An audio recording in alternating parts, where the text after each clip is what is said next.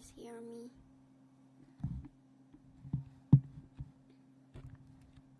Please let me know if everything works, okay? Hi Kev and Ismo and Dromisu. Oh, okay. Is the audio like decent, by the way? Because if you want me to adjust anything, then please let me know, okay?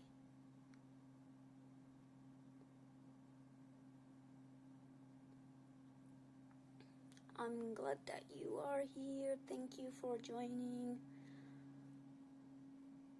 Okay. Noise in the background.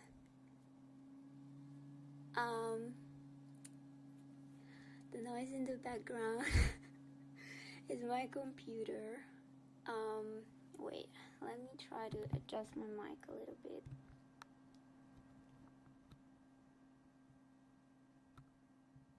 Okay, is it better now maybe? Hope there will be a recording. Okay, so I will have multiple segments. But I don't want to spoil it. You guys will see. Also, let me just take a photo real quick because this is fun. Okay. Actually, I will take a video.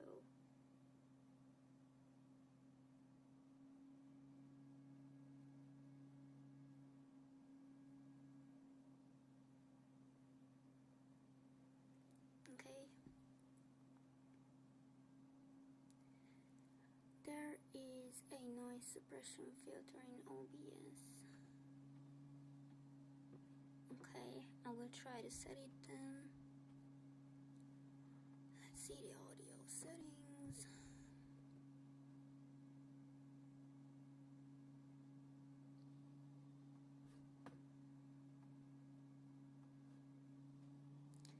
Audio.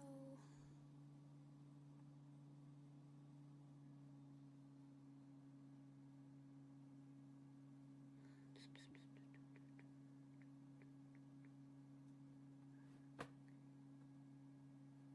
I will look it up real quick. Just checking if. Okay. OBS noise suppression. I'm a noob. I know I'm a noob, but it's okay.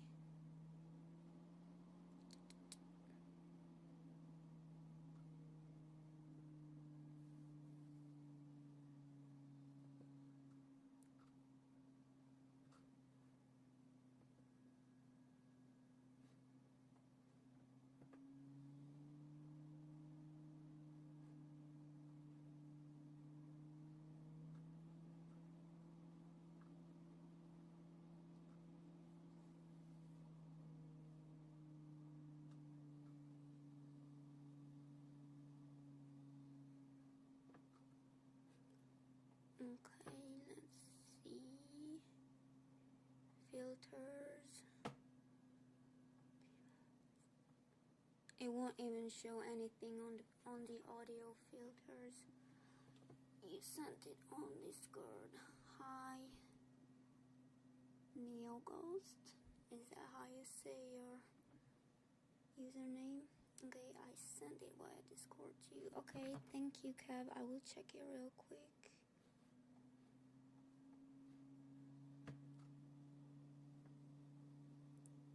Okay.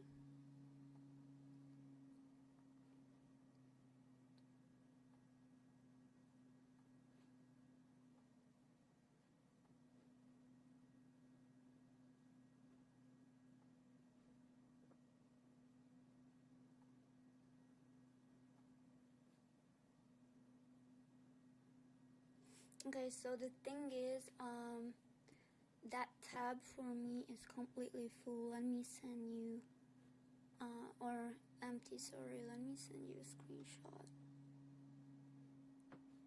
I will send you a screenshot. Like, I can't even set anything in there. Hold on.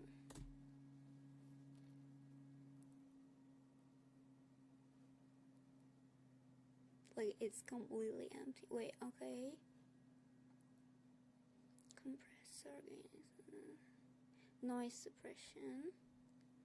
Okay. Should I use the R and noise, good quality, or the speaks? So the low CPU usage or the one with more CPU usage? Which one is better, guys? I don't know. I mean, my computer is pretty strong, so hopefully it will take the more CPU usage option. Okay. Is there a change now? Does it sound any better?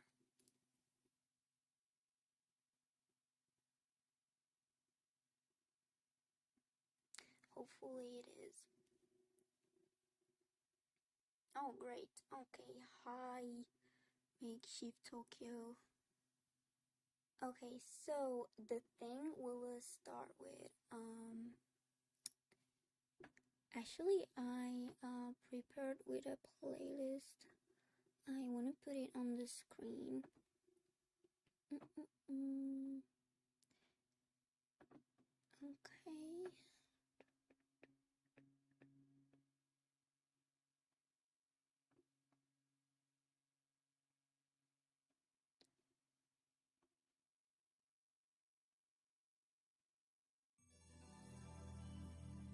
Okay, it will be this playlist. Let me know if it's too loud or if you want it a bit louder, or if it's bothering you, or if you want me to stop it or anything like that. Okay. It's a bit too loud. Okay. Is it better now? This stream is also very useful for trying things out. I mean, I've had a stream before, but that was real like a first time thing, and I wanted to try things out. And this is also still experimenting, but things are going to be better this time. Is it still loud, by the way?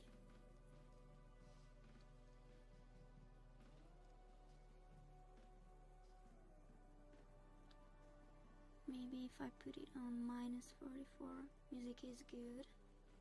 Okay. So please let me know if it's bothering you or anything like that. Okay, I will stop it. I will try to pay attention to chat as much as possible. But you guys know that I'm a noob for now at least, and I don't know, I will try to pay attention to as many things at once as possible. So okay, now the first thing I wanted to talk about, let me put it on the screen. Display capture. Okay, I will adjust chat a little bit.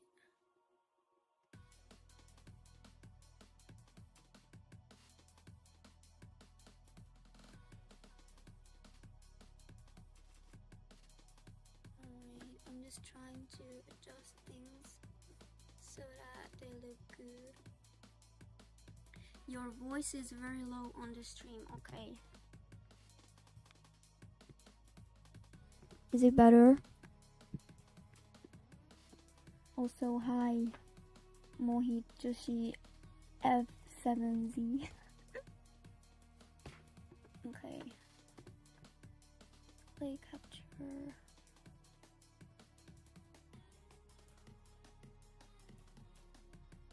I'm gonna put this here. Alright. Playlist here.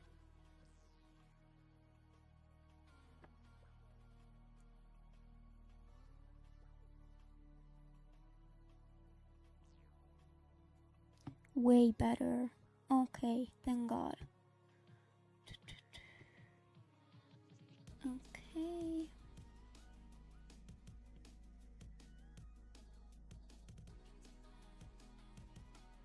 Alright. Okay. So the first thing I wanted to talk about is the weilin zhang situation. People who are up to date with fucking sakuga tard conversation on the internet, or people who animate, or sakuga fans have probably heard about this. Also, let me just adjust the camera real quick, because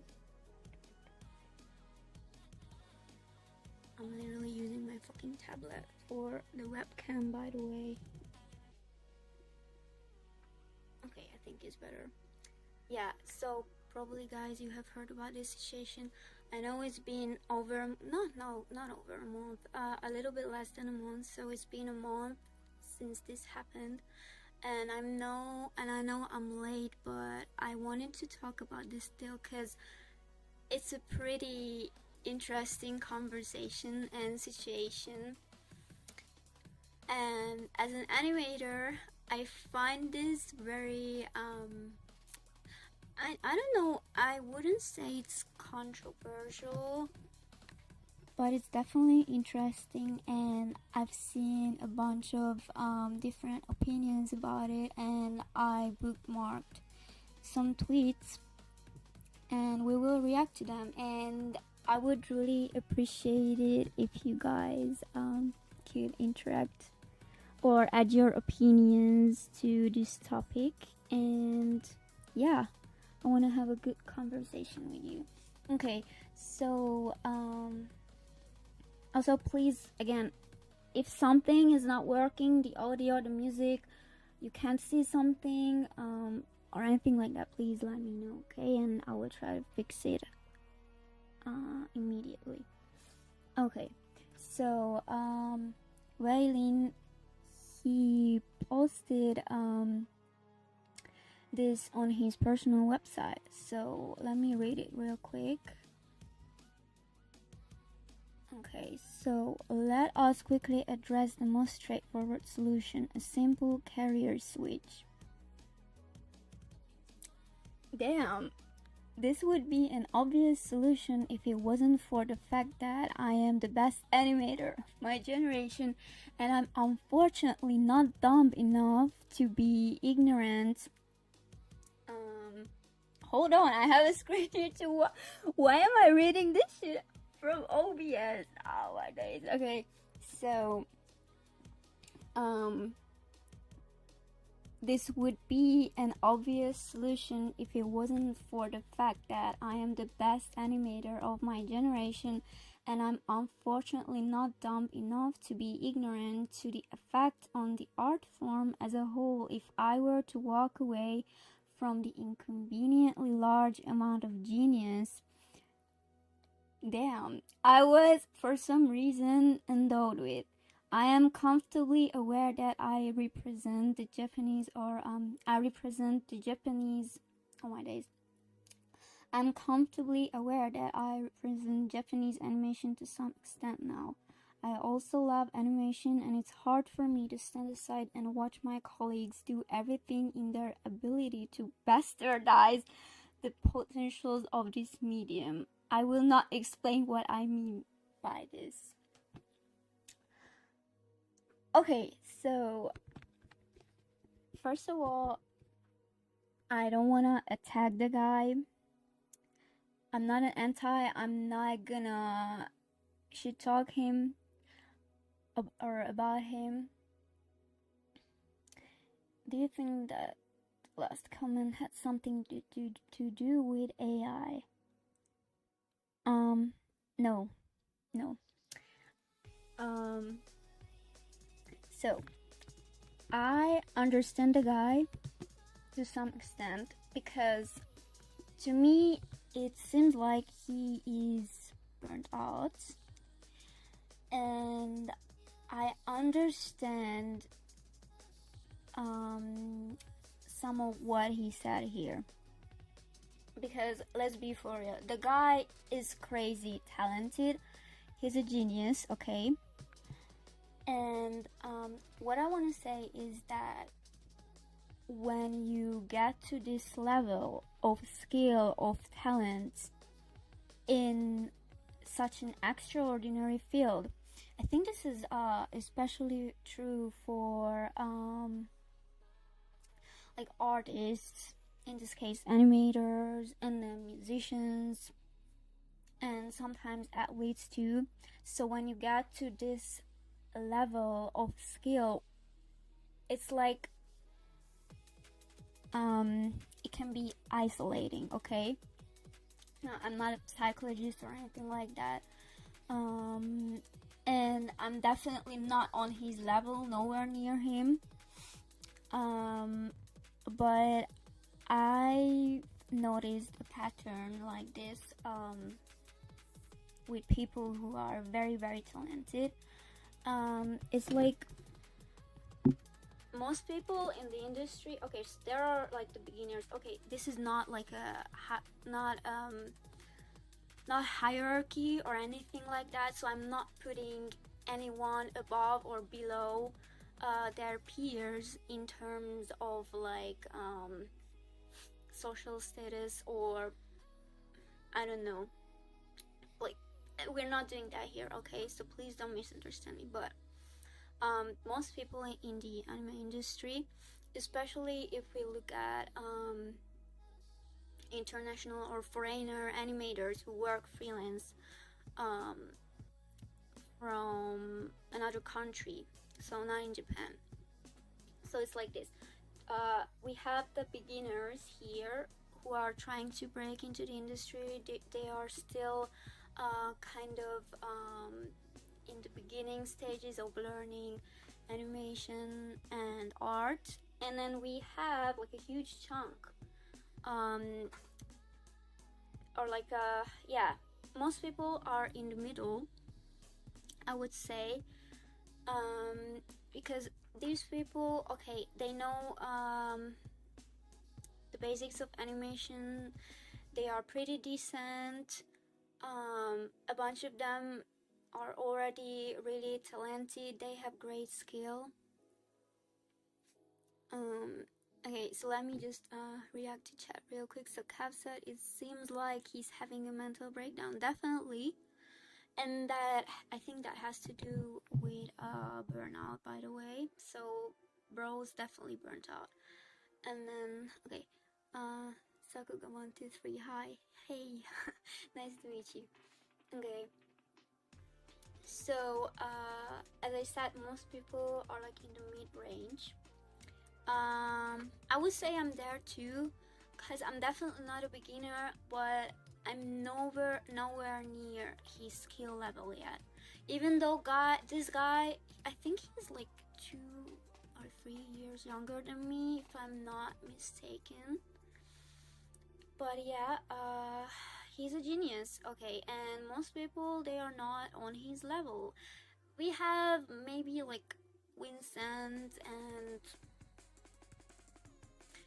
maybe Ware Creek, I'm not sure, and like Kurilu, that are on a similar skill level, and so most people are in this mid-range. And as I said, these people, they already have pretty solid skills, they have a solid base in animation, they can operate in the industry. Maybe they are still starting out, they are trying to get into productions and so on. But the amount of people who are on a similar level to weilin, it's, I don't know, maybe it's like less than 5% of the industry. Okay, especially if we talk about foreign animators working in the anime industry. And imagine this guy like looking around and thinking, and it's like, y'all ain't shit. That's how I can imagine it. Obviously it didn't say that, but like it can be isolating because there are hardly any people on that level, and he sees these huge mistakes and errors being made in production, in layout and ganga production, and it's like I've had enough. But okay, if I remember correctly, he was born in 2001. Yeah, I think so. I would have said maybe 2000 or 2001, 2002. So yeah, that age range, which is pretty close to mine.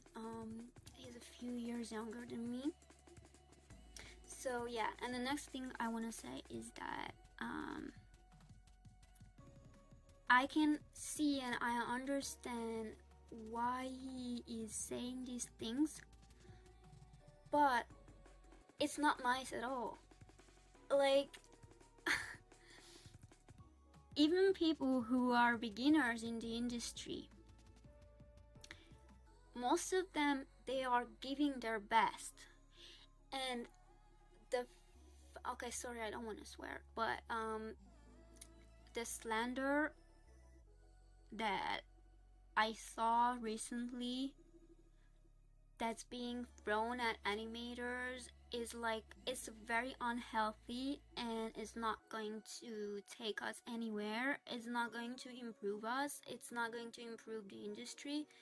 And I've seen this both from animators and from people who are like fans, because this is pretty interesting.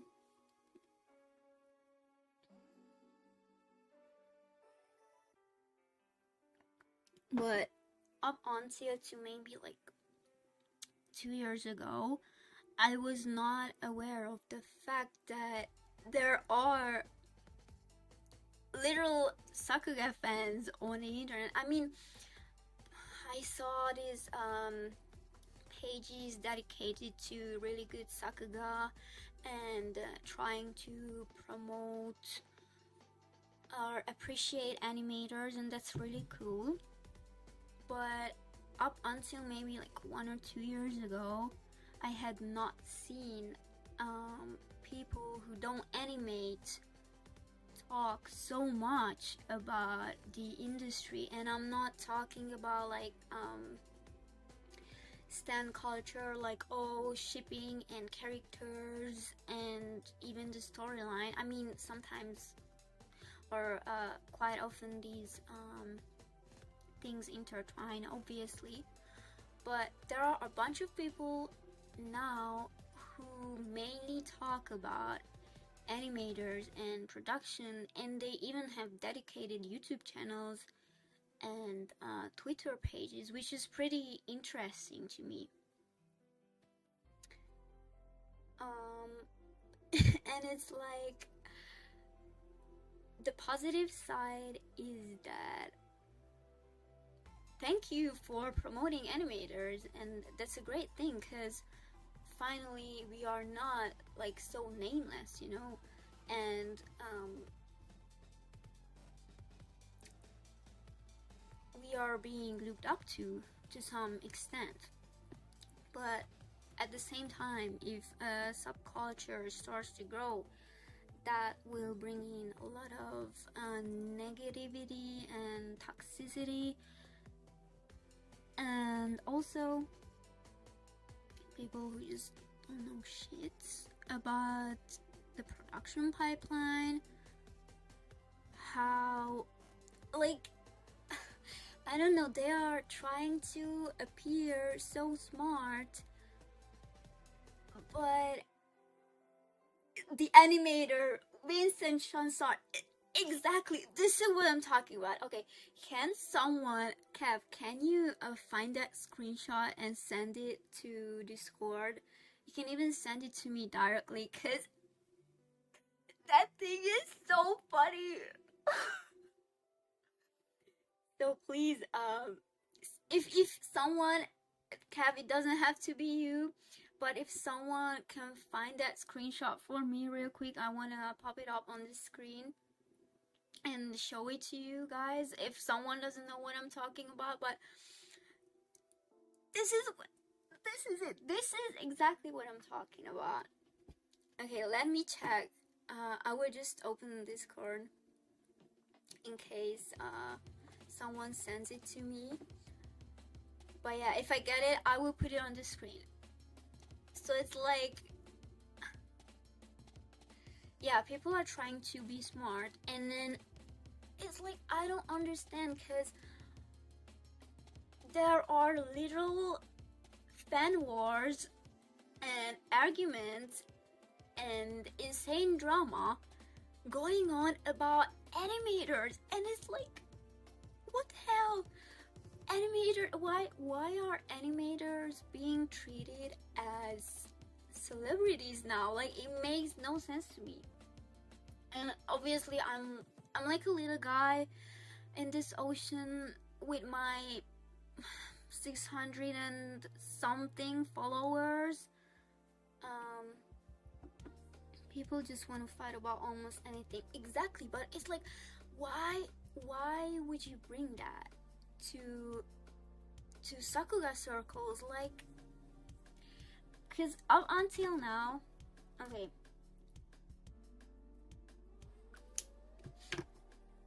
I applied my labello by command. That was funny. So up until now, animators were kind of nameless. It's like, I mean, I wouldn't say completely nameless, but up until a few years ago, you didn't see so many international animators working freelance. It was not so popular to share your name being mentioned in the credits. Fan pages were not so popular. It was definitely a subculture. It existed, or it has existed for quite some time now. But it being this huge, I think it happened or started happening around maybe 1 or 2 years ago. Fan wars are so stupid. Exactly.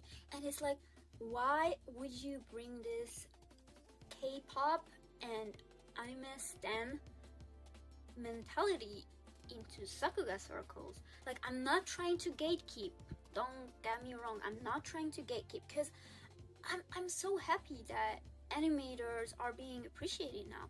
But with that, their name being so known and them getting more and more followers and being mentioned by so many people, it's like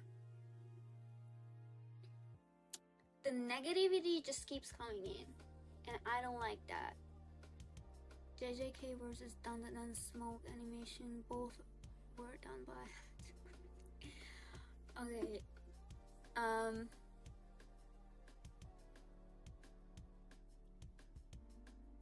Okay, I got a screenshot from Kev, but this is not what I was talking about, okay? Maybe I can go back and look it up real quick. I will literally just type in Vincent Chansar to our Discord server.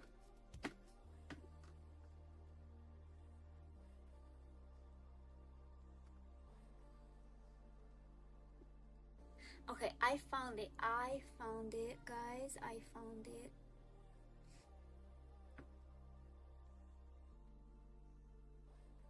Okay, I will try to put it on the screen real quick.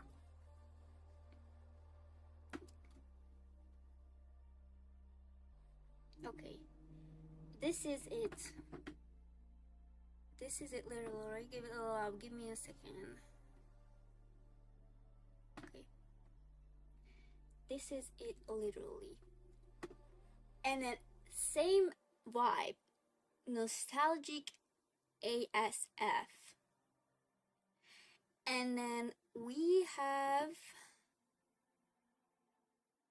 My Hero Academia visuals and Jujutsu Kaisen visuals. And I think this was on TikTok, right? This shit is so funny. Yeah, exactly. This is what I'm talking about. And then bro is literally like, both are made by one animator, Vincent Chansard. I don't know how to pronounce his name correctly. Sorry, I don't speak French. Chansard. So, according to bro, Vincent made My Hero Academia, Jujutsu Kaisen, or like, what's his point? Like, I'm trying to figure it out. Listen, guys, everything was made by Vincent. He gave birth to the industry, to the anime industry. Bro is not even French. That's just, what's it called? A facade. He's wearing a very realistic mask, okay? Bro's actually not French, okay? And everything was made by him. Vincent, he made Naruto, he made One Piece, and oh my god, I really hope I won't get cancelled for this because I really like Vincent and he's insanely talented. Okay? So please don't get me wrong, I'm not talking against Vincent because he's the GOAT. Vincent is the GOAT and weilin is also the GOAT. But it's like, bro, people just, these, I don't want to use bad words, I don't want to slander anyone, but so these people know like maybe 3 or 4 names, sometimes 1 or 2. So like, let's say Vincent and weilin, and they think the industry rests on their shoulders. And like, see, this is what I get, this is what I mean. And I really don't like, okay, so let me get this clear. I don't know if I can mention like different platform names here. Maybe I did a few times, but let's say the Xbird app, okay? The Xbird app is the main place for networking for animators still, because I know it's very crappy. I know how it is, okay? But it's still the most popular networking app for animators and for people working in the industry. And most fan pages are still there, animators are still there even after all these controversies or drama with AI and stuff. But yeah, it's still that platform where we network on. It is what it is. So most of these pages and their sakuga cards are still there, but I really don't like how it is being like brought over to TikTok, because people there, they know nothing. They like, it's bad on it's bad on the Bird app. It's bad on the Bird app. But if it's bad on the Bird app, then imagine how bad it is on the short form, brain rot, brain frying, no attention span whatsoever app, okay? It's being brought over there. Like, give me a break, please. Give me a break. Okay. Let me react to chat because I don't want to ignore you guys. Vincent Chansard invented anime. That's what I'm saying. He's the godfather. Bro, Osamu Tezuka? Who? Hayao Miyazaki? Or sorry if I, Miyazaki Hayao? Who's that? Like, who are these guys? It was Vincent. He invented impact frames. Exactly. Who is Yutapon? I don't know him. We know Vincent and weilin, okay? I don't know Yutapon. And again, guys, like, I'm not even trying to talk negatively about them, because they are so insanely talented, and I admire these people, because Vincent and weilin, they are crazy talented. They are insane. I could never.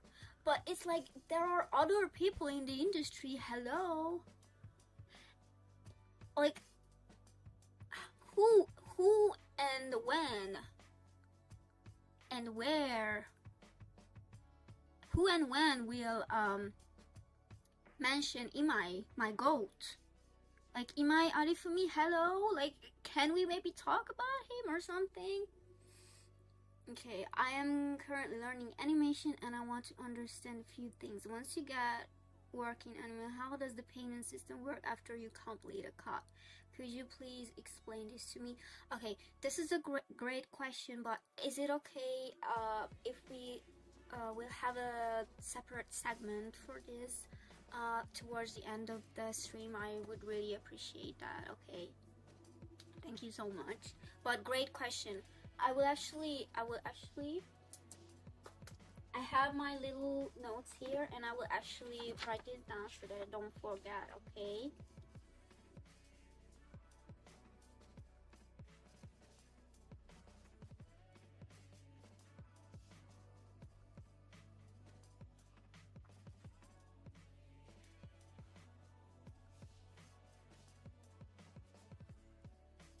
okay, noted.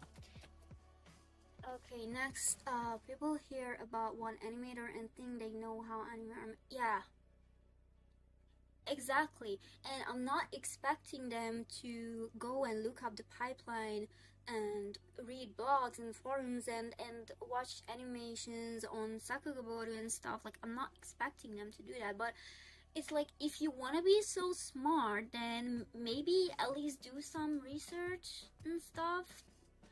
And yeah, I think these fanboys are like 13, 15-year-old kids.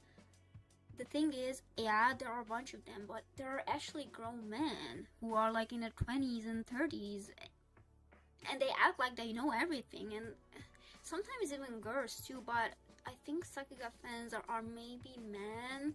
Please correct me if I'm wrong, but yeah. Imai is the GOAT forever. Thank you, that's what I'm saying. He's my favorite animator. Like, I really look up to Weilin, I look up to Vincent, I look up to Verkriek, I look up to Kurilu, I look up to Yutapon. Obviously Yutapon, can we talk about Yutapon? But Imai is such a great animator and he's been in the industry for so much longer than people who I just mentioned, except for Yutapon. But yeah, so excited for all the topics. Thank you. I'm excited too. But yeah, let me just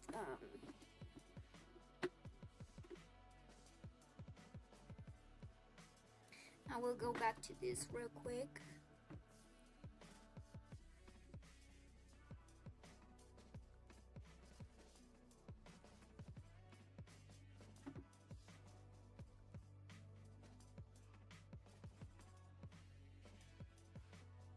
Okay. So yeah, bro is definitely burnt out. Oops, my camera is about to fall.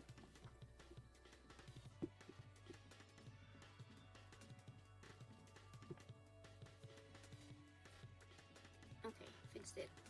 Bro is definitely burnt out and I can see what he means, but it still doesn't mean he should act this arrogant. And again, I understand why he's acting arrogant, because when you become so skilled, you attain so much power.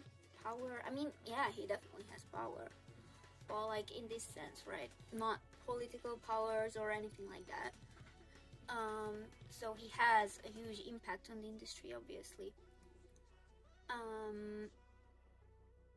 It can get isolating and you can become a little bit arrogant. Sometimes a little bit, sometimes too much. This is like a mid-range arrogance, I would say. It's not that bad, but it's not nice at all. And I don't know, guys, this might be a really silly example, but I don't know if you guys have seen Naruto, but there was a scene where they were suspecting Itachi to be a spy, and he was a spy, but they were like picking on him and disrespecting him and stuff like that. So he kind of beat up those people. Rightfully so. Itachi's my goat. And then he was talking about how power makes you kind of arrogant, because your eyes are open and you see all these people acting foolish and, you know, like dumb as hell around you, and it's like you're looking around and you kind of start to look down on them. So I understand, but sometimes you have to be self-aware and realize, yeah, I'm becoming a little bit arrogant. And that's why I like Itachi so much, because he knew he was becoming arrogant. And it's like he fixed his wrongdoings. I mean, I'm not talking about slaughtering your whole clan. Let's not get into this conversation, because the stream will end at the stream will end at midnight. And yeah, but he's also very self-aware and empathetic, and he's the GOAT. So sorry for using this silly, what's it called, example, but it kind of reminded me of that. Okay. Same people blame the budget for OPM season 3. Yeah, exactly. Maybe we will get into that too, but I'm not sure. We will see. His career switches to make manga. I mean, yeah, he has his own manga now, but I'm not sure if he's like completely done with animation. No, he's not done, because if I remember well, he said that the last chapter or part of his manga, he will animate it, if I'm not wrong. I don't know if he will do it with a team or not, but based on what I saw on his page, he said that that last part will be animated. But I'm not sure if he's done with the anime industry or not, but yeah, he's definitely focusing on making his manga now. I mostly agree with what weilin is saying, but I really don't get why he blames his colleagues for it and not the people in the suits who have the power. Exactly. Thank you for adding this, because as I said, most people, they are trying to give their best, okay? Like, we are not the people who are in the game for the money. We are in the game for the love of the game, okay? Because we are literally slaving away to make anime, okay? We are slaving away to produce anime because we are so passionate. And bro should not act like this, because he used to be a beginner. He was a beginner once. There was a time his skills were not so polished. Everyone has to start somewhere. And sometimes he should look back at his old self, okay? But again, like, when he started out, we will look at his older animations. By the way, when he started out, he already, like, we could see he was talented. He had skills from the beginning. But you will see that his older animations are like not this like high level, goated, god level animations, okay? So he also started out somewhere. Kill with kindness. I mean, yeah. The last chapter will be a 10-minute animation, yeah. The wages are so whack. Yeah, they are. And the thing is, they could be higher because the industry is growing year by year, you know. And obviously, people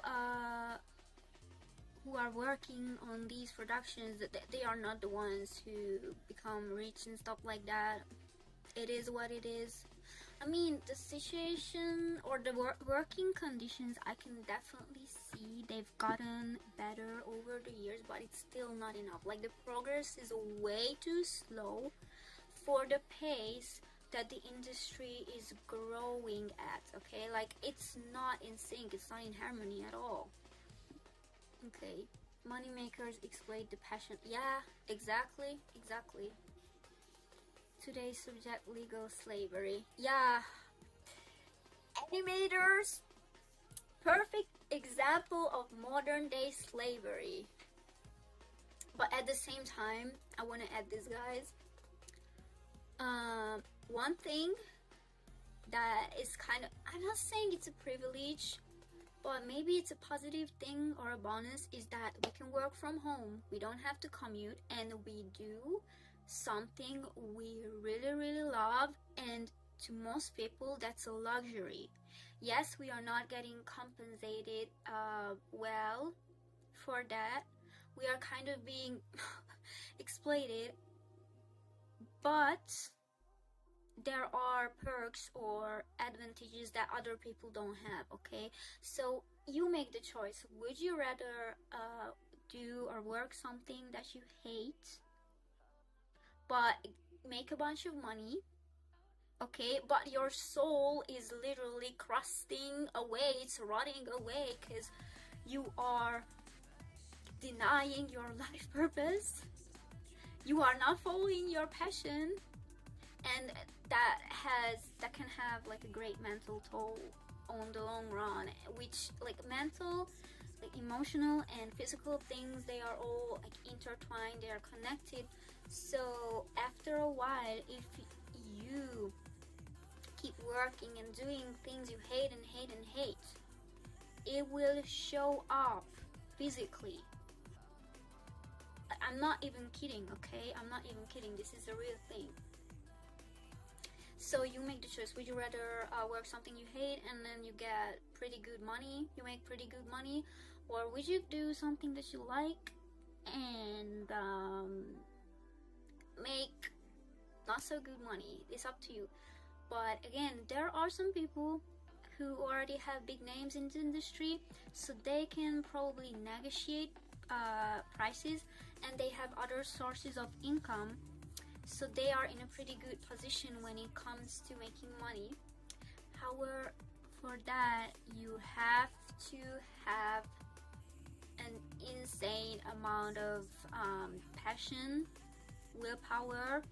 You have to give your all, and you have to work for years and years to get to that level. But it is doable. Like, I've seen people doing it, okay? And yeah, you can achieve that, but be prepared that it's not easy at all, okay? Let's make our own IP and just go indie. Not a bad idea. Anime makes so much money. 50% of Netflix users are watching anime. Yeah. And the guys at Netflix, again, I'm not sure if I can even say these company or brand names on Twitch or you know, wherever I'm streaming. Sorry if I'm making mistakes, but yeah, those people make all the money with 1/3 of the amount of work, less than half the amount of work is what they're doing, and the animators are just like, hey, 3,000 yen per cut to do this now, okay? And then you work 20 hours on the cut. Like, it's funny as hell. Maybe like 5 to 10 hours, and then maybe another 5 hours if you have to do retake. But yeah, 3,000 yen, pretty good deal, my friend. Okay, I don't mind working for free if I get to be trained, but maybe not more than a year. I mean, yeah, I have so many ideas that I want to yap about, but we're still on segment 1 and we have to continue. But this made me think of when I was an intern in Seoul. I mean, thank God I got paid, but but it was so low. Oh my god. But I still got paid, you know. It was enough for certain things. So thank you, but it was still so low. After that, my paycheck was a bit higher, but still not enough, you know, to live on it for years. I could operate. I was living okay, you know. There were some days where like my boss was late. He how can I say this? He didn't transfer my paycheck in time. Like he transferred it I don't know, maybe 4 or 5 days after the deadline, and there were a couple days when I didn't eat. You know, I had some breakfast, but I couldn't eat lunch because my bank account was basically dead. So it was funny, but thank God there was a roof over my head. You know, I could still take a shower. I still had a place to sleep at. I still could eat a tiny bit, but there were a couple days when I couldn't eat lunch because my boss didn't send me my paycheck, and I was living month by month because it was so low, you know. And it's funny because I've read that some people starting out in the industry, especially in Japan, they make even less than that, and it's crazy to think about it because I was working as a background painter, and we had a tiny studio, and we mainly got outsourced work. So if people in Japan who are beginners in the industry and they are working in the homeland, you know, and they make less money than someone who works in Korea as a like, yeah, I had a contract, but I was also a freelancer, blah blah. It was a little bit it's a little bit complicated, but yeah, I still could negotiate my paycheck, or yeah, what I got for a month with my boss. So compared to a lot of people starting out in the industry, I was still pretty lucky, and it's crazy to think about it because I made below minimum wage, guys. I made below minimum wage, the South Korean minimum wage. I don't know how I was goaded at that time because I made below minimum wage, and I could still pay my bills. I could still, you know, sometimes I made food, or pretty often I made food for myself for 2 or 3 days, and on other days I went out to eat. But thank God, I don't know, since because of the inflation, prices are probably higher now, but at that time eating was pretty cheap in Korea, and you could get pretty healthy food for like less than 10,000 won, which is it's great, you know. So a lot of things are pretty cheap there. My rent was not bad at all, and even with earning below minimum wage, I could still pay bills and stuff. And sometimes I could just go out, go to cafes and stuff. You know, I had to live a very frugal life. I could not what's it called, afford fancy clothes or going to so many, I don't know, events or concerts and stuff like that. But if you are creative enough, you can find locations where you can go to for free and stuff. So yeah. But okay, let's read chat a little bit.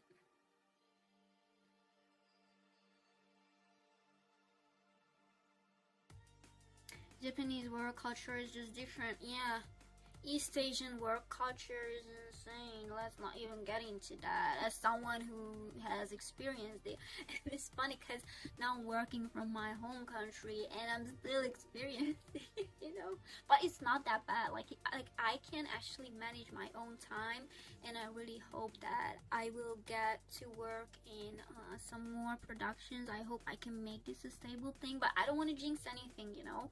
It's that is even like that even is a process on its own. Like that takes time, you know, networking and getting work or PAs texting and stuff. Like if you want to make your schedule full, you have to put yourself out there. You have to work for it. Like it's not enough that you are slaving away for 3,000, 4,000 yen. Some people get like as little as 2,500. Thank God I was able to negotiate what's it called, the amount of money I got for one cut this time.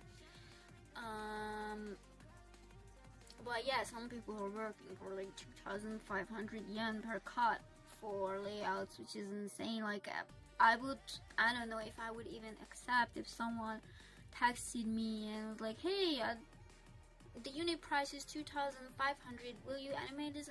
You know, I would think it through. I would definitely think it through, because this time I was like, yeah, not bad, I accepted it, you know. I was able to negotiate it, but below 3,000 is like crazy, you know, especially if you live in Europe or in the States, because that amount of money there is nothing. Like I live in Central/Eastern Europe, so I would say it's not that horrible, but even for us here, there's like nothing, you know.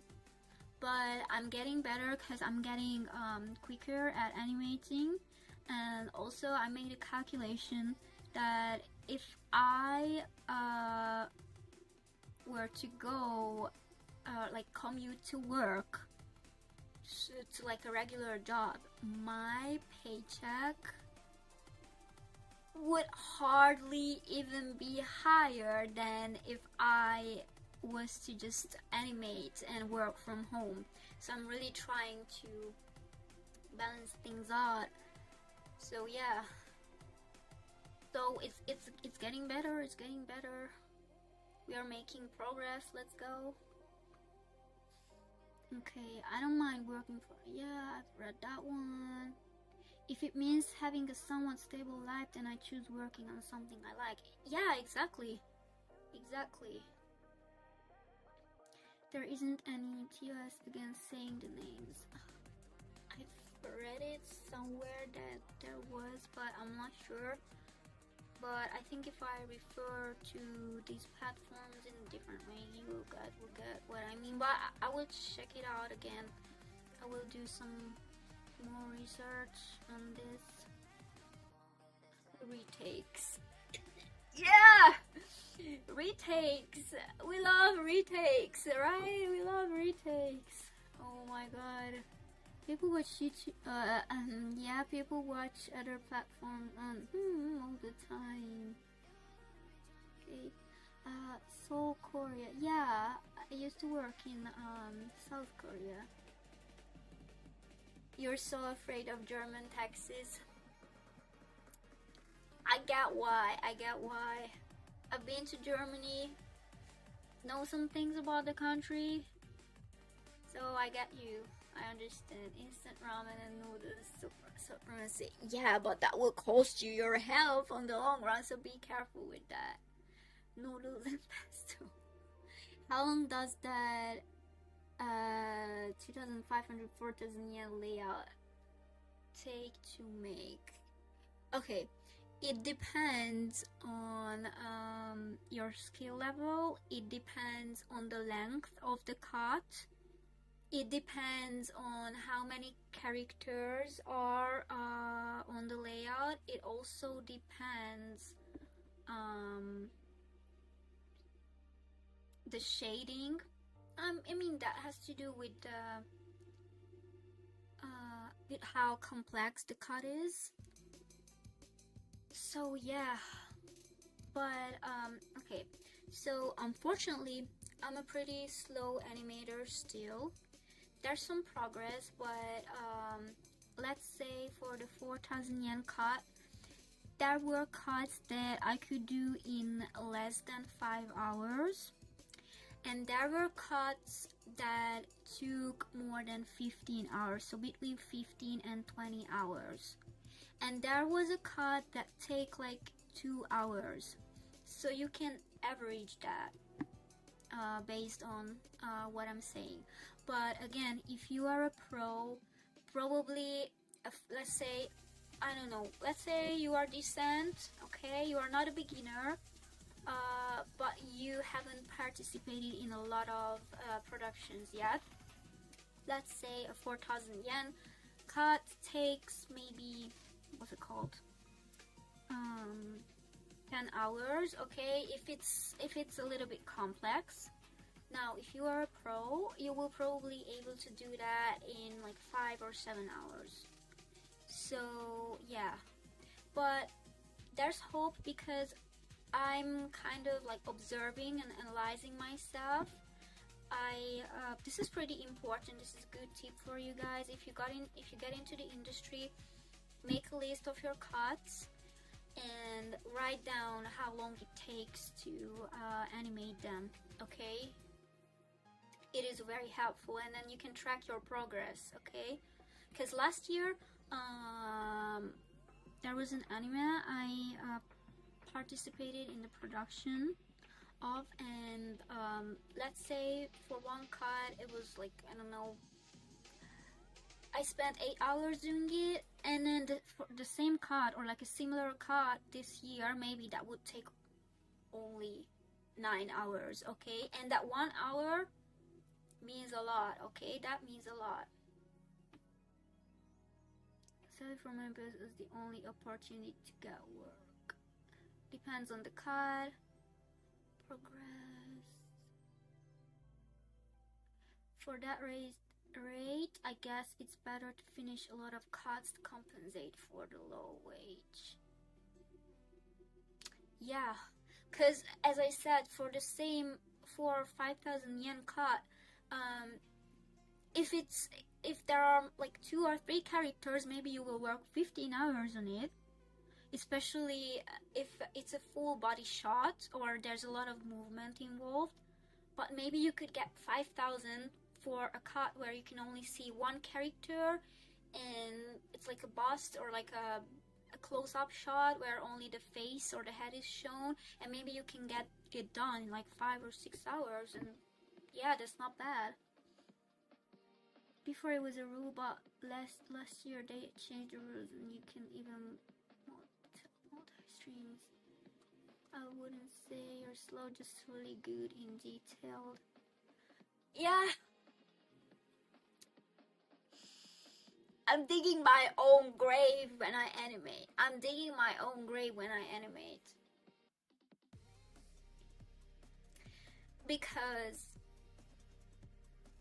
this is funny because some of the PAs that I'm in contact with, all of them were like, oh, your work is so detailed, like it's very, I don't know what word they use, but maybe sophisticated or something like that. I'm like, wow, thank you so much, you know, that's a compliment, like, but at the same time, I'm digging my own grave, because like, girl, why are you adding so many details? You're literally like, what's it called,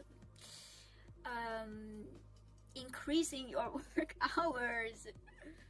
But it's like, I don't know, I want to do it, because, bro, at least weilin, at least the weilin tongue can't say that I'm bastardizing the industry, right? Yeah, it's pretty funny. You have to balance between quality and quantity. If it gets too messy, other people have to work more, or you have to do retake. Yeah, exactly. And I don't know if I will get to make my own Negan for the layouts I did this time, but hopefully I will be able to. I don't know, please God. But if I can't, then at least the second key animator doesn't have to suffer so much because I made a mess, you know? Lesser evil. Yeah.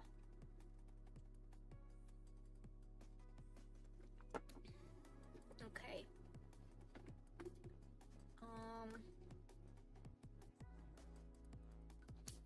We will continue with the next tweet. Where's my mouse? Come here. Okay. Next tweet. Hold on.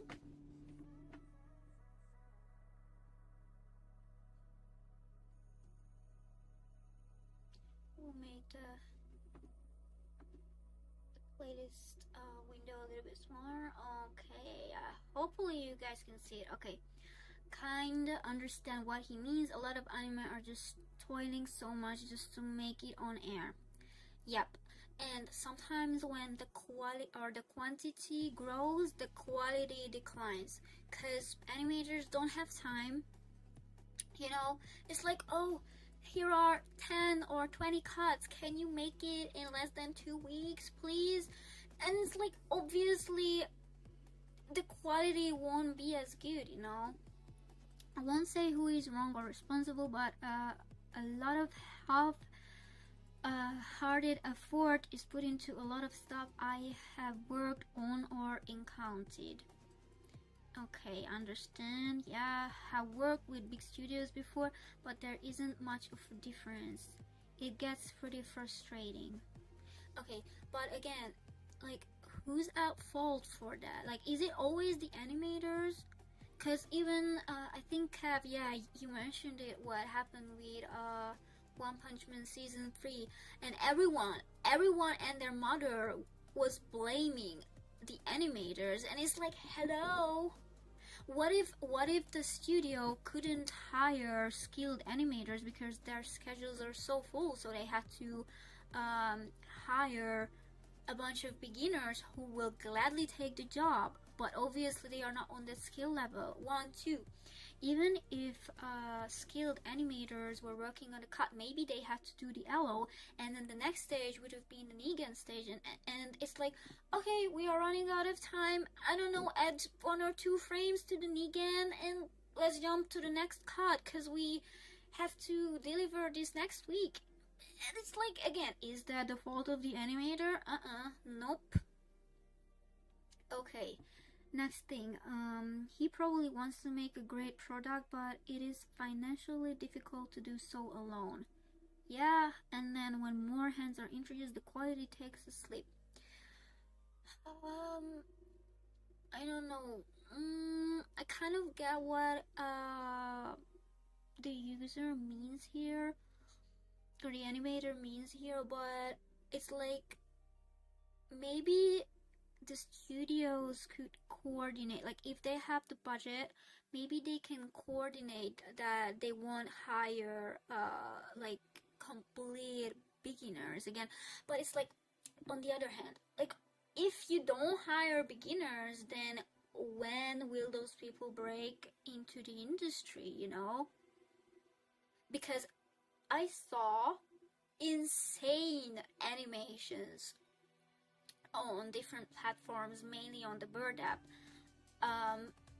and those people are not even on the industry yet, but their skill level is already so high that it's like, why are they not hired yet, you know? And it's like weird, because the industry is in constant need of animators, because there's you know, it's the amount of animators compared to the size of the industry working is nearly not enough. So it's like kind of weird, but like there's this paradox that there aren't enough animators, but at the same time you won't really hire animators, and I understand that if a production assistant's like, oh Goman, your skill level is not that high yet, we won't hire you, because yeah, sure, like, okay, but if their skill level is like already decent, they can make at least Doga or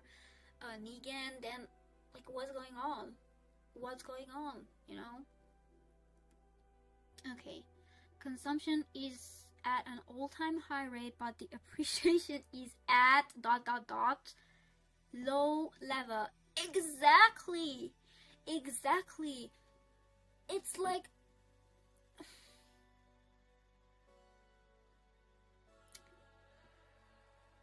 I don't know if you guys are old enough for that, or like do you remember those eras or that era of the internet and the whole subculture.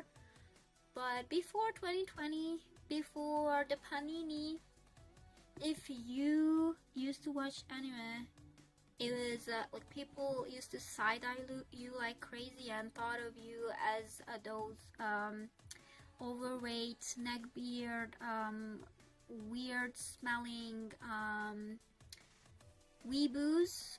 And now it's like suddenly it's so fancy and trendy to watch anime, and a lot of people who watch anime are suddenly part of the sakuga conversation on the internet, and it's like they blame everything on the animators, which is not fair. So you keep consuming the art, you keep consuming the product, but you don't appreciate the amount of energy and work and time that's put into it. Because yes, even if the cuts or the animation looks a little bit weird, or like you can say, oh, this looks like shit, even then someone worked hard on that. And yeah, criticism is okay. Like I don't know, this cut looks a bit weird, yeah, could be better. It's like, of course, yeah, just say it. But it's like the slander animators are getting is insane, and as I said, most of the time it's not their fault. Now, I'm not going to be like, oh, animators shouldn't have any sense of responsibility at all, because yeah, a whole lot depends on them. But under these conditions, it's not fair to blame everything on them. It's really not fair, and I hope, what am I even hoping? People won't open their eyes. Like, what am I even hoping? Like, it's just delusion. I don't know. Maybe I should be optimistic. Maybe people will realize. I don't know. Like, honestly, guys, if you see a person who has never touched a pencil and paper in their life,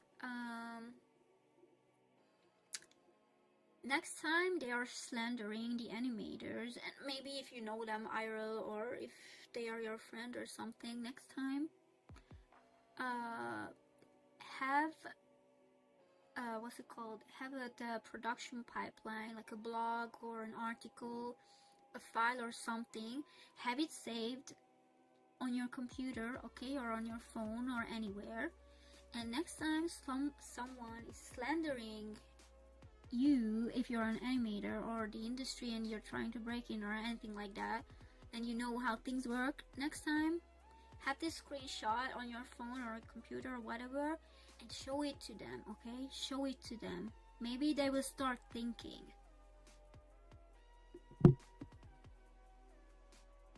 Okay, let's read chat a little bit because I don't want to ignore you guys.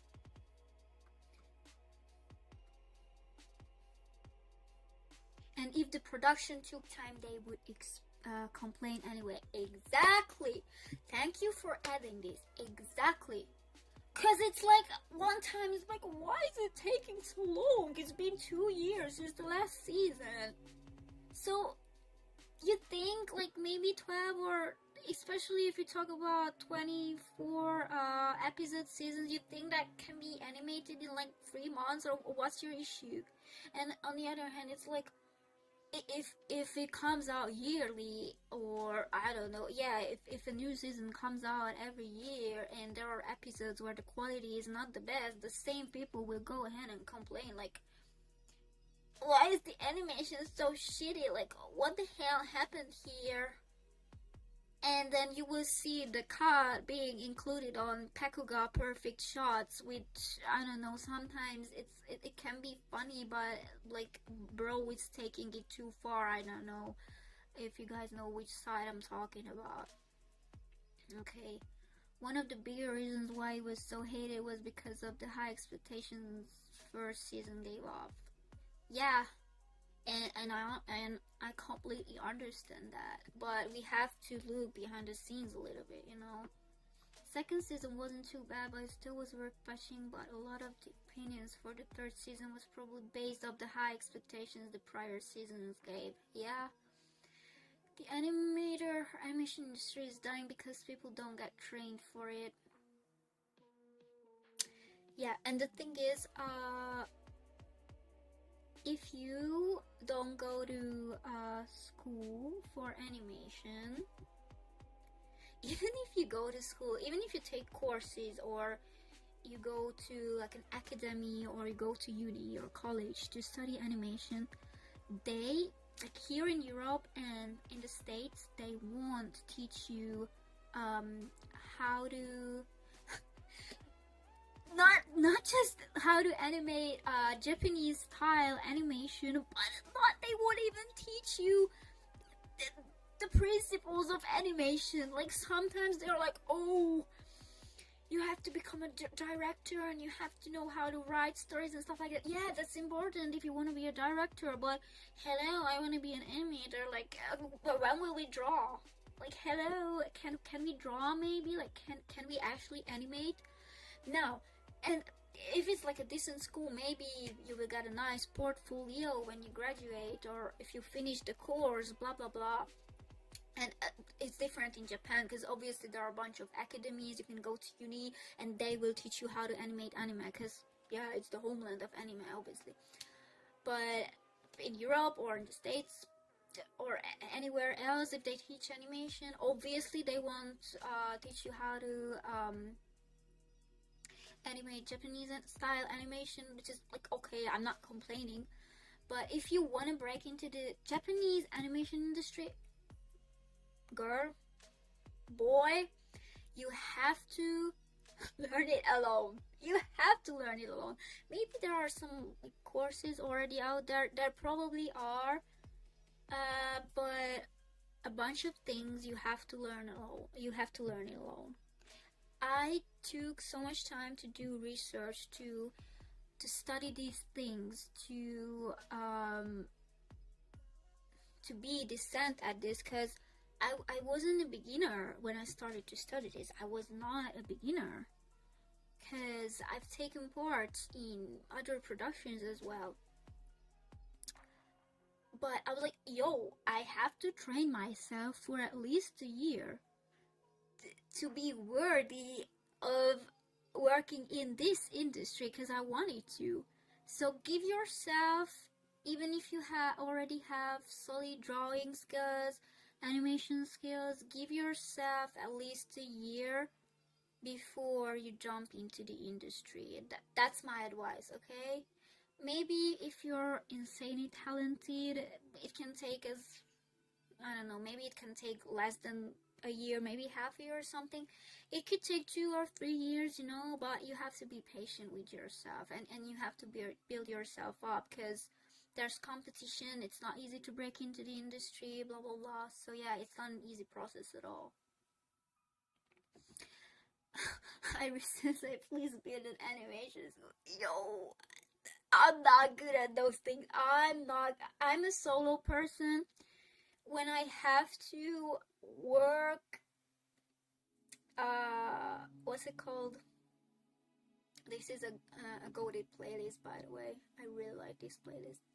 So when I have to like lead people as a team, and I have to be a boss, no, that's not my type. However, I'm open to tutoring people. I'm open to teaching people. So if you wanna, like, I don't know, book lessons with me or something like that, just hit me up. I'm open to that, okay?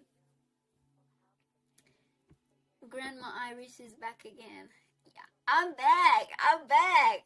Okay, anime discussions won't change in the future. Otherwise, people would have to educate themselves. Yeah, sending message now. Thank you.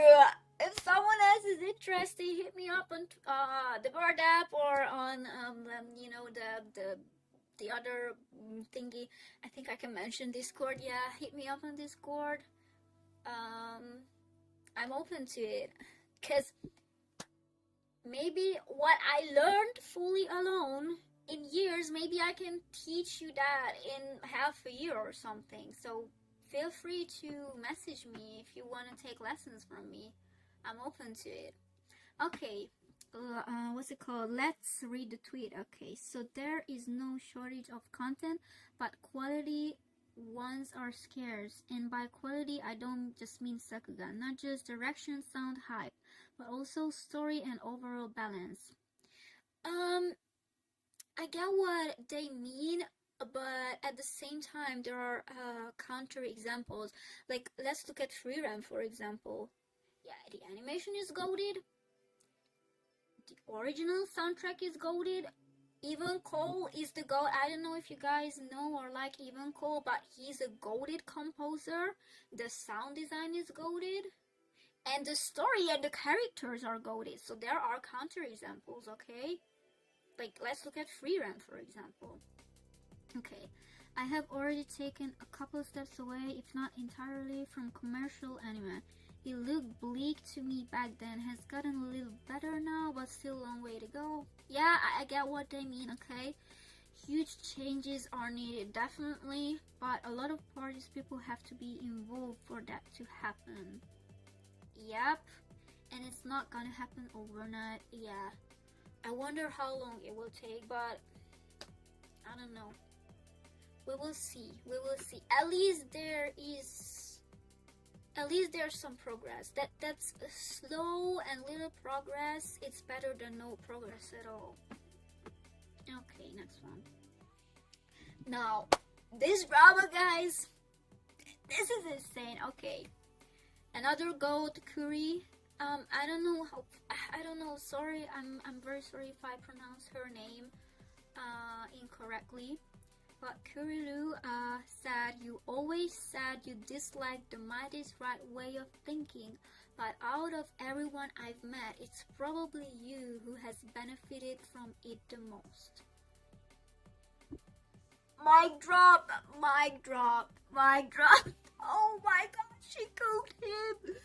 Oh, she cooked him. Okay, listen, I'm still not against weilin. I understand where he's coming from, but she is right. Curie is right. She's right. Okay, because weilin, he has a lot of fans.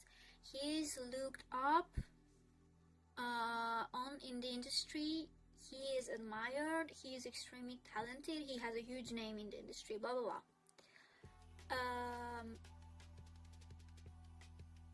So what's it called? Even if he says shit, even if he slanders his own colleagues, his fans will go ahead and defend him. Not just his fans, his colleagues as well. So he can get away with a lot of things, and I'm not sure if that's a good thing, you know. Because as she said, might is right way of thinking, but he has benefited from it the most, and I agree with her.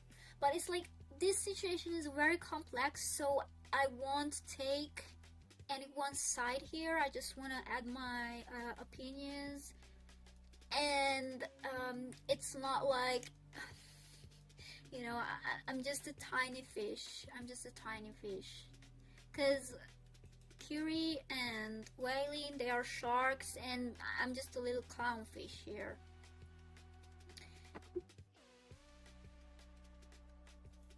Okay, chat. The SAC kitchen is open. The SAC kitchen is always open. You can find the links on my profile. Yeah. You are welcomed in the Sakuchin. Did you put on the feature to save your WODs? Yes, I did. Thank you for asking. I was also asking about the next animation challenge on Discord. I'd like to participate in that as well. Also, there's still a challenge going on at the moment, and if you want to, you can help with the second key animation and with cleanups. I don't know if we will clean up the animation or we will do a lot of doga, but maybe you can help in that, so feel free to ask and join. Oh, you are welcome. Okay. The last tweet. Cook his ass. Yeah, that's so funny. Okay. This might be a long-winded question. Anime studio here in my country only needs applicants to be good at drawing, specifically anatomy and perspective. They don't require you to have animation background. The studio does LO, Kie, and even Akante and Shage. Any thoughts on this? Okay, is it okay if I also add this to my notes, and then I will answer to this at the end. I haven't forgotten the other question as well, because I think this would go well with that segment. Okay.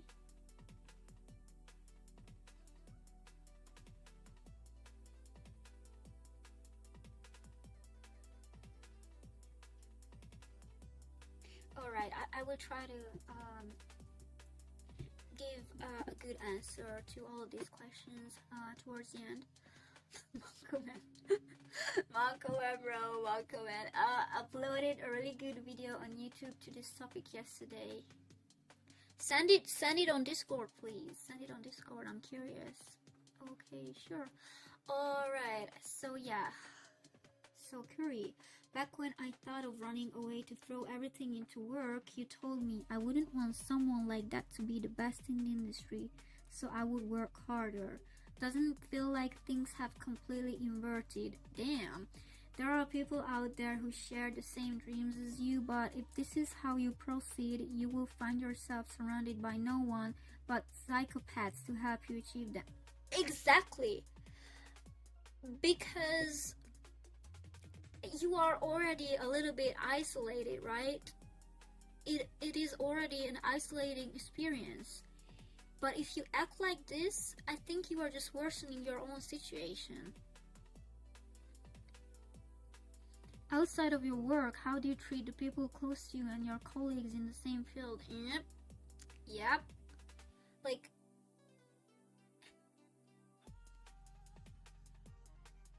he should have been kinder.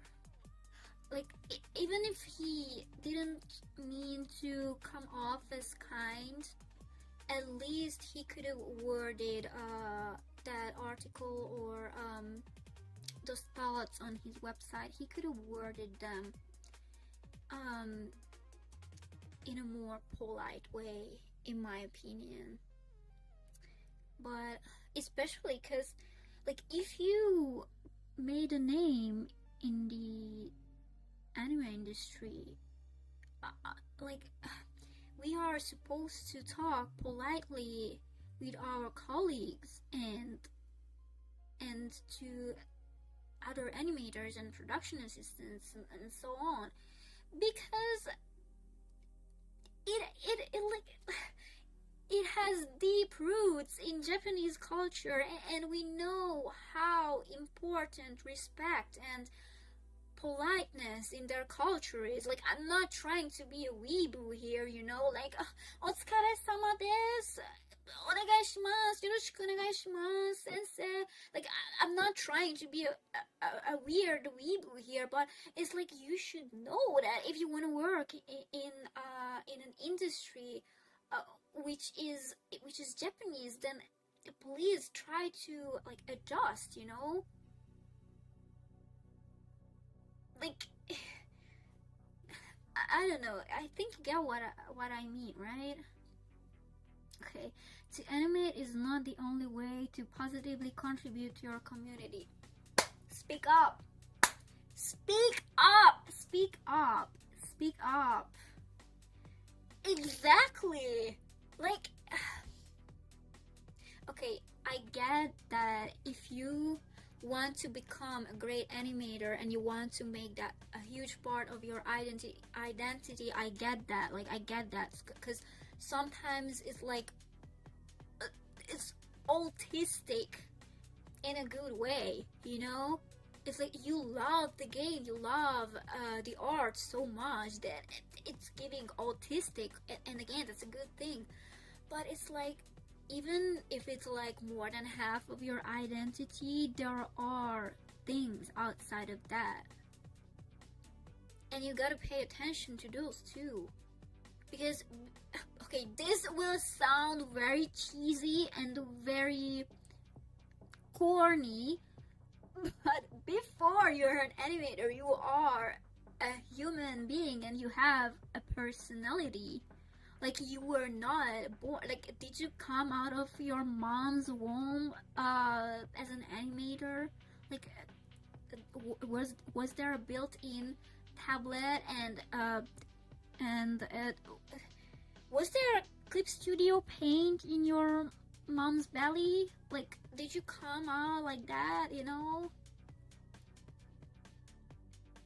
Like, imagine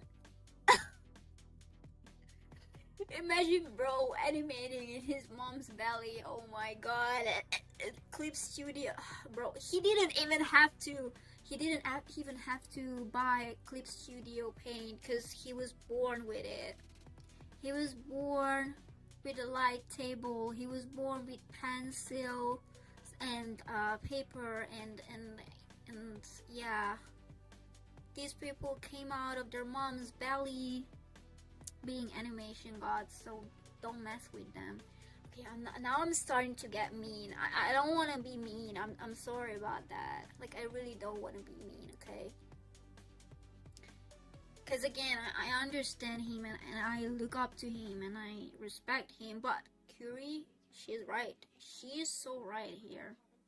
Okay, maybe if you left your hometown and your mother stopped paying your rent, your opinion on your peers in this industry would be different. Oh my god, that's insane. Okay, so many animators, yes, they live with their parents. That's okay, there's nothing wrong with that. But some of them, they just can't, you know. They have to move out, or they wanted to move out, and they have to pay bills, they have to pay rent, they have to pay for food, blah blah blah. And maybe when they are already tired from the real world, it's okay if there will be a little mistake in your layout, because you just paid rent, you know. It's okay. Alright, we really need some help with the project right now. Kind of, yeah. Birthright subscription, oh god.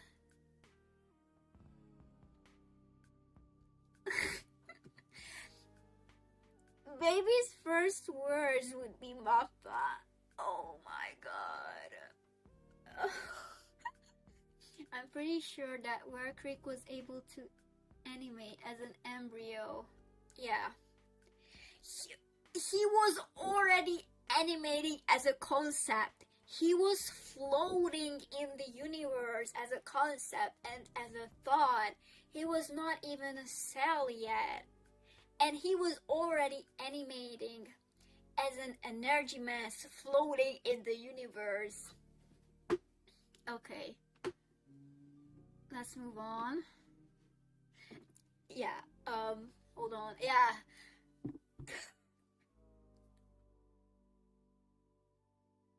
This is so funny. Yeah, mom and dad are arguing. This is so funny to me. Oh my god. It is crazy to think that this timeline is insane, because this meme is being used in sakuga circles. Are you kidding me? It's so funny, but at the same time it's not, but it's a little bit ironic. Yeah. Okay, life when you're not paying for living and life when you're actually paying is totally different. I totally agree with this. Yeah, that's what I said. So to animate is not the only way to positively contribute to your community. Exactly. Cooked all the Twitter self-proclaimed sakuga tards.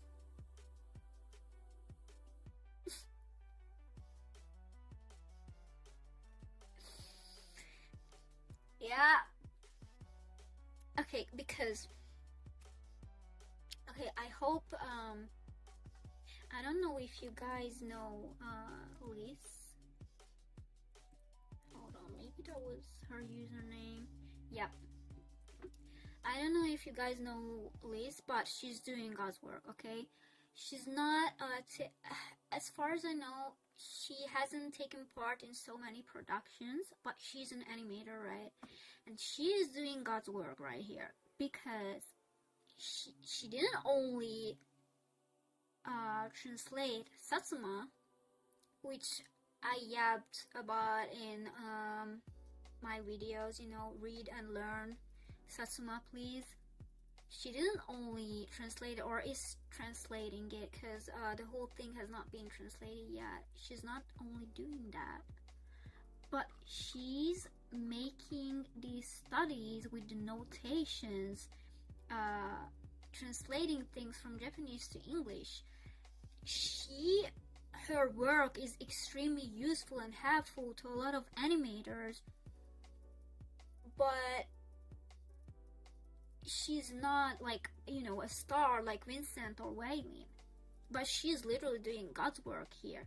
So I think this is what Curie said when she meant when she said that to contribute positively to community, you don't, like, you can contribute in other ways to your community, because this girl right here, she's doing that, okay?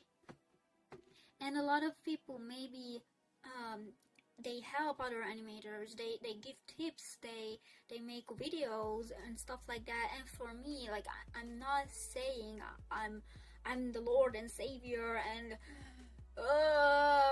you know, become my fan and support me all the time and stuff like that. But like, what I noticed is that there are so many missing information on the internet. Like, you have to fill in so many gaps by yourself. You have to find so many answers, and it's not easy to find them, and a lot of things are so confusing, and there's not enough data and a bunch of things.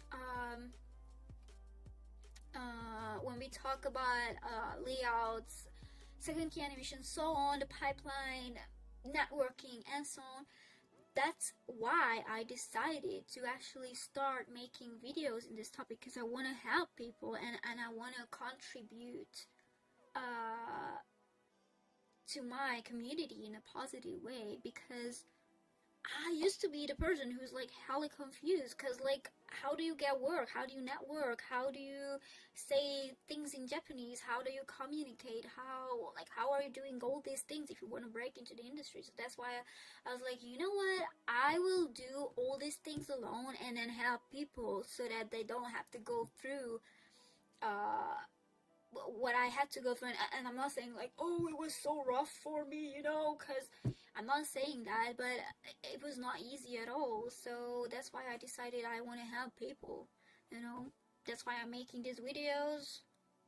And yeah, so I'm making this video, so the least I deserve is that you subscribe to my channel.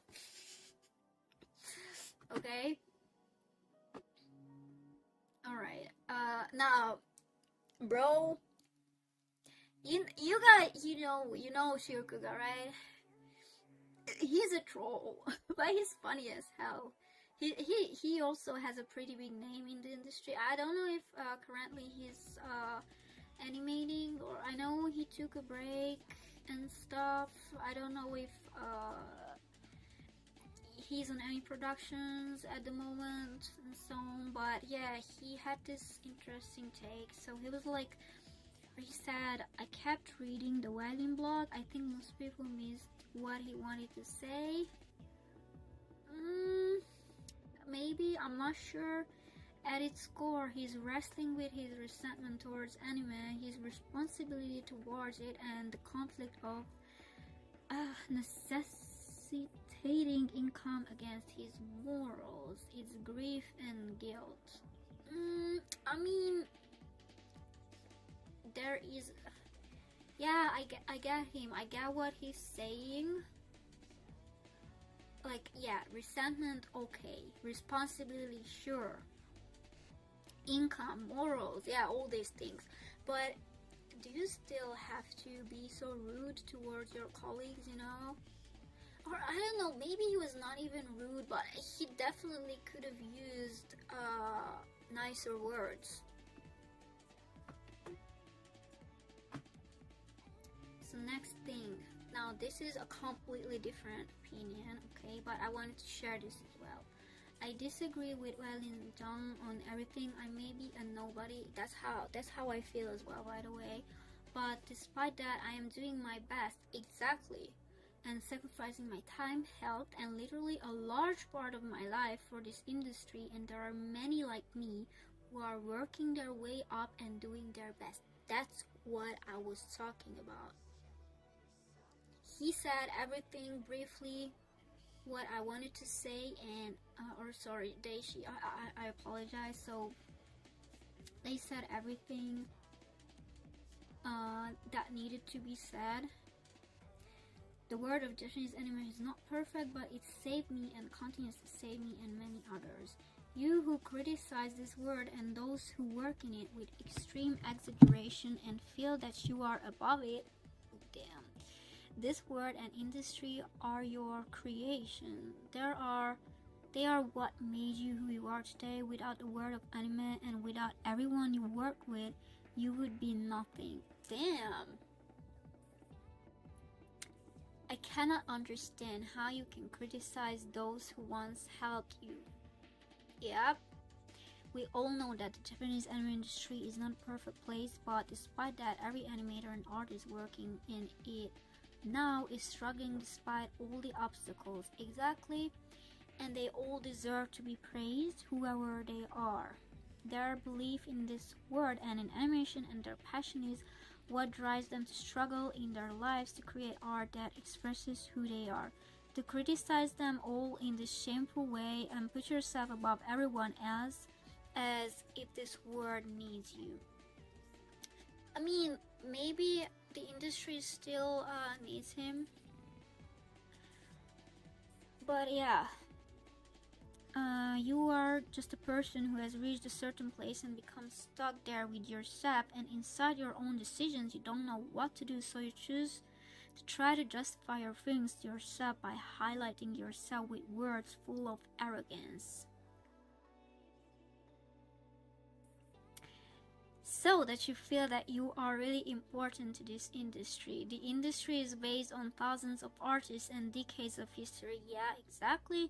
And it will continue with or without you. Damn.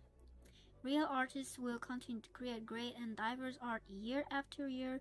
So why all this exaggeration and arrogance? weilin always repeated a certain phrase. I hate having to separate art from the artist. Now you have made me everyone do the very thing you claim to hate. Many people who used to appreciate you have begun to separate your art from you. If you are someone who believes in art, let your art be the only thing that expresses you. But to choose arrogance, pride, and condescending words, yep, condescending words, as if you are better than everyone else, how sad. Art does not stand on anyone, and everyone who works in this world and this industry with passion and sincerity will remain convinced that everyone will join forces to create art and will continue to try to resist all obstacles in order to create different art. They are cooperative, it is a collective effort, and will not be limited to one artist who thinks he is the chosen. throughout heaven and earth, I am alone, the honored one, is what he said.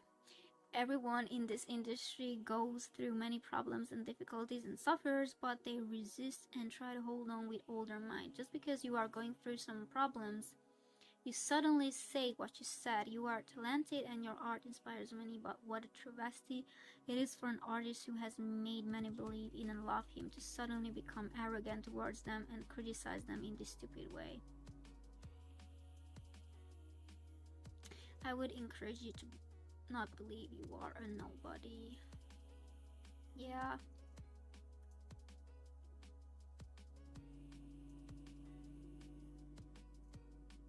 Humble. Yeah. Even if you reach that level of skill, even if your name becomes so big, even if you are the GOAT, you still have to try to stay humble.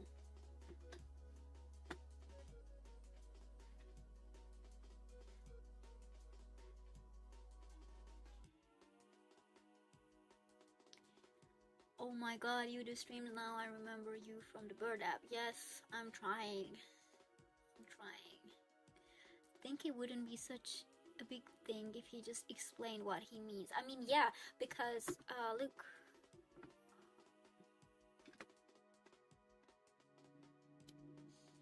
He writes all this and then he's like, I will not explain what I mean by this. That if you are going to cause issues, or not even issues, but like if you're going to stir up things a little, then please elaborate further, you know.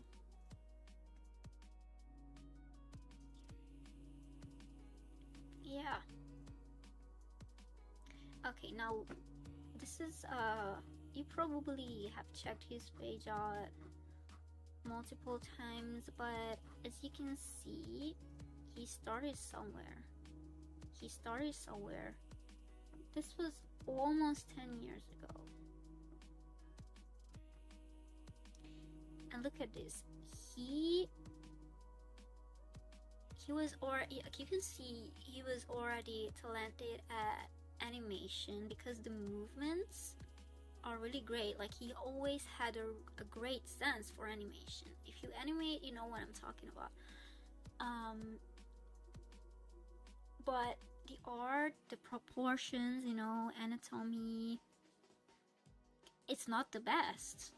It's still not bad at all, but you can see that he wasn't always so insanely skilled, you know.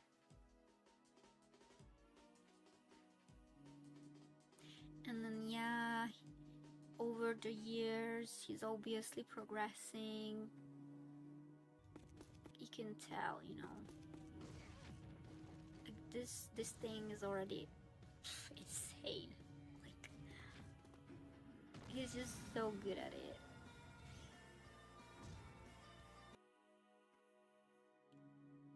Yeah, and he's doing his manga now. And he already has a pretty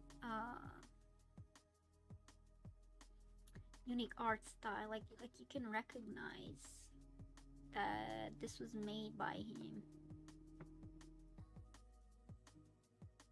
So he also became, obviously it connects, but he also became really good at art. So yeah. And then he was literally 16 years old when he animated this. So I understand if he's like, you guys ain't shit, I'm the GOAT, you know?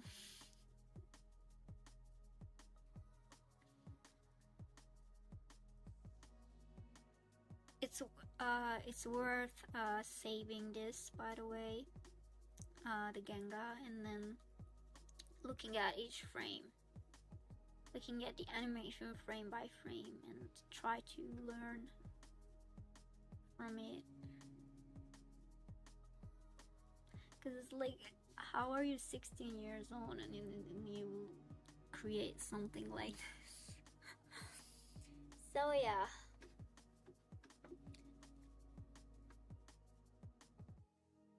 Okay. Yeah, I know he posted not safe for work animation. I was shocked. You know, thank God the media tab hides it. I mean, he set it to be hidden, so we don't get completely jump scared. But I still got jump scared when I saw it. It's like, oh, so you do that kind of thing as well. Yeah, it's pretty interesting. So that is the weilin conversation.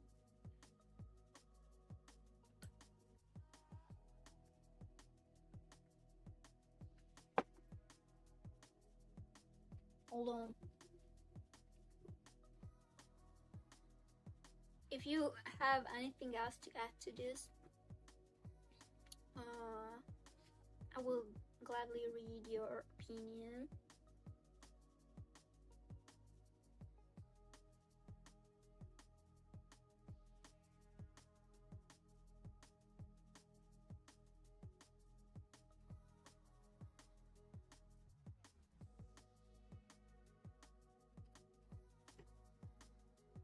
Child labor.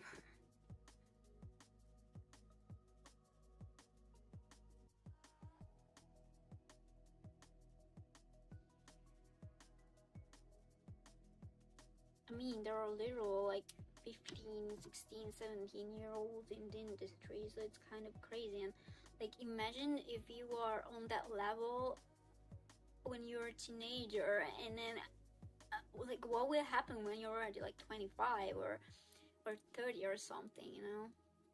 It's like crazy.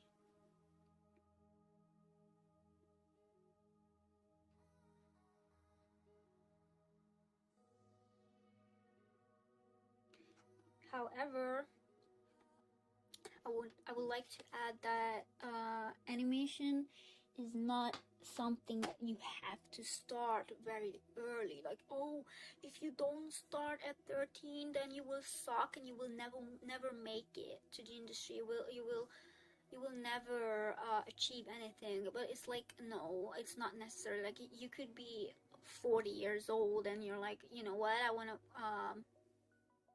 to follow my passion and become an animator.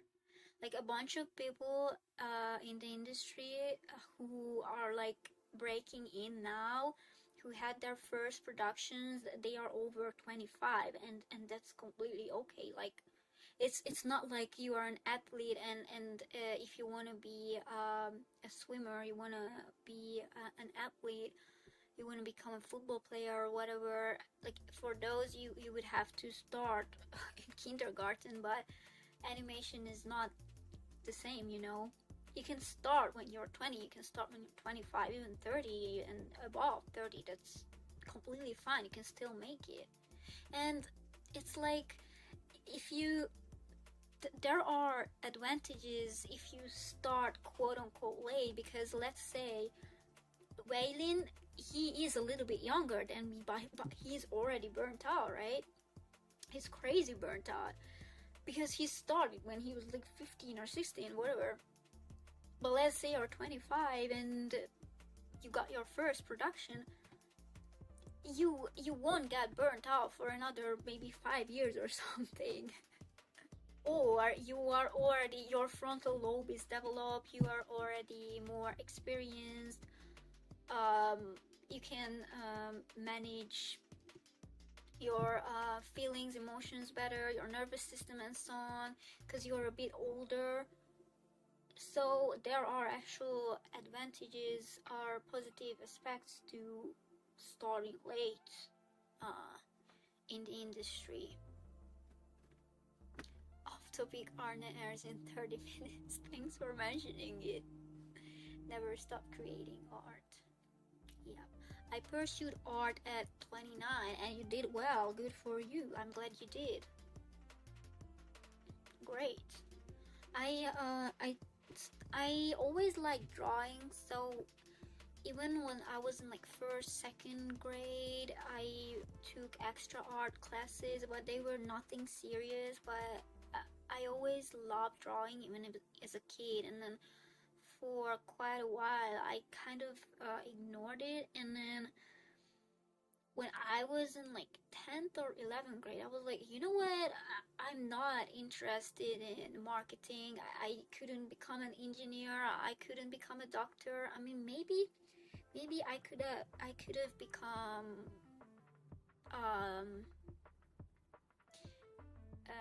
even a doctor. Maybe, I don't know. Like, I don't want to, like, what's it called? Make myself look like I have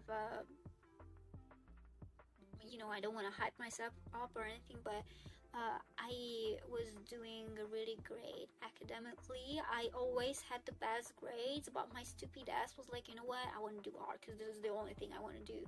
So when I was like, I don't know, 17 years old, which for some people just like, oh, that's so late, you know. You're just starting at a 17, because there are like 14-year-old art gods on the internet, whatever. But yeah, I was 17, so I was like, you know what, let's take serious art classes. So I started to take art classes, you know the drill. Study art, or what's it called, yeah, make drawing studies, croquis, and practicing anatomy, perspective, that type of things. You all know what I'm talking about. My teacher was goated. She was so strict, but she's the goat. She's the goat. I have to props to her for that. She's the goat. And then for quite some times, I thought maybe I was gonna become a graphic designer, or I don't know, maybe an illustrator. But kind of last minute, I followed my instincts, and I was like, you know what, I will study animation, I will become an animator. So yeah. Alright, let's move on to the next topic.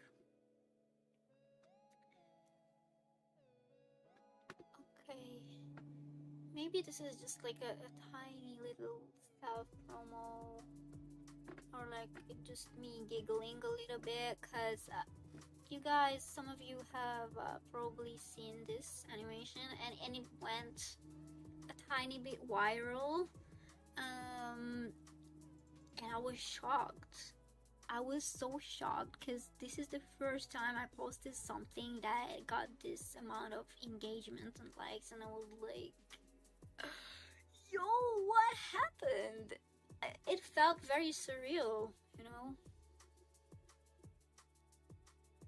Because this has never happened to me before. Okay, and then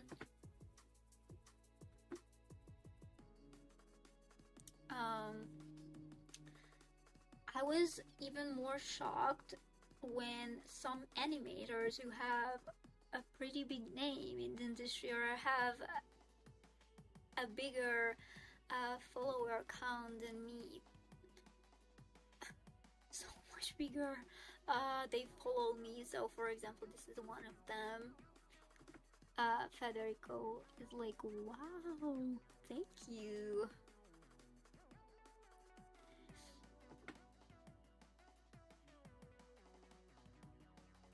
Like, bro worked in Cosmic Princess Kaguya, and amazing animation, by the way. And freedom? Oh, maybe that's just some practice.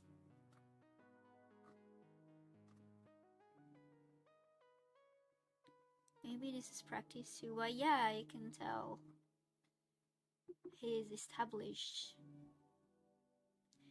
And then this person also, I'm really grateful to this person, because they invited me to their server, and it's basically consists of other animators, and it's pretty great. But yeah, they worked on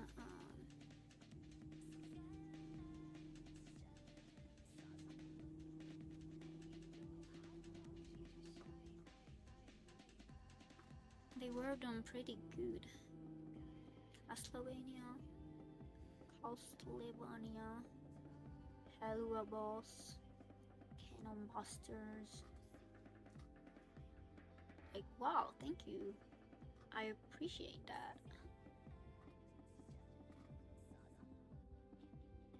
And then also this person.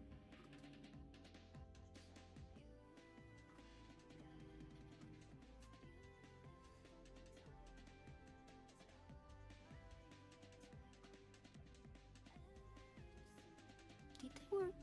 Yeah, like you worked out freer and then you follow me. Thank you. I appreciate that. Did they work in Jujutsu? Yeah. I think I probably could work in Jujutsu Kaisen, but I don't know who to contact. That would be so goated. Maybe season 4. Please!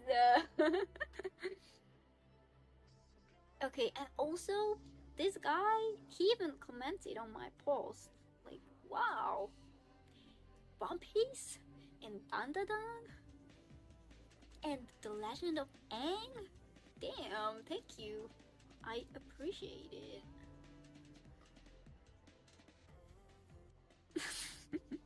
Bro likes to use this drip a lot. Mood.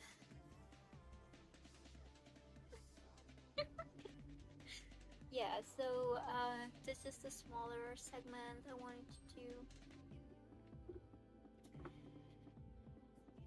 Yeah, I'm glad you guys liked the animation. It's not that, I know, it's not that special, but it's one of my best so far.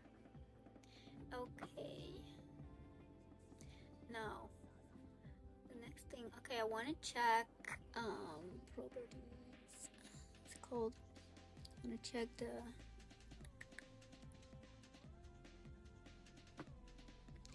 playlist real quick. It's almost over.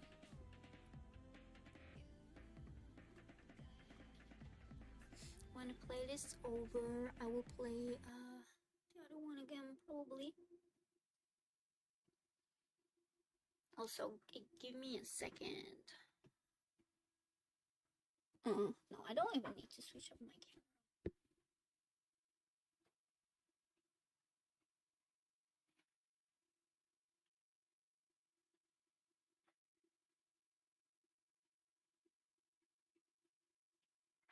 Okay.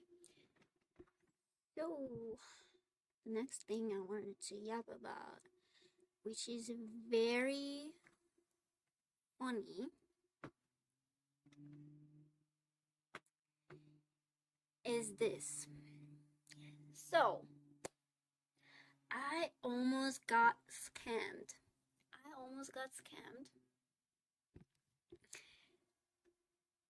Let me tell you how it is. Oh, cousin Mikoga followed you on Twitter? Wow. Deactivated his account. Okay, is it a good thing if the rent-a-girlfriend guy I mean, it is obviously, but yeah. Do we like Rent-a-Girlfriend? Do we like it? But yeah,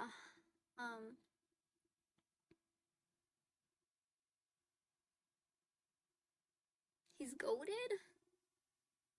So you like Rent-a-Girlfriend? I mean, wait. Okay, yeah.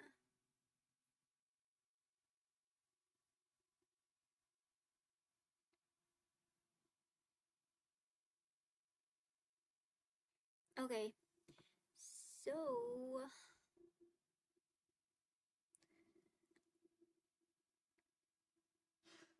he's goated. Okay, he worked on pretty cool stuff. Yeah, I'm glad to hear he followed you even though he deactivated his account.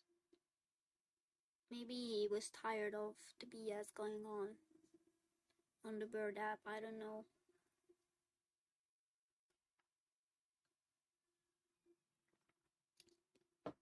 Okay, so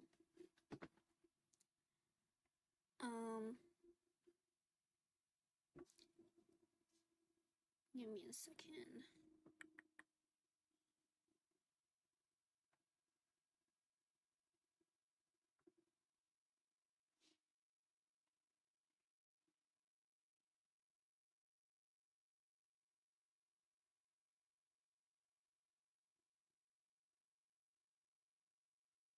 I'm just trying to adjust the screen so that it's readable.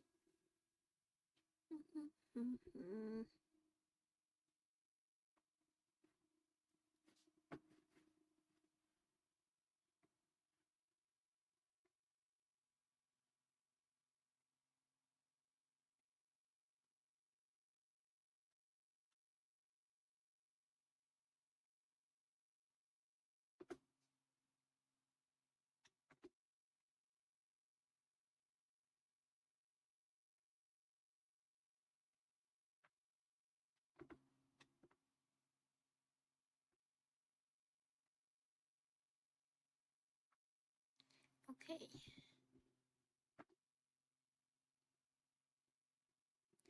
So I will put this playlist on again because the other one's almost already over. Alright.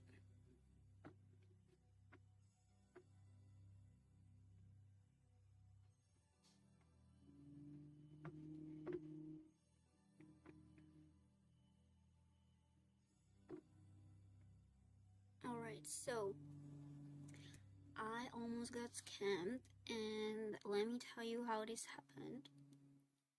Bro messaged me out of the blue. I should have been more cautious, okay? I was very naive because this has never happened to me before, and I didn't know what to look out for. But he was like, hello, are you open for commissions? Yes, I am, because why not? And then good, okay.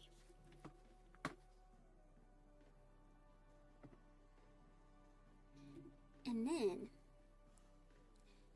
I have a picture that I would like you to work on perfectly in your unique style. First of all, what a unique style, because I don't post my art or animation that much. Like, maybe I do have a style, but it's like, get what I mean, you know. Thank you for the opportunity. Yeah, blah blah blah. Okay. So up until now, it was like pretty okay. Not too suspicious, maybe a little bit. Can you draw a picture of my son and my dog? It would be $300. Yeah, kind of. That vibe, that vibe. Okay, like, I will be honored if you can take my deal. I hope you understand. Okay. And then now here, I should have been, I don't know, I should have suspected by this time that this was a little shady. I mean, I was surprised because, wait, hold on. Okay.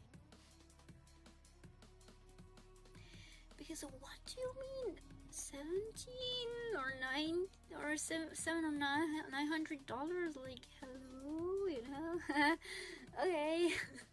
And I'd appreciate if you could include enough detail and quality to reflect that level of work, and I'm willing to pay you that amount for it if that's okay for you. Interesting. Okay, now what in the chat GPT is going on here? Because this is giving, you just asked chat GPT to like do this for you, because like character name Isabella, gender girl. I mean, maybe okay, gender girl. Maybe bro wrote this by himself, because what do you mean gender girl? Not woman or female girl. It's weird. That's weird. That's suspicious. Like gender girl. Okay. Brown curly hair tied in a ponytail and skin is fair. Why with a capital letter? With freckles across her nose. Okay. Clothing a blue gown, a mix of pleasant practicality and enchanted elegance. I don't know if bro used like a translator or something, because sometimes his English is a little bit broken, but then like he's writing poems that are really bad. But yeah, I don't know what's going on here.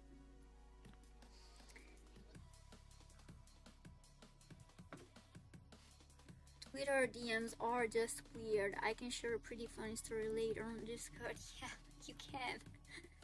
I would like to hear it. Blood was trying to reel you in with big numbers slowly. Exactly, because like when the dollar signs like bling or flash up in your eyes, it's like $700 or $7 $700 for commission is like interesting. But yeah, okay. Personally, imaginative, always smiling, brings joy to everyone. I'd like a full body illustration of her in a soft, colorful or fantasy style, and I'd like to hear your idea on the poses too. If this okay with you, how would you like to receive payment? And then I was a little bit inactive because I was busy, and hello, are you there? Like, okay. Bro kept double texting me, by the way. It was interesting. And then I asked, do you mean USD? Or like, what 700? Like, it like, what is $700? Cause, or euros? Or like, what do you mean, And then, okay. You did not answer my question. Okay. Send me your PayPal Gmail address for me to proceed with the payment process. First of all, like, who would pay that amount of money like immediately before the artist even sending them work in progress pictures or like sketches or anything, like that is just weird. Because are you my sugar daddy, or what are you trying to do here? Proceed with the payment process. Like, I'm not saying I was clever, but at least I had some brain cells for not sending him my PayPal address or my PayPal, because it's like, okay. So I was still trying to watch out because it was getting a bit suspicious. So I asked if I can have a few questions before we proceed further. Okay, question mark. What in the GPT? Yeah, that's what I'm saying. It was weird, but at the same time, like, did you use GPT or did you use what's it called, translator, or did you use both, or like, I don't know, something was weird about it. Send me your PayPal even so I can send you the fake PayPal limited with message. Yeah. Okay. So I came across your work online and it really caught my attention because your style of artwork is very unique and beautiful. Okay! Exclamation mark.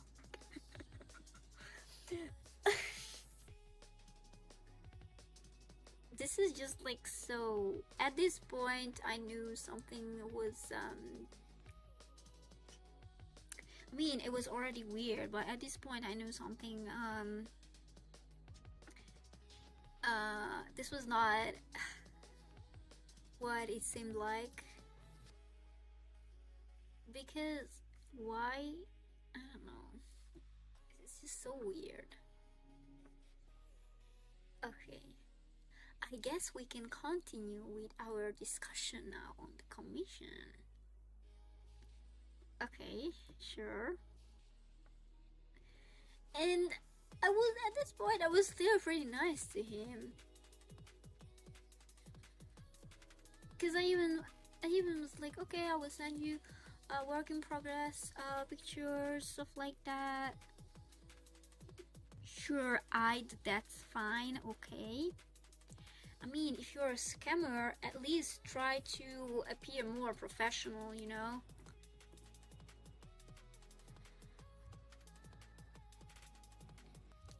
I hope you've gotten home. Okay. These okays. I'm glad that you fulfill your promise. Like, why was I so nice? Like, what? Oh my god. This could have cost me a lot more, you know? Of course. And like, bro just keeps writing of courses, of course, and yeah. And this, I think, this was the second or third time I asked if the payment was in USD, and like, is this yes for what's it called? Is this yes for if he's answering my question, or if the payment is in USD? Pretty weird. Of course, yes. Of course, yes. Okay. Exclamation mark. Okay. Question mark. Of course. That's the actual amount of the money. Okay. Oh my god. Scammers are literally the only people that write like this. Yes, but like, okay, I'm not asking scammers to be more professional and believable, but at the same time, it's like, I love wasting their time by pretending that I am almost sending them money.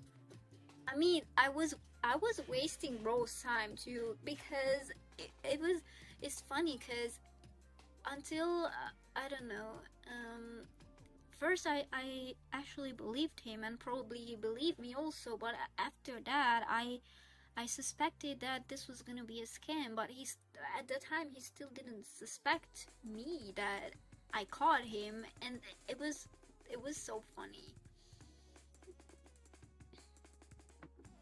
Yeah, and I said, it's a very generous amount. Of course, you deserve more than that. Okay, yes I do. Give me 2,000 right now for a sketch, cause why not? Like, what do you, bro? Did he think that he was gonna lure me in with this? Of course you deserve more than that, okay? Cause your style of artwork is amazing, and for that you really deserve more than that, okay? Exclamation.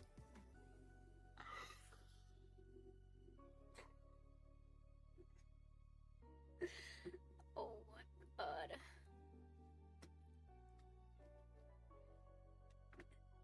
I can't. I need you to send me your PayPal Gmail address for me to proceed with the payment process.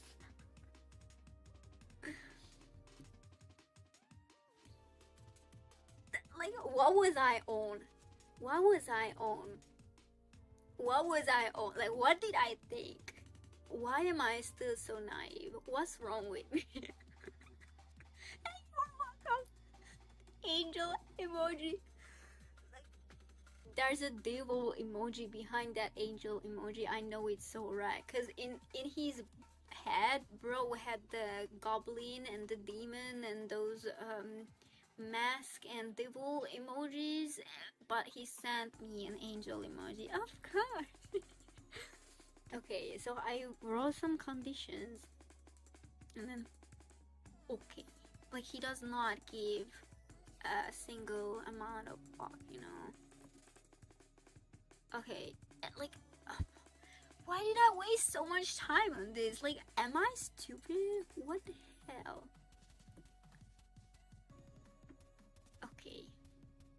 But still, I was not completely dumb because I said that maybe there could be a payment for each stage, because like 700 at once. What, you know? But still, why was I? Oh my god, what's wrong with me? Okay. Okay. Okay, that's fine. But like, so I'm asking you questions and you're not even giving me yes or no answers or nothing. Like, no explanation, no simple answer, no complicated answer, no nothing. Just, you're not answering my question. Okay, that's fine. You don't have to worry about that. Okay, exclamation mark. Now I'm worrying. Now you made me worried. Thank you for making me worried. Okay. Of course, yes.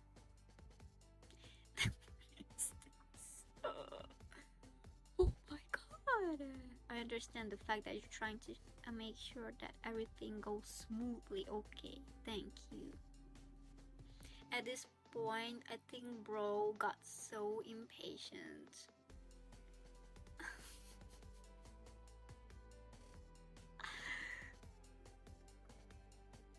But I told you that you don't have to worry, okay? Send me your PayPal Gmail address for me to proceed with the payment process now. And then, finally, I finally stood up. I apologize, but I did some research and this request doesn't seem... I can trust, no, okay, so I can and cannot trust Reddit users posting about certain topics, and the post is more than 5 years old, but at the same time I can, you know, like, thank you for that Reddit user who saved me. Because I had to do some research because things were getting very suspicious. Okay. Of course, this is legit. Okay. Yeah.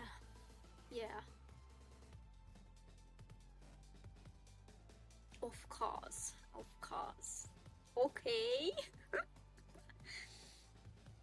I understand if you're being cautious, and I appreciate if you can trust me with this process. Okay! Exclamation mark. And then, hello, are you there?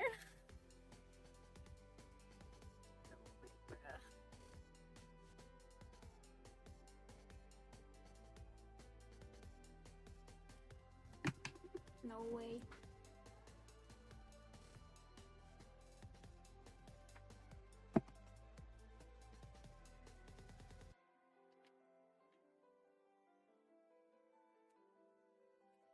Wait, I'm speechless. I don't even know what to say anymore.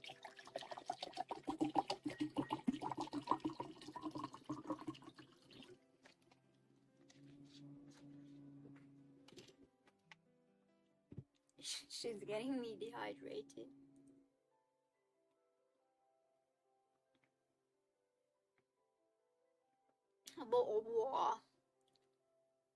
Exactly.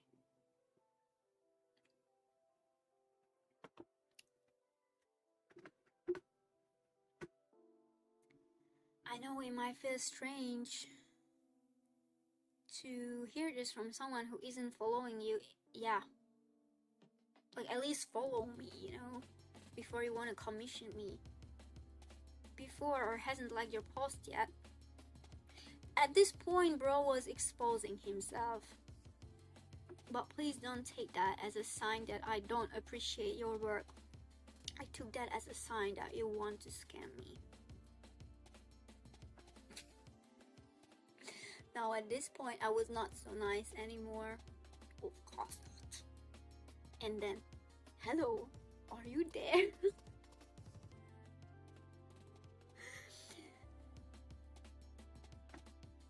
He was committed.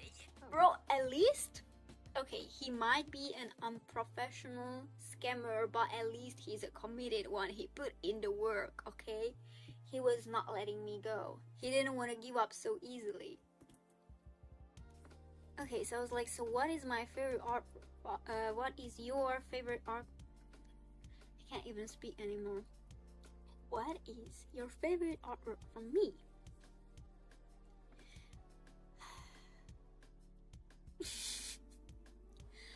I think bro was raging, you know, like when you sarcastically send emojis to people because you've had enough of their bullshit, so you just send like heart eyes and hearts, but in reality you just want to kill them already. And then bro sends me this, like, be for real. I posted this quite some time ago. Let me say I did not draw this character. I only drew the freaking trees, the forest in the background. That's my background art from an anime, but even then, like, it's hardly even visible because they blurred it like crazy and compositing and stuff like that. And it's like, at least choose something that's fully mine, or something where the whole thing is visible, you know, because I just wanted to post this screenshot because I was working as a background artist in the production. So I was like, why not? I should post my past work sometime. So I wanted to post that. So bro, I think he just scrolled on my page for a while and just picked whatever the hell he wanted to, and he didn't even like read the caption or anything. He doesn't even know anything. But as I said, at this point he just kept he was already exposing himself like crazy. This character looks like a character of the anime Banana Fish. Yeah, he looks a bit similar. You're not even wrong. The sudden switch. I love your work. I just haven't seen any of it.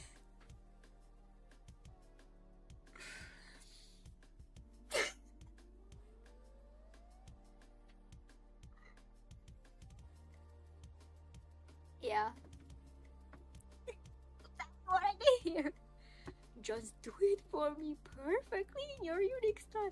But what is unique about this style? That's just a male anime character in front of trees, like a bro could have just picked a random screenshot from any anime, because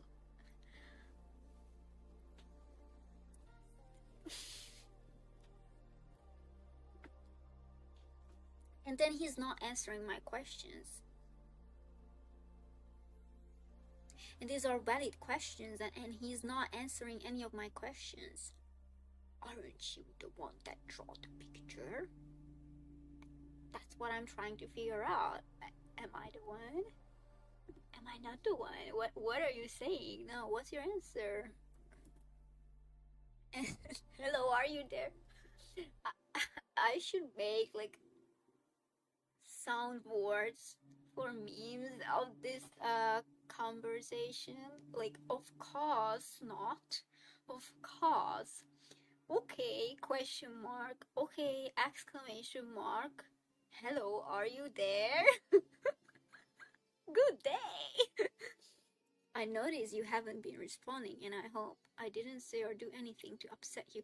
Like, and the sudden switches, you know, like sometimes bro has the most broken English, and then sometimes he just writes these perfect sentences. I truly respect your art and would really appreciate hearing back from you.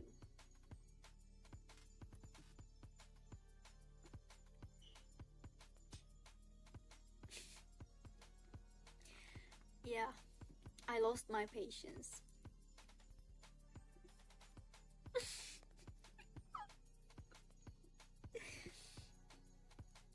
The way I switched over you. Of course, yeah. All I want is the best work done perfectly in your unique style. Okay. Oh my god. Best work done. Unique style. Why did bro think that he could still like use these tactics against me, like this unique style thing perfectly? Of course not. Of course. All I want is the best. And he, like, he's repeating himself, yeah? All I want is the best work done perfectly done in your style of artwork.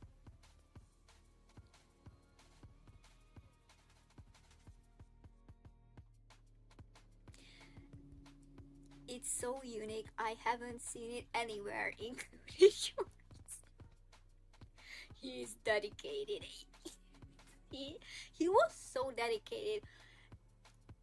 That's what I'm saying. Yes, he's a scammer.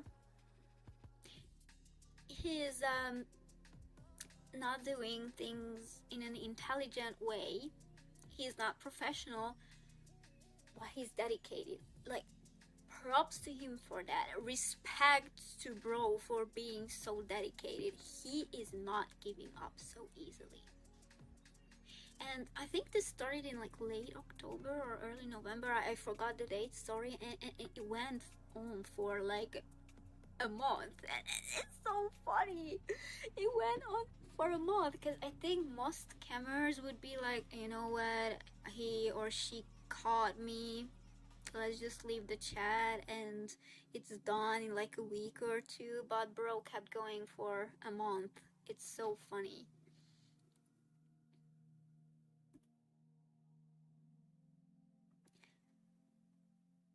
Yeah, I understand if you're being cautious, but this is to assure that I'm not a scammer. Great assurance. It worked. It worked. All I want is the best, and again, the same shit over and over again. Best work done perfectly in your unique style of creativity. Okay. If you're gonna repeat yourself 100 times, I'm gonna do the same. I'm gonna give that energy back to you. I'm gonna mirror you. You make it look good, okay, exclamation mark. More than I can imagine. I love your style of artwork and I have that I want you. What? I want you to work on it perfectly in your unique style of artwork. I mean, your artistic interpretation that reflects your creativity. ... Question.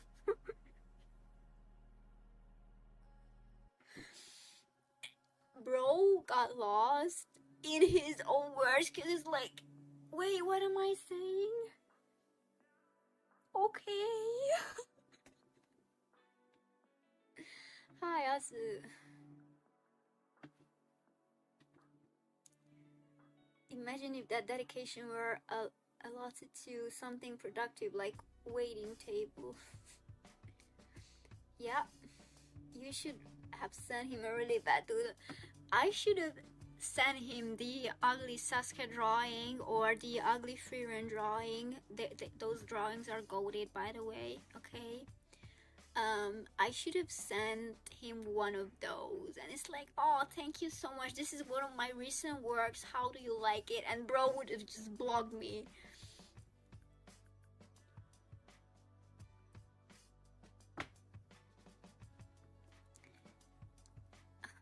And then, yeah, these are the last interactions. He tried again. Merry Christmas, by the way. Hi, I've been reaching out because I genuinely appreciate your work and efforts. I appreciate your effort too. I appreciate your effort, bro.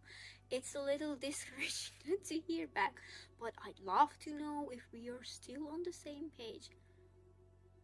Do you think we are? Do you think we are? And then 2 weeks later, are you there?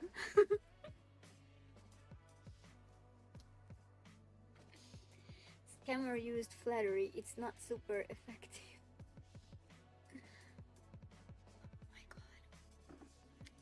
And okay, so I wanted to save these screenshots of the messages for the stream, and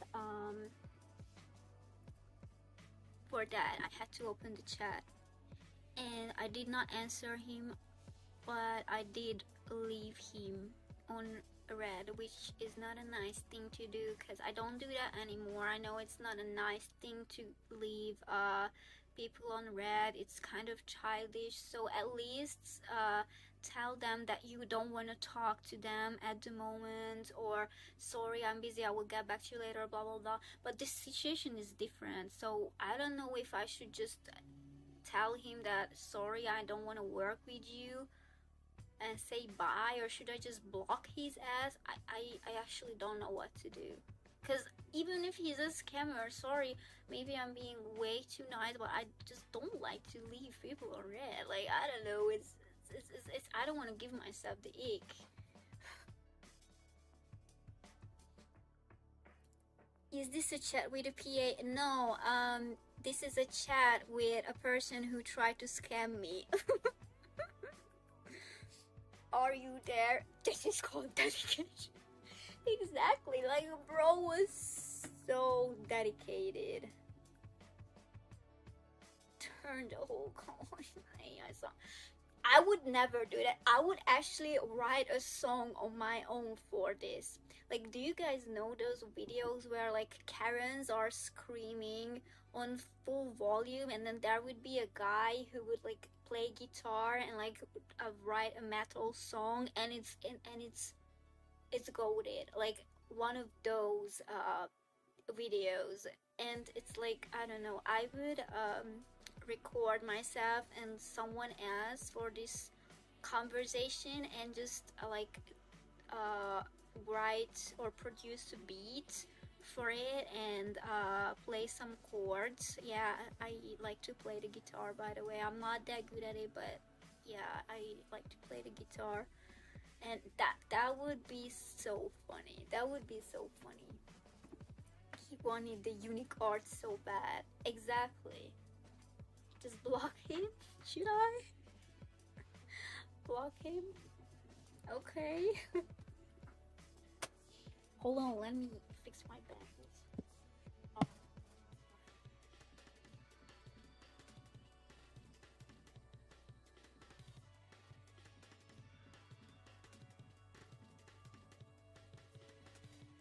No. My bangs are not cooperating per usual.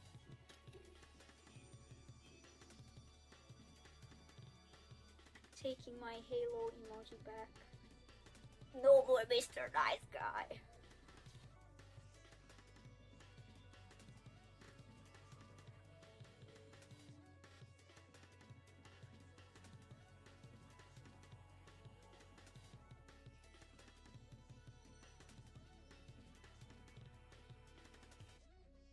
This will do. Not the best, but whatever. Yeah. You're barking up the wrong tree, buddy.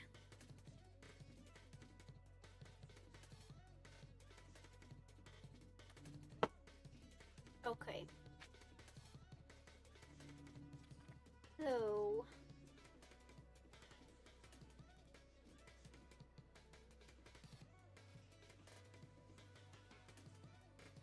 okay. We have 1 or 2 segments left because I don't want to drag the stream out too much, and I I have a few questions. So please give me your opinions or answers in the chat. So one of my questions is, I plan to do this streaming thing more often, so at least twice a week. Maybe this week will be once, I'm not sure. I will see. If I stream again, I will let you know on all of my platforms. But the first thing is, I plan to do a segment where I react to very good animations you send to me on Discord, on the server, for the stream, and we could watch those together.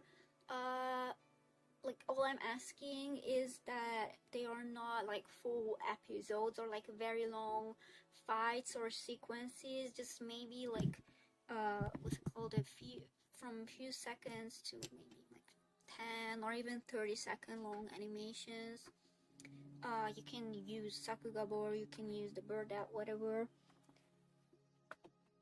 Oopsies.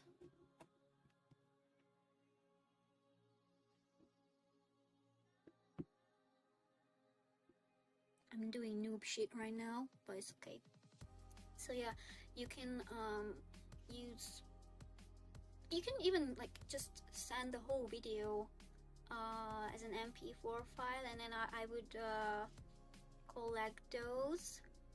I would either make a folder for it on my computer, or I would just play them from Discord and we could react to them together. And you can also send art that you really like, so we could react to animation and art separately, but like as one segment, okay? I would like to react to at least 5 of each if we do this thing, so maybe between 5 and 10. Okay, so 5 to 10 animations or cuts. I mean, it can be multiple cuts in one animation, okay?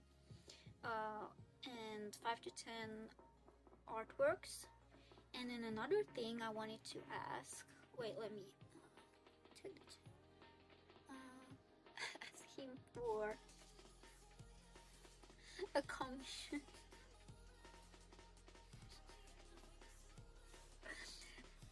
Hello, are you open for commission?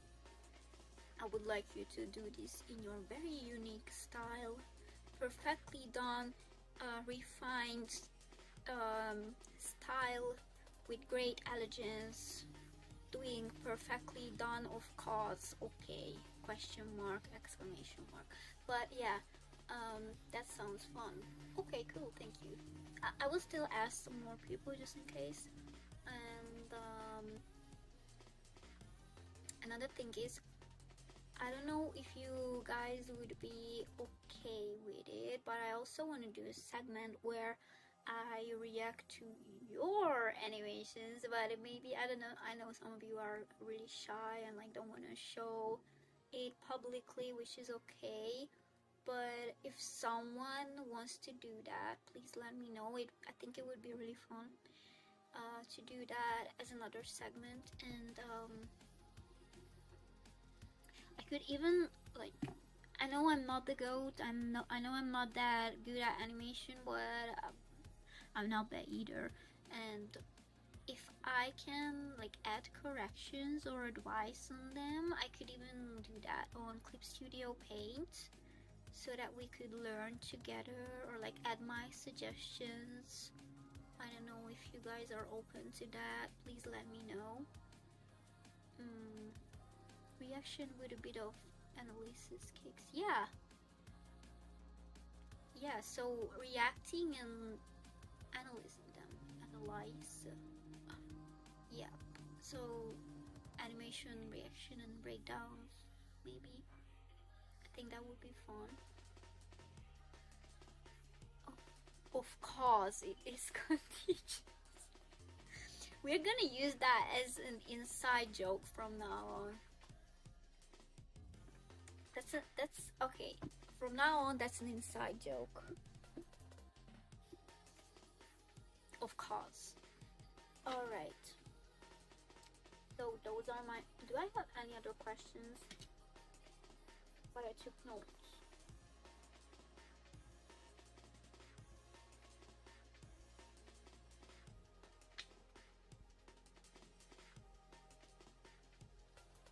No, I don't. So please give me your opinion on that. I can do it here or on Discord as well. There is no reason to be shy, but I'm proud of being... You're not bad, don't say that. You're not bad. We all start somewhere.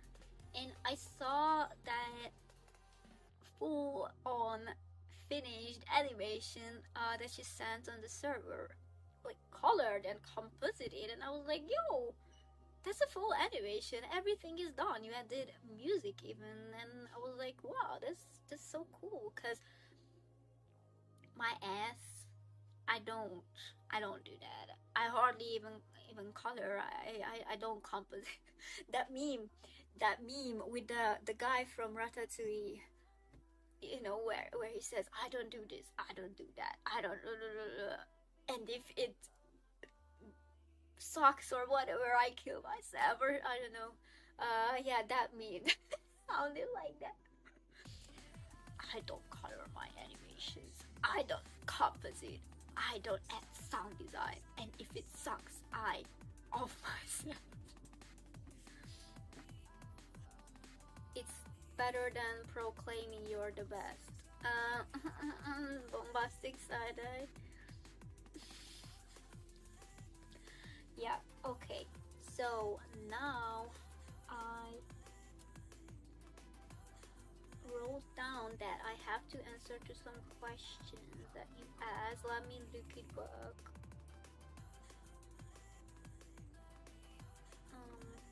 Hold on.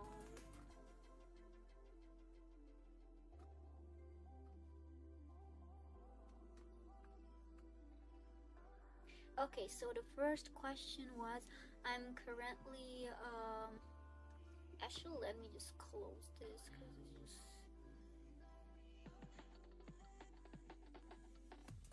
Okay, and I will also this one.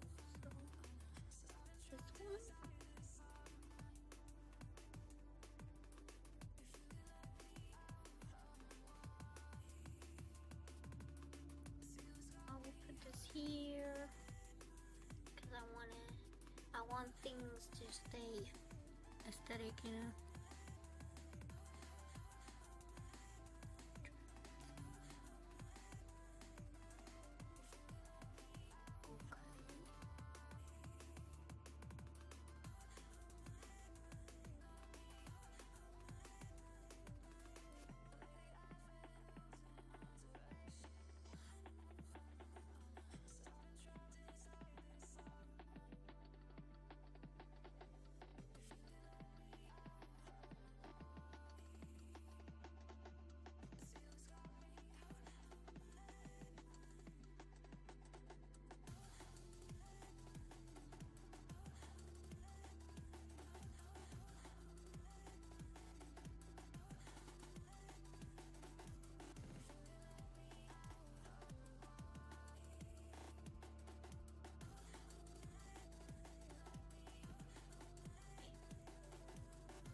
Will do.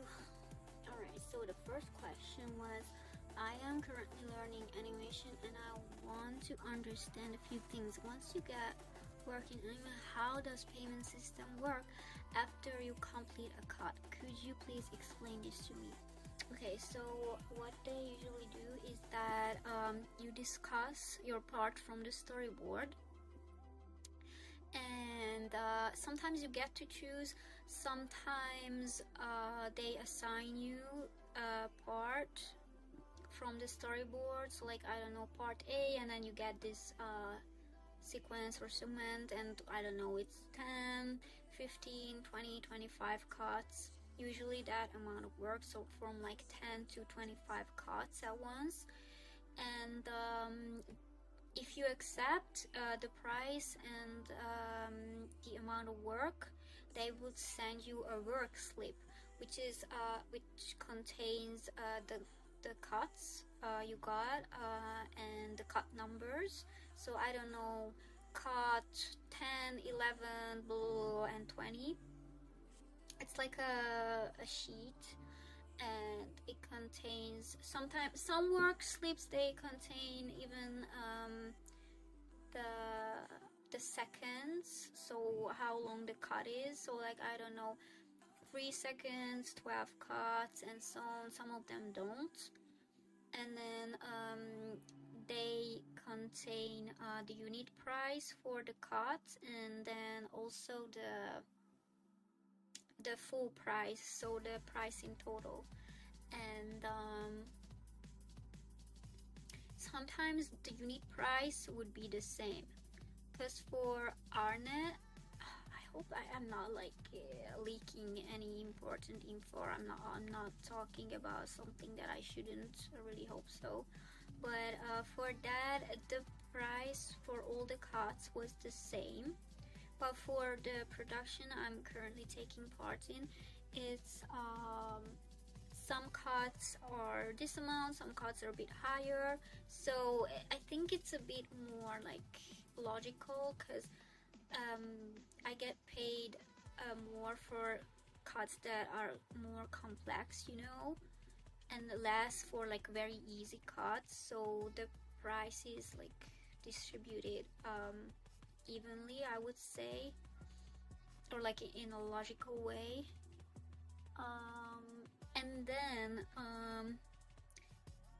they would send you another sheet. So this is how to make sure this is legit. Okay, you're not gonna get scammed if they send you the work slip with your name and the contractor, which is the studio. You can find even the address and the contact, sometimes the telephone number.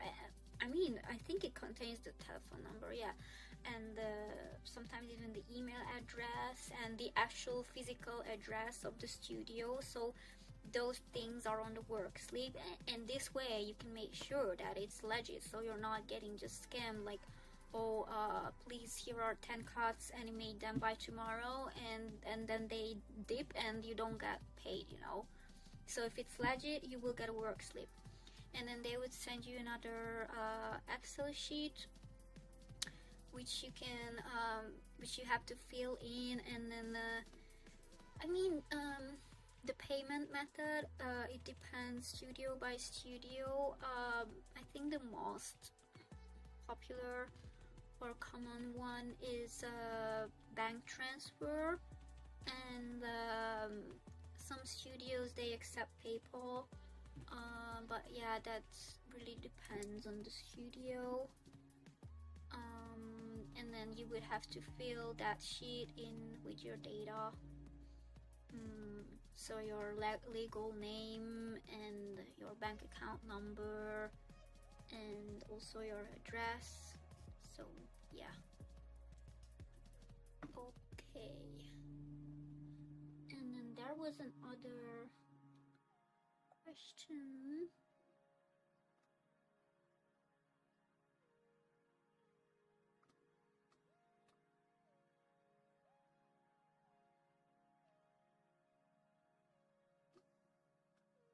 Which I'm looking for at the moment. Okay, I found it. An anime studio here in my country only need applicants to be good at drawing, specifically anatomy and perspective. They don't require you to have animation background. The studio does layout or key animation and even akonta and shiage. Any thoughts on this? Okay, so I've heard similar stories, even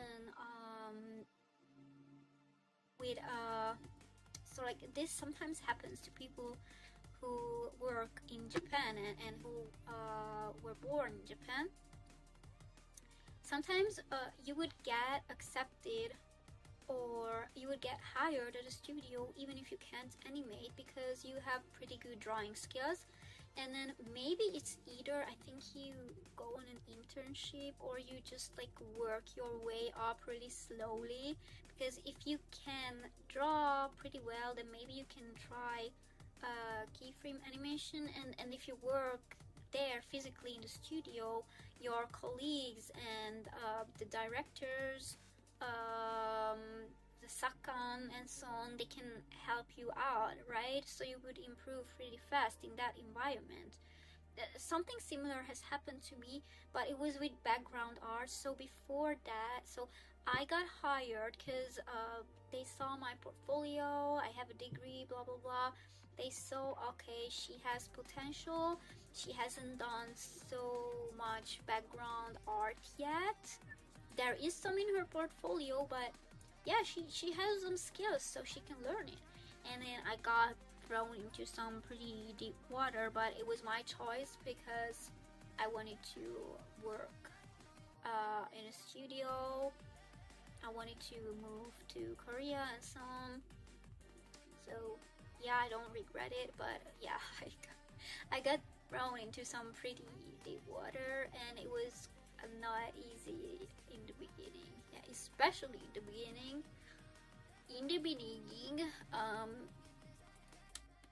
So yeah, sometimes you could get thrown into some deep ass water, but that will make you improve so fast. It's insane. Like I improved more than, let's say, half a year around that time than in like 2 years prior to that, or even 3 or 4 years. So it's pretty crazy. So yeah, that is definitely something that could happen. And then they would hire those people, and then they learned animating there. It's interesting, but it's like so paradoxical, because at the same time, if you are a freelancer and you contact production managers online, they would expect you to be able to animate already. Not like on a very high level, but they require you to have decent skills in animation, which I understand why now that I'm talking about this, is because if you work physically, like directly in the studio, so it's like a normal workplace, you don't work remotely, they can help you a lot, they can teach you a lot. And that's also in their interest, because if they give you these skills, then later on things will go smoothly and you can hand out quality work, like good quality work, because they taught you. So it's also good for them. Yeah, in the beginning it might take a long time for them to teach you, but for them it's worth it. However, if you try to contact them like online and work remotely from your home country, then it's different, because they can't explain things to you like if you were to work there physically.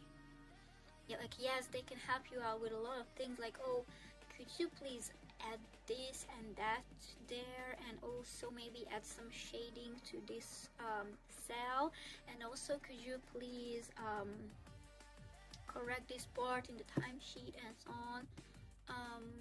But obviously they cannot help you as much as if you worked with them physically. So yeah.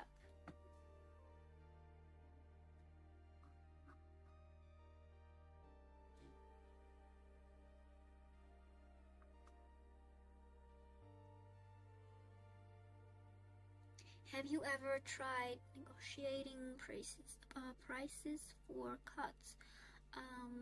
Yes, I was able to negotiate the price this time. I didn't want to look like I'm spoiled or like entitled or anything, so I didn't raise it too much.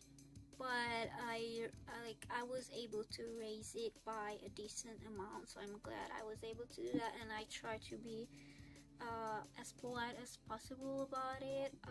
Please always pay attention to those things, guys, when you talk to your production managers. So if they use honorifics or like polite form language with you, do the same, okay? Always double check everything. But yeah, I was able to, thankfully.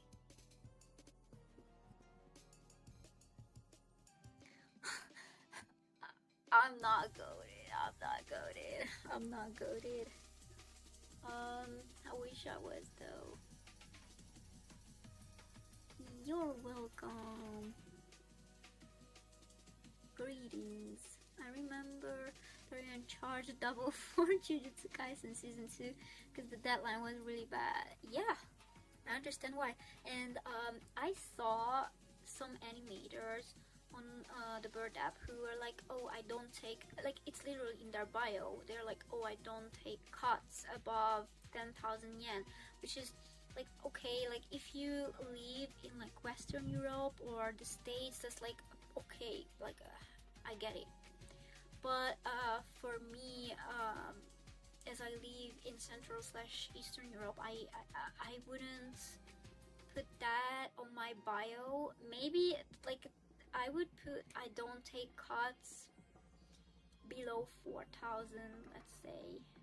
I don't take cuts below 4,000, or maybe, okay, so if you are already established, you've taken part in several productions, maybe you can say, oh, I don't take cuts below 5, 6, or 7,000 yen. So yeah, but it's really up to you.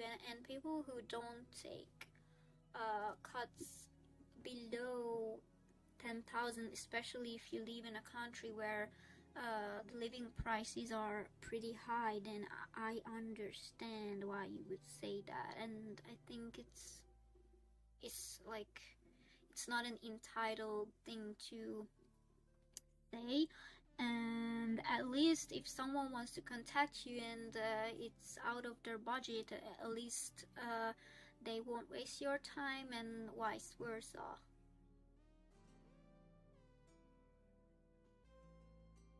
So yeah, are there any other questions, by the way?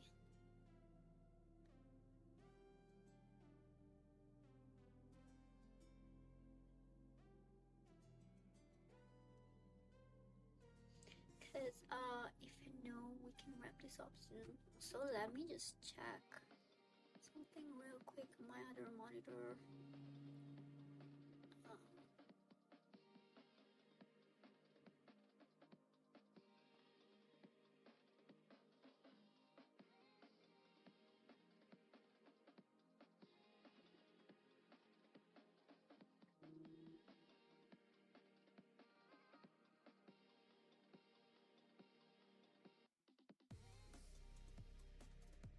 Also, I haven't watched Monko's new video yet, by the way.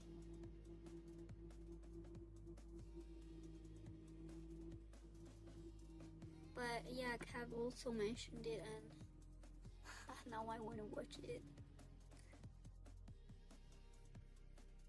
I wonder if Bro will ever make sakuga, or if he just wants to stay a fan, or like make videos on the topic.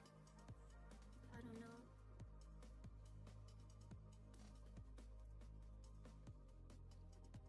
Some people I know take the low pay for like if they really want to show, or if it's good for portfolio. Yeah, a lot of people they are okay with lower prices because they are starting out just now in the industry, and they really don't want to miss the chance because maybe it's their first time getting contacted by a production manager. So they're like, yeah, okay, let's do it. And another, yeah, I think that would mainly be the option, and to broaden or level up their portfolio. Because even if your name is just on a one production in the credits, that already gives you a huge push, so it's already easier. Either if you contact a production manager, they will be like, oh, you have already worked on this, so then that shows that you know what you're doing. Or even if you like post a screenshot and write your caption in Japanese as well, it's easier for them to explore you or find you online, and they could be like, oh, this guy, he worked on this, so let's check his page out. Or yeah, and they have some good animations, and let's contact them because we need people at the moment. So yeah.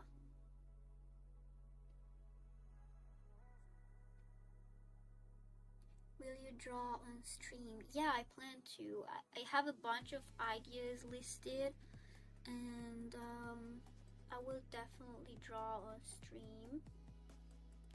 But the reason I didn't draw on stream this time is because that first topic was pretty lengthy and it was pretty interesting, and I wanted to like yap about that a lot. So but yeah, there will be streams where I will be drawing and animating.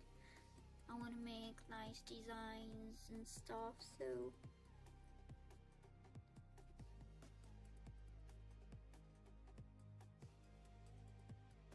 which device should I buy for an animation and editing purposes?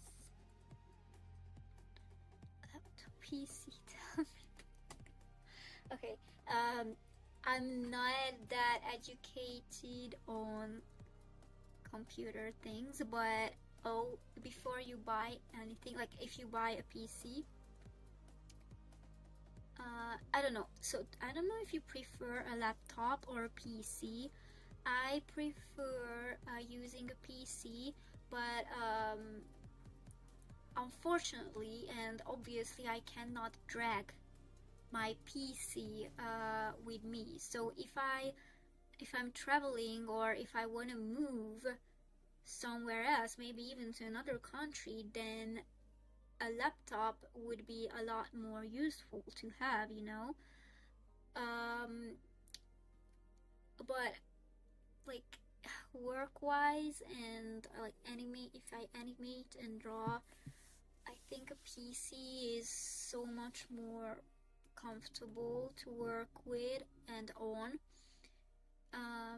And if I'm not wrong, they have a longer life than laptops too.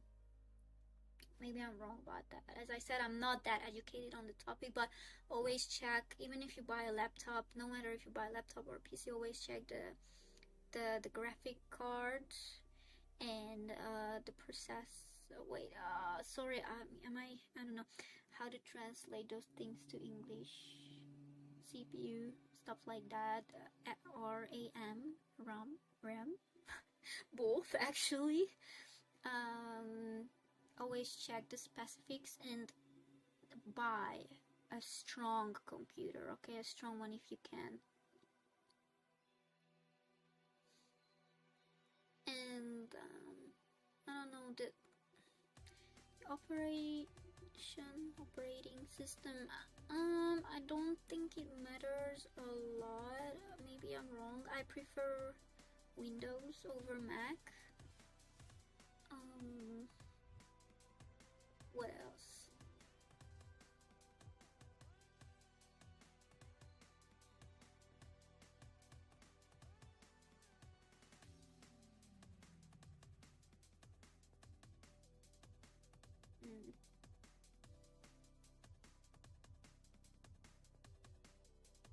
I just buy a strong computer. I'm sorry if I don't want to like seem dumb or anything, because I have like certain words in my mind that I don't. Wait, hold on. I can just use a translator real quick.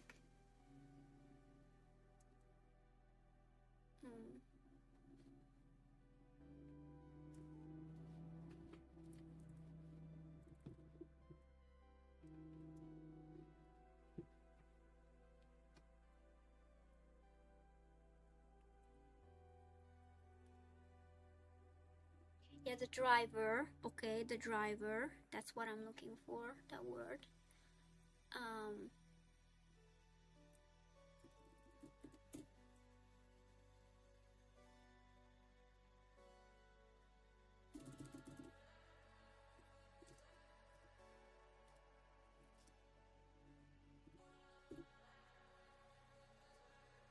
Processor.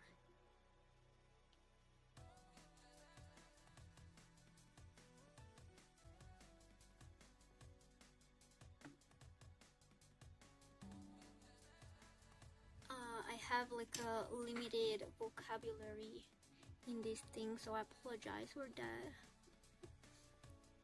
But all I can say is that please look into the details and buy a strong computer, a PC or a laptop.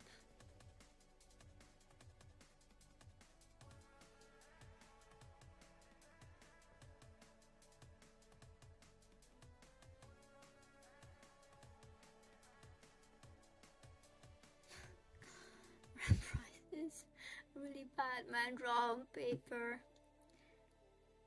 Yes, but like even if you draw on paper, you would need a scanner for that, and then you would have to import those drawings to Clip Studio Paint, and your computer has to be able to run Clip Studio properly. So yeah,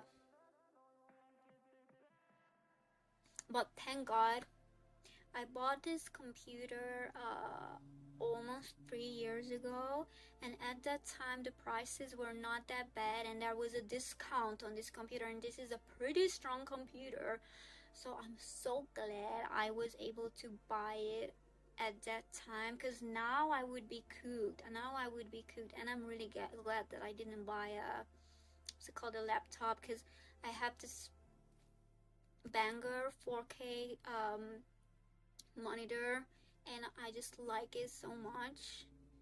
And yeah, I'm a 4K person. Even my tablet is 4K. and I'm saying this while I'm using my old ass tablet as a webcam, and the quality is probably not the best, so it's funny that I'm saying this. But yeah. So, any other questions maybe?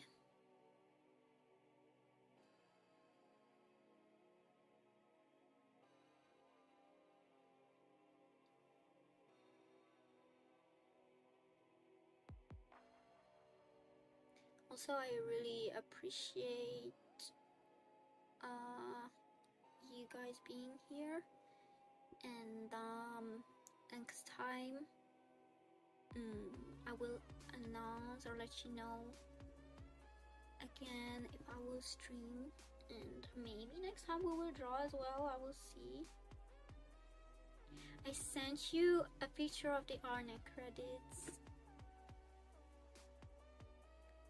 Hold on, let me check that.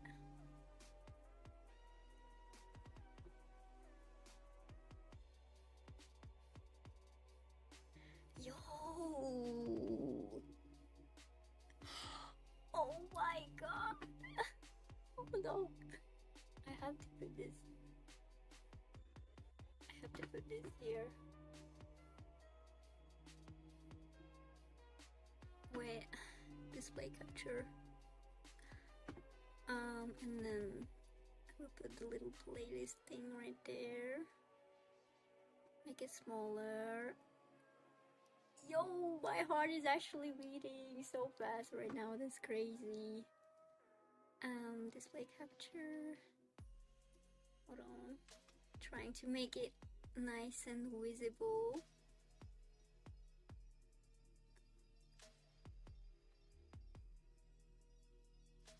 Okay.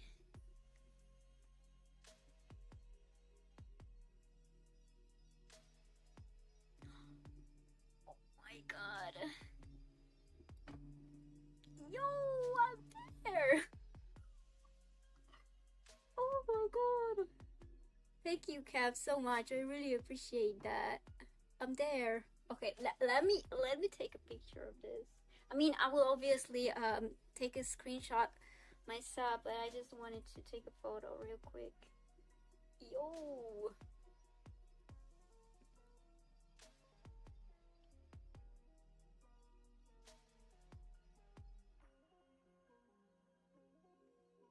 Okay. Yo, up there. And it's the Genga section layout. Guys, Inkora? I don't know if you guys know Inkora as well, but they have a pretty big name actually. They even animated on Dr. Stone. I was like, yo, those cards were goated. Inkora is, they are really talented.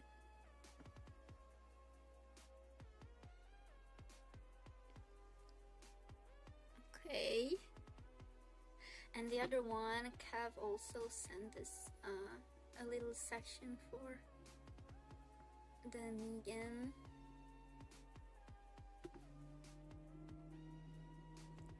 Right there. Because I did some Negan as well.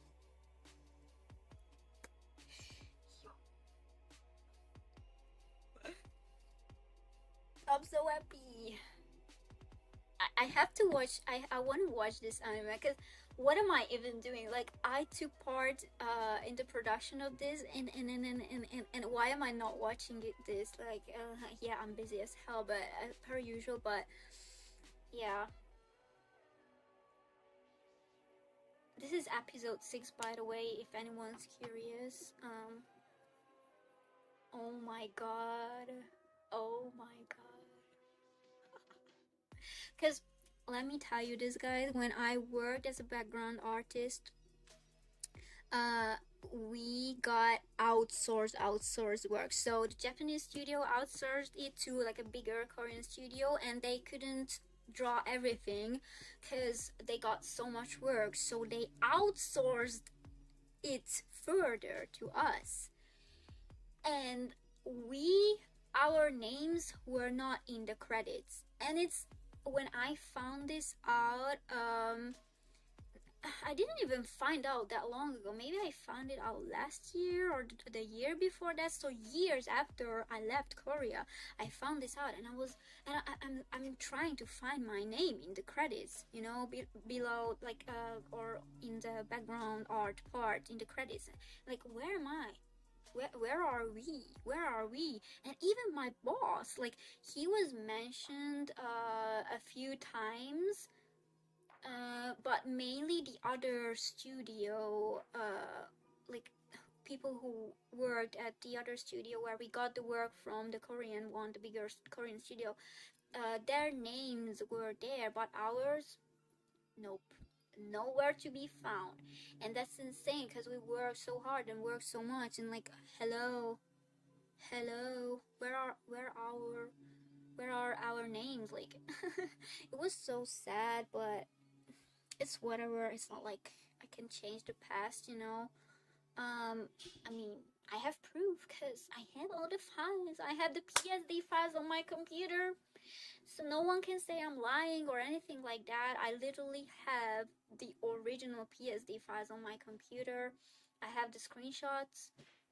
So I have, thank God, I had enough brain cells to save everything that I worked on and not just lose all my work, you know. And just imagine if it was all on like a random computer in Korea. So thank God I did that. But yeah, that's my work, and even if my name is not there, that's my work. So yeah. Okay, another question. Can I ask you something? Where are you reading this comment from? Am I the only one in? Where other are you streaming? Yeah, I'm streaming on 2 platforms at the same time, but I read that I can't say the names of the platforms like out loud if I'm doing it on two platforms at once, because I might get banned or like restricted, and I want to avoid that. So I hope you understand.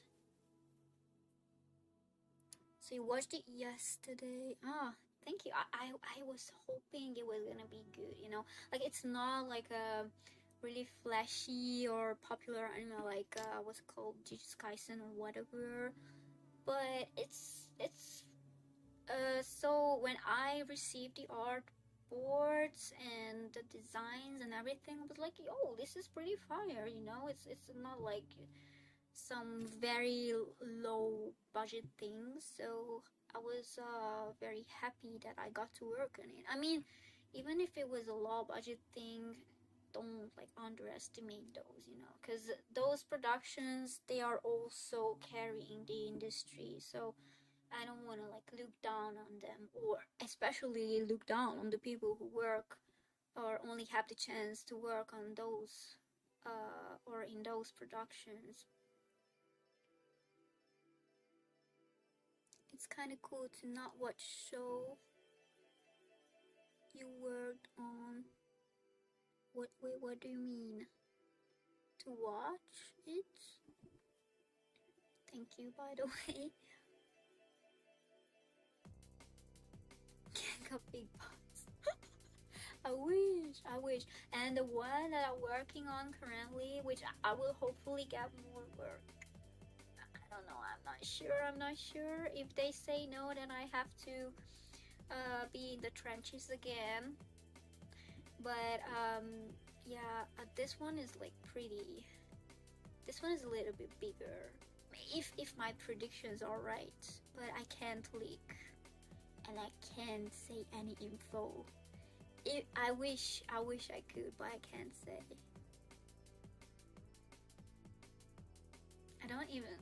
I'm not even sure if I can say what it is based on.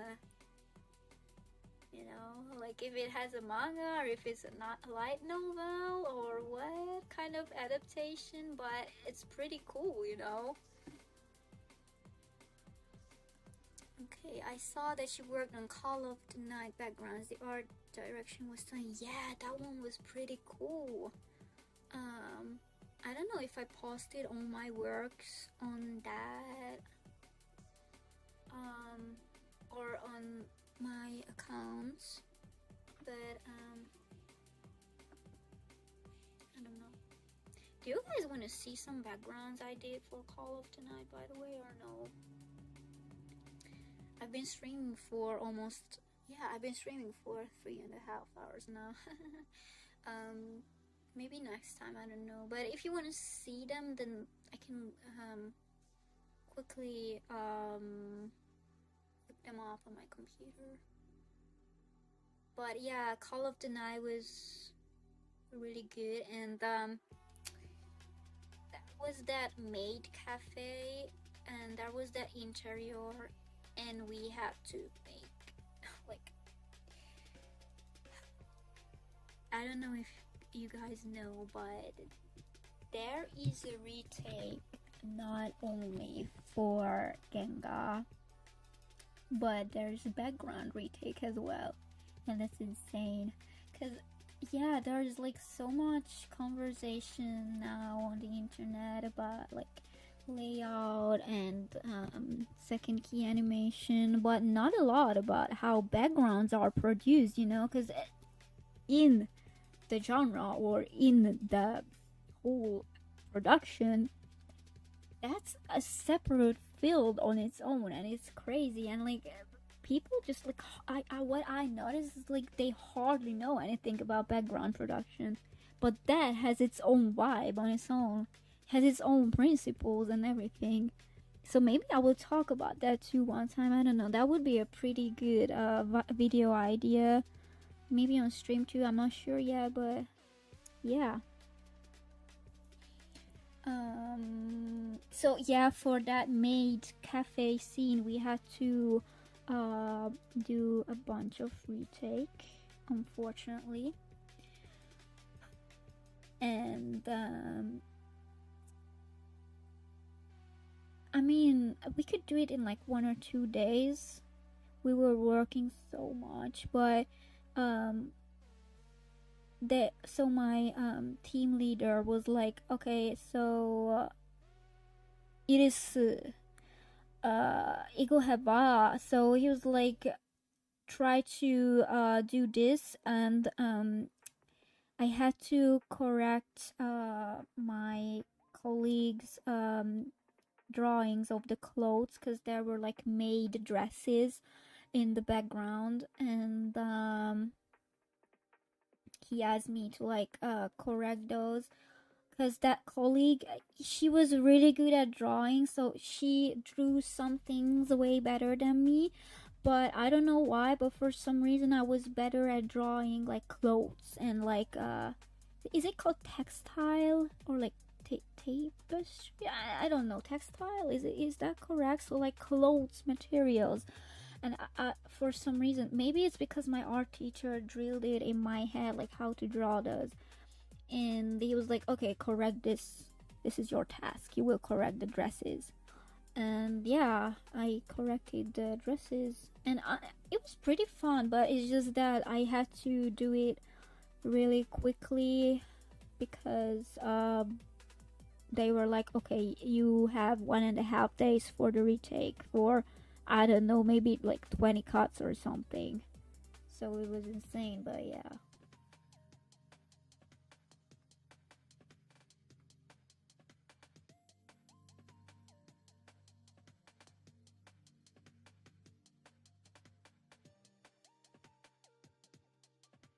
Yeah, it's the case book of Arne, or Arne no Jikembo. Blink if I say it. Okay, I can read your comments too. You're fine. Thank you for being here. Okay, the music of Arne is pretty good. Same composer as Mushoku Tensei.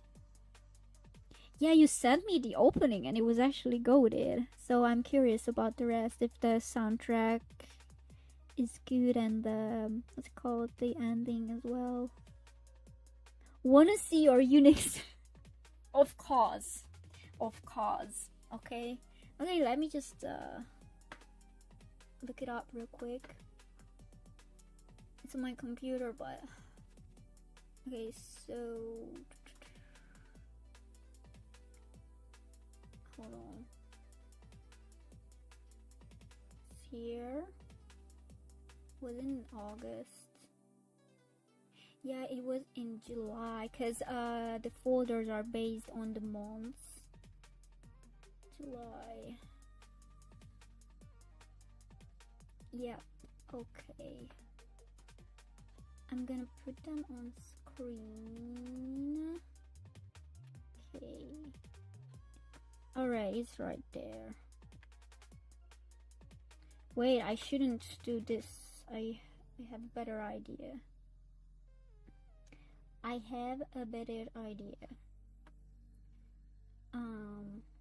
Okay. Okay, it's right there. Hold on.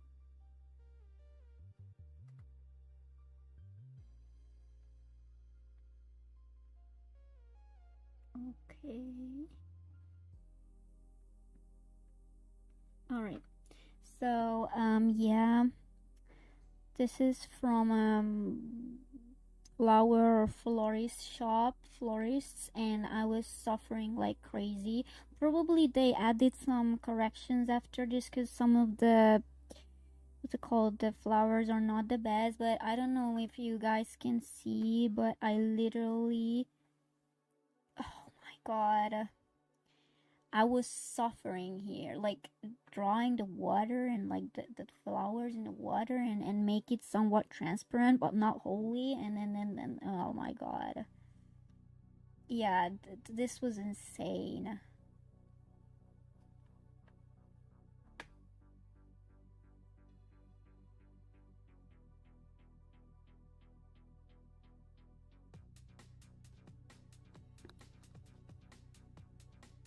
Sure.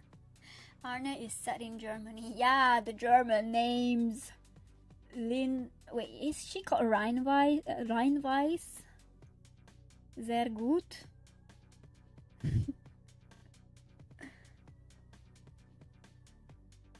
like a Violet Evergarden, but Violet Evergarden is not that's set in a fantasy world. I mean, there are some German names in it, sure, but it's like set in a fantasy world. I mean, Arne is obviously Arne too, but it's like the German line in it is heavier than in Violet Evergarden. You gotta teach us that too. Oh my god. Are you gonna pay for it? Are you gonna pay for it? Because if you pay for the lessons, yeah. But because, guys, this is not against you, okay? But I'm low-key done giving out so much knowledge for free. Because people who are not as dumb as me, they charge others for this, you know? They charge people for this. And I'm here just like spitting info for free. Hopefully the animators, the pro bros won't come after me like, hey, you should gatekeep, because why are you doing this for free? You're telling all of our secrets. Okay. Is it good to join the animation community? I am 17 and I don't know how to draw, but I really want to become one. Any tips? And don't have any device. Okay, you are still pretty young. It's okay. Even if you were like 30, I would say you can start now. Doesn't matter.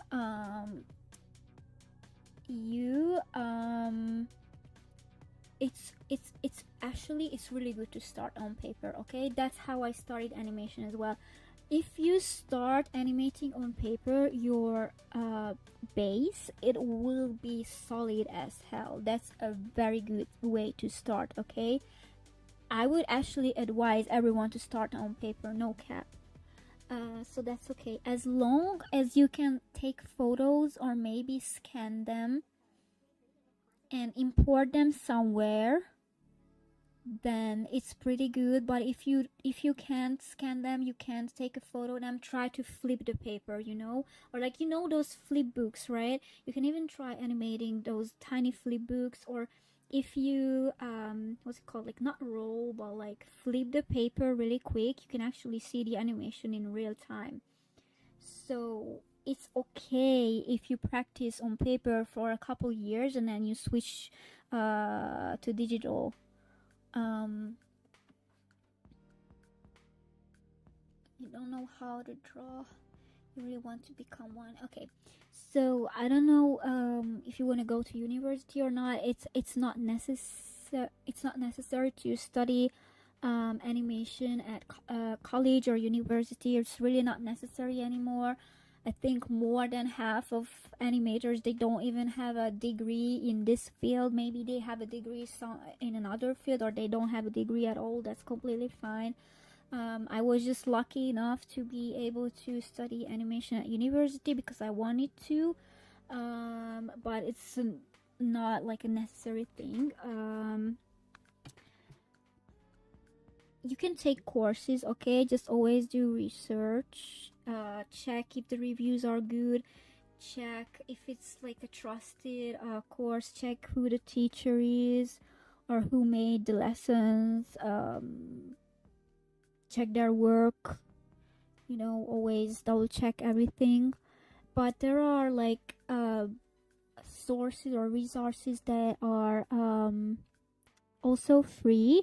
I even made a video about that. I highly recommend to check that one out and check my channel out, because there are videos that where I explain what skills you need for animation and like free resources you can study animation from.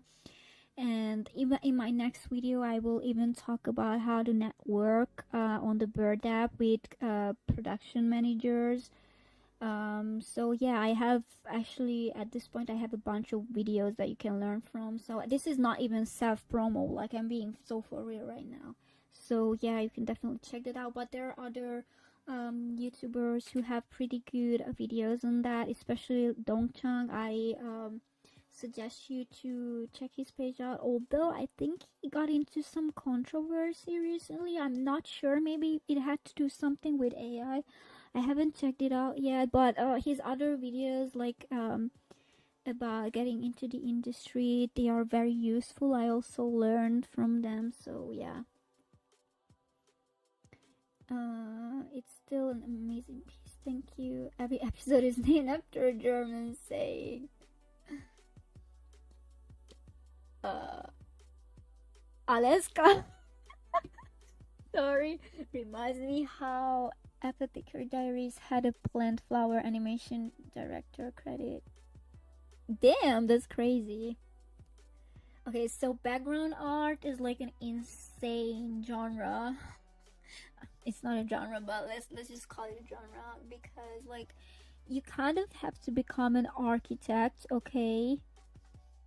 And like, because you have to know how to draw modern buildings, old kind of buildings, like no different architecture styles. You have to know how to draw flowers. You have to know how to draw clothes. You have to know how to draw different textures like concrete and trees. Oh my god, the trees, guys. Oh, I was suffering with trees, but now I'm pretty decent at trees, obviously. But you have to be able to learn so many things, and it's like, yeah, it's pretty insane.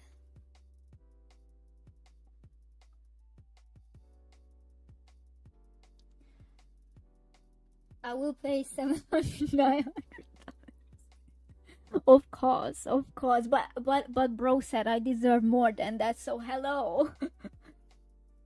Okay. Yeah, Lin Reinweiss. Yeah. I research a lot. The major think I get to know that they are underpaid, and over time I want to wear is it good to work. That would be a pretty lengthy conversation, and we touched on, I don't know, we discussed a little bit or discussed that topic a little bit. But yeah, if you wanna become an animator in the anime industry, you have to be prepared that it will be very hard, and you won't get compensated fairly for your work. If you can become quicker, and if your skills are already somewhat developed, then you can do it maybe part-time and also have another stable part-time job. If your parents support you, then that's pretty good. You can still make some money with animation, and as I said, if you make a name for yourself in the industry, maybe you can go full time on animation, but I wouldn't advise it if it's not like stable yet. And but if you can, okay, so if your parents are okay with you living with them, if you don't have to pay rent, and you are able to discuss this with them, like, oh mom, dad, I'm gonna animate, I'm not gonna make a lot of money, but I'm still working every day, then they won't look at you as like some lazy ass mofo, like, oh, my son is like living with us and not paying rent, but he's not even doing anything, because they will be able to see how much work you're putting into this. So if you want to do that, then you definitely can. However, if you work, or if you live alone or with, like, I don't know, flatmates or roommates, or even alone, then I would not recommend this to make it a full-time thing, except if you have other sources of income, like you make content and it's giving you good money,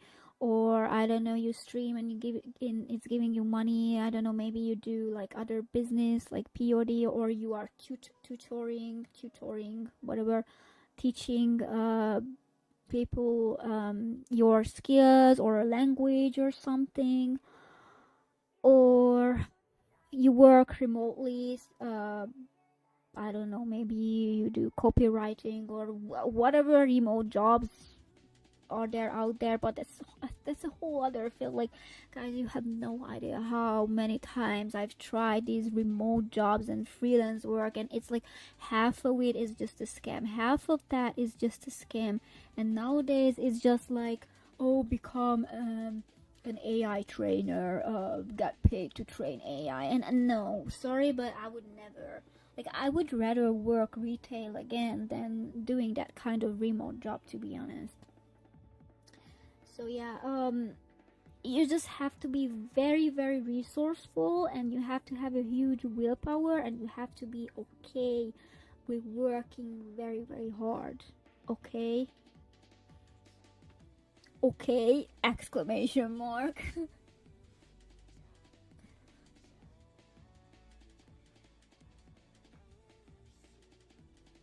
Those for shortcutting freehand, yeah. You're new. It's okay. I used to be new too. We all start somewhere. I'm glad I could help a little.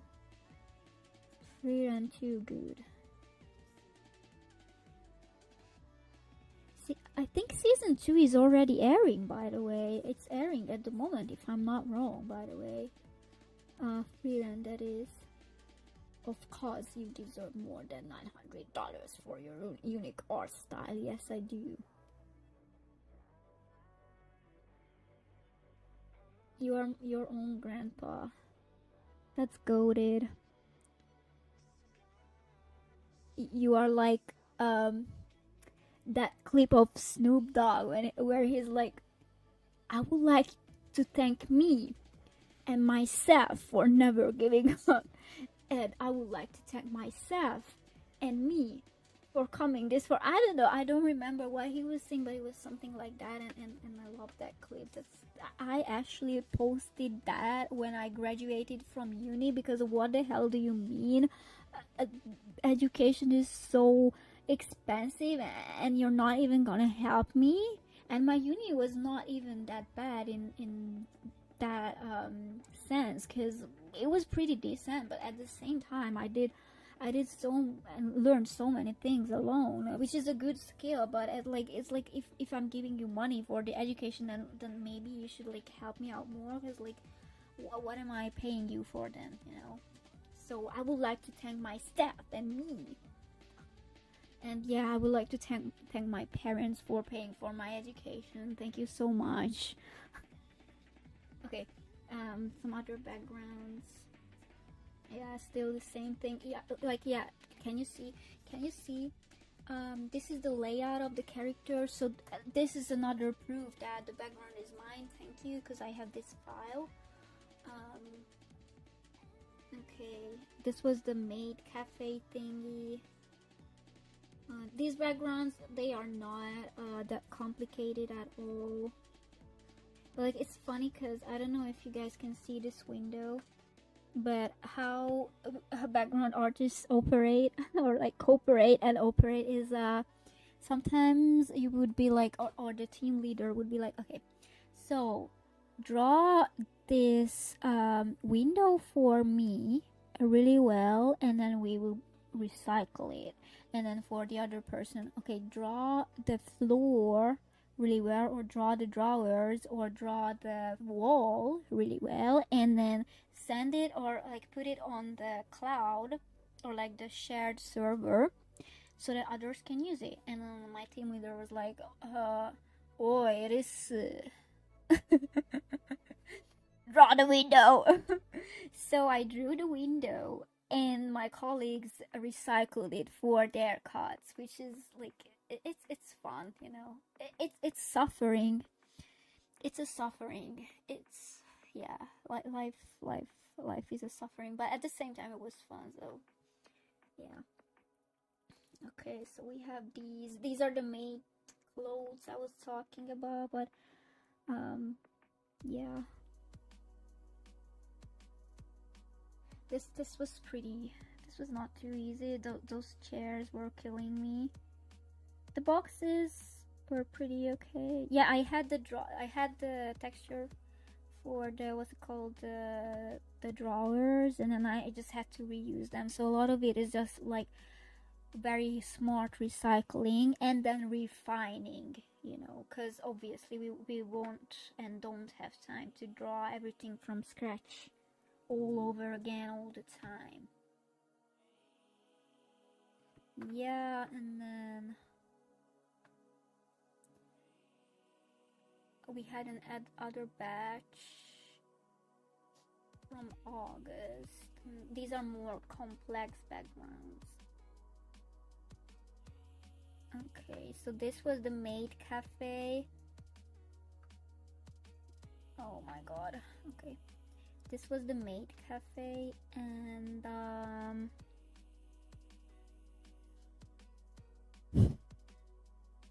working overtime would be a very weak statement for this, because I was working on this background for maybe like 11 a.m. until 5 a.m. the next morning. So yeah. And at that time I was still like not that advanced, so obviously I was a bit slower. And I was like, can I catch a break with these vending machines, Give me a break, please. And like, it's not even just a 1 point perspective and the road and this sign with the metal part thingies and the, what's it called, what is this thingy? Yeah, that thingy, whatever.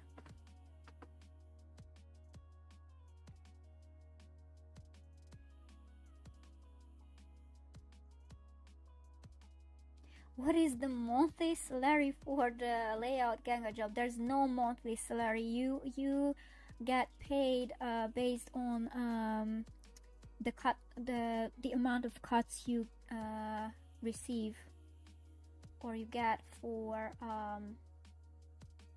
the job, and then you could take up more projects. So maybe you take 15 cuts from this project, maybe you take 15 cuts from that project, but you really have to be able to estimate the amount of work you can take on, because there are deadlines obviously, and if you are new to the industry you will be slower. So don't take up 40 cuts per month because you will die. But yeah.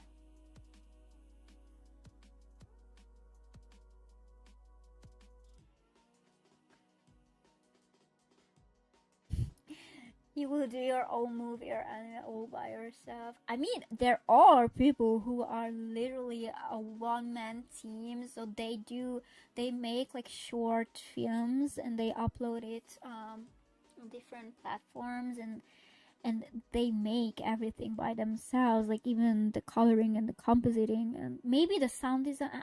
I don't know, some of them maybe do even the sound design by themselves or ask a friend or something like that, but they do like 90% of the production by themselves, and that's insane. That's like, what are you on?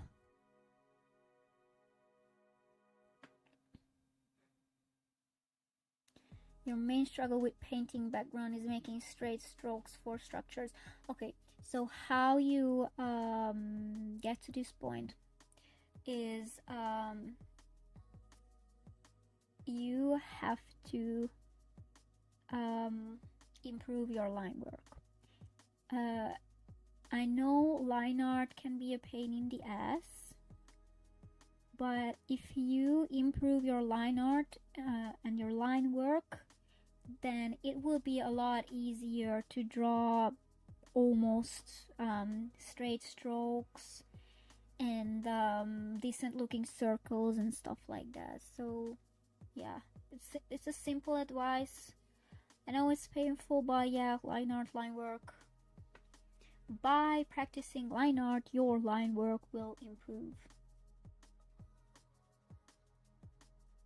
Shouldn't a bunch of stuff for BG done by layout? You would be surprised.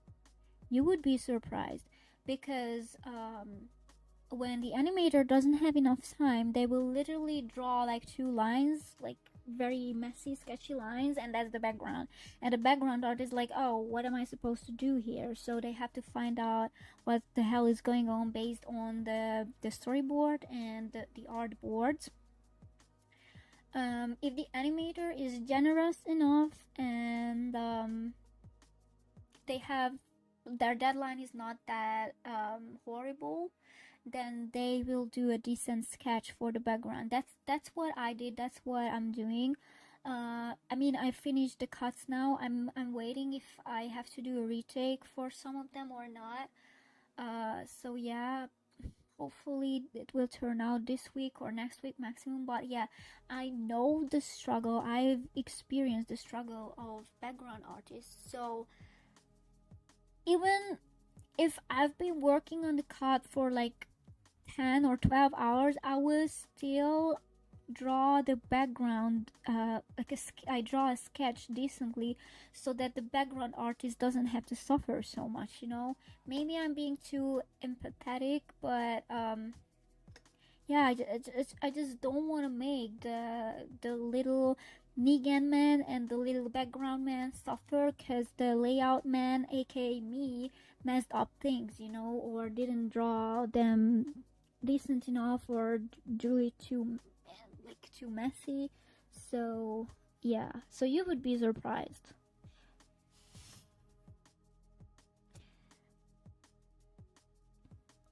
How much they are paying for a cut? Okay.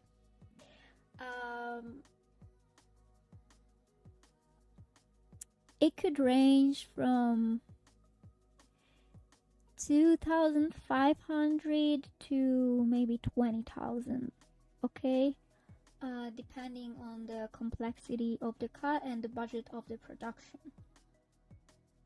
I know 2,500 is very bad.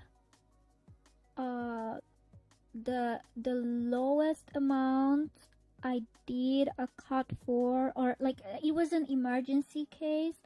In like late December, they were not like doing well with the production, so the production manager was like, oh, can you help out real quick, it's an emergency, even if you just take 2 cuts, then just do them. So I took those 2 cuts, and it was kind of low. It was 3,000, but I've never done cuts or made cuts below 3,000, and like 4,000 would be, I would say it's still pretty low, but it's like an okay price because it's still a lot more than 2,500 and even then 300 or 3,000. But yeah, I did a cut for 10,000 and that's pretty okay. And I did a bunch of cuts for 5,000. So yeah.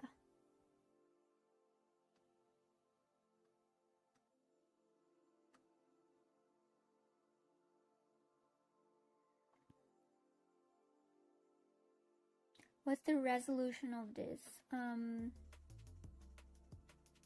Let me check. I mean, the exported file and the PSD file, or the canvas could have different resolutions, but for the picture, this is the resolution. Wait, can you guys even see it? 2,337 and 1,614. That's the resolution, and 150 dpi, 32 bits. Yeah.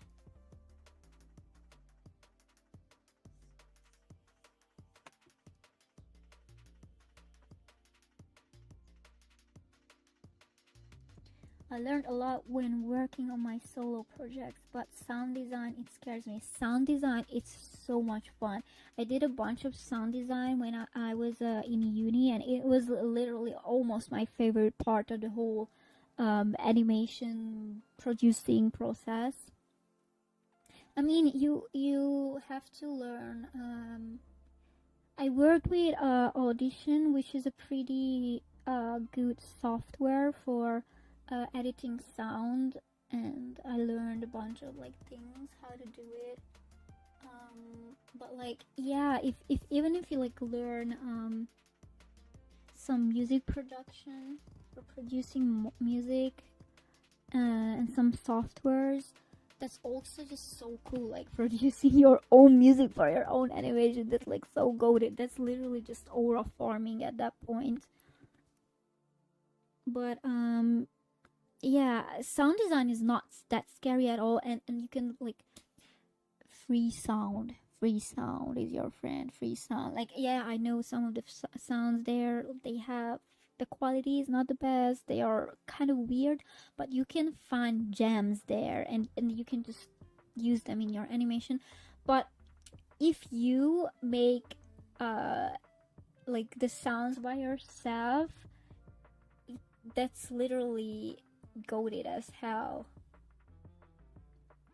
Because one time I had to make a sound design for this project in uni. Like, this girl had like a graduation movie, and I helped so much with the sound design. And uh, like, the character had like a helmet, not a helmet, like, I don't know, that helmet, or I don't know what thing is, sorry, I don't know what's it called, on their head, which is like prevents them from like choking, or you can use it underground or if you are in space. And I had to like imitate the character being under the helmet, so I literally like put a huge bucket on my hand, and I've been using this is coded, this sound recorder, voice recorder, since then. um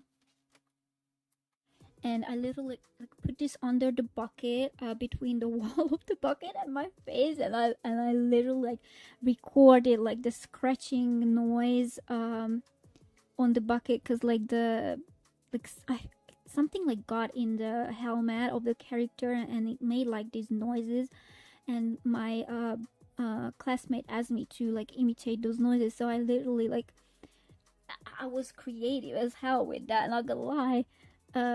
So yeah, that was so funny, and I like even like try to like breathe under the helmet, imitating that. It's like suffocating for the character, so that was pretty funny.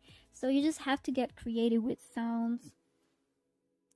You can even like make rain sounds by, I don't know, making like fried chicken or something on the stove, because it has a very similar sound.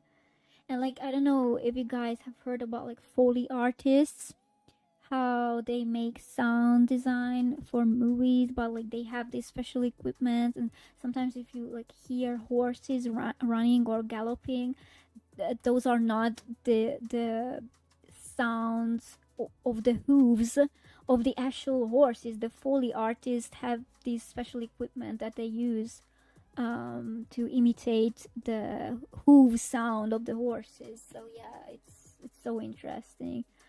The Foley artists, they are goated.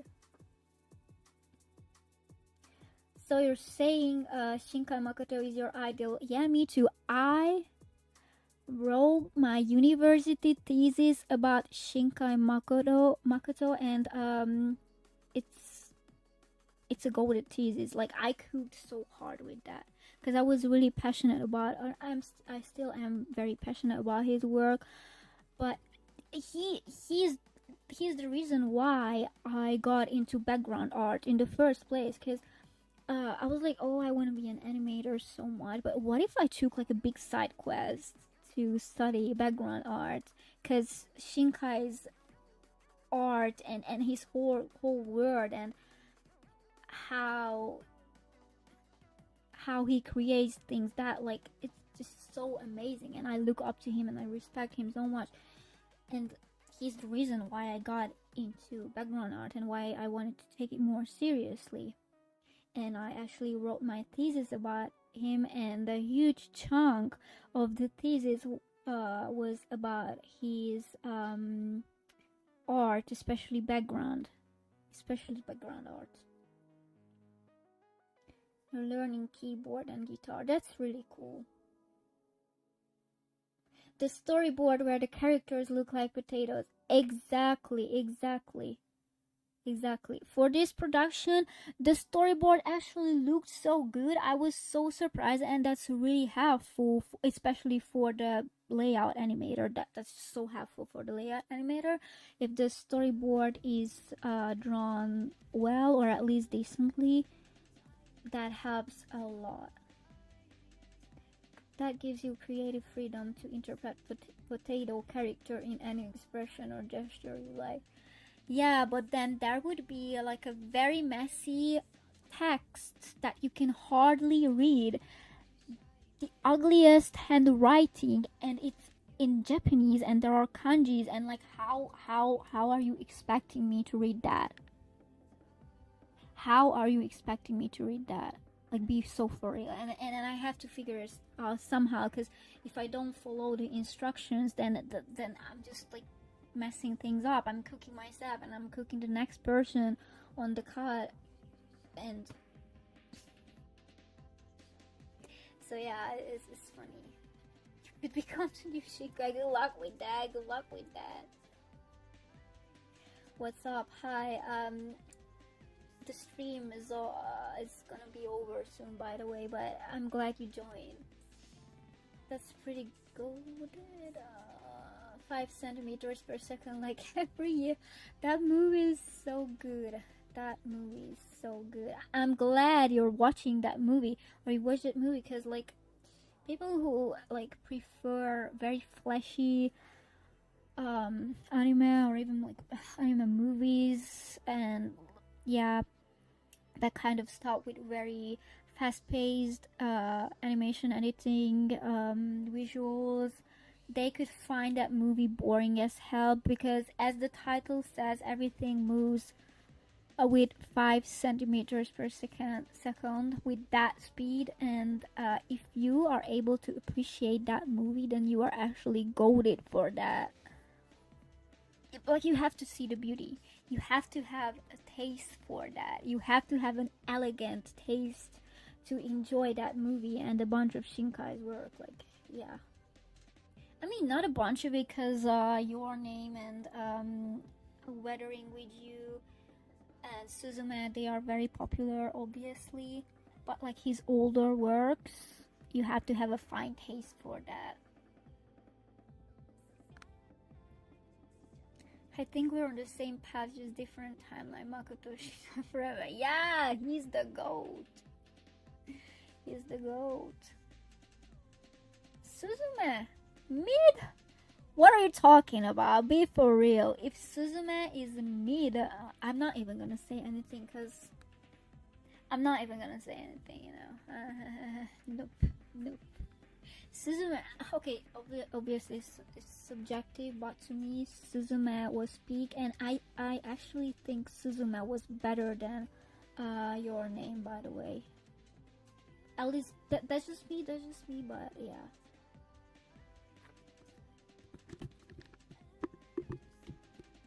Story-wise,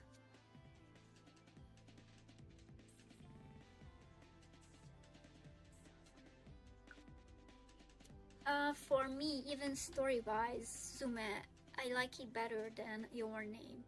I mean, obviously, Your Name, it deserved all the hype, and it's a peak movie. It's so goated. But to me, Suzume was better. But it's a really subjective, so.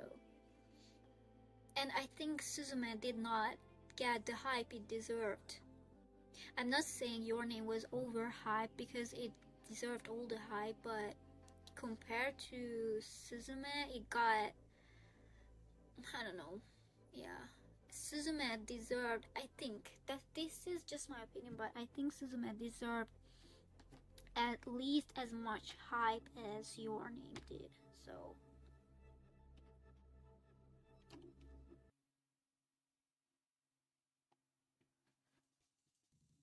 Breakcore playlist.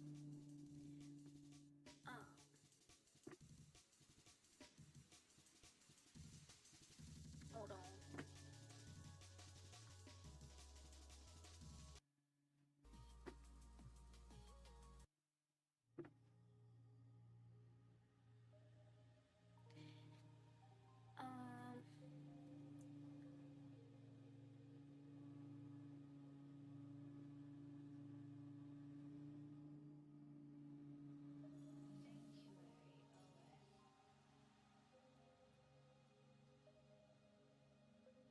Where am I now, Sakura? No, I'm not.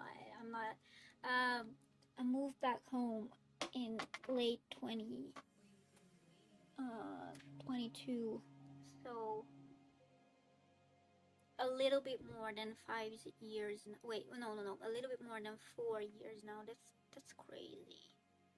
I was low-key thinking about going back, but like the work environment was not healthy at all. The work environment was not healthy at all.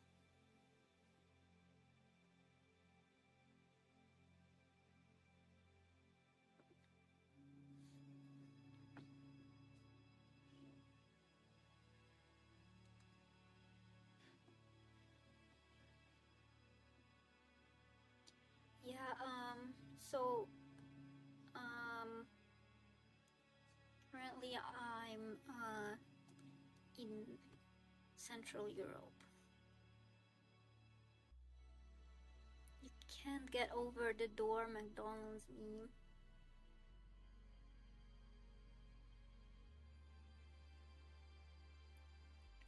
Oh, the door McDonald's meme. Which one is that? Oh my god, sorry for giving boomer, but I don't know which one you're talking about.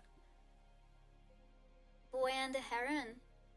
Yeah, it was weird, but it is peak. That's actually one of my favorite Ghibli movies. I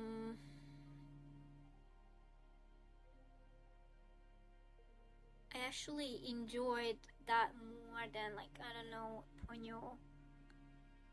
I mean, Ponyo is just so cute, but the Boy and the Heron is it suits my style more.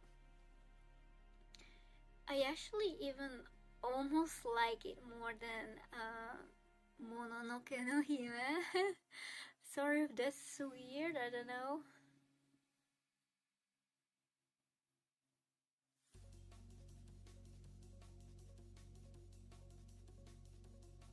Weird but beautiful, exactly. Jinro. I haven't even seen it. I have to watch that.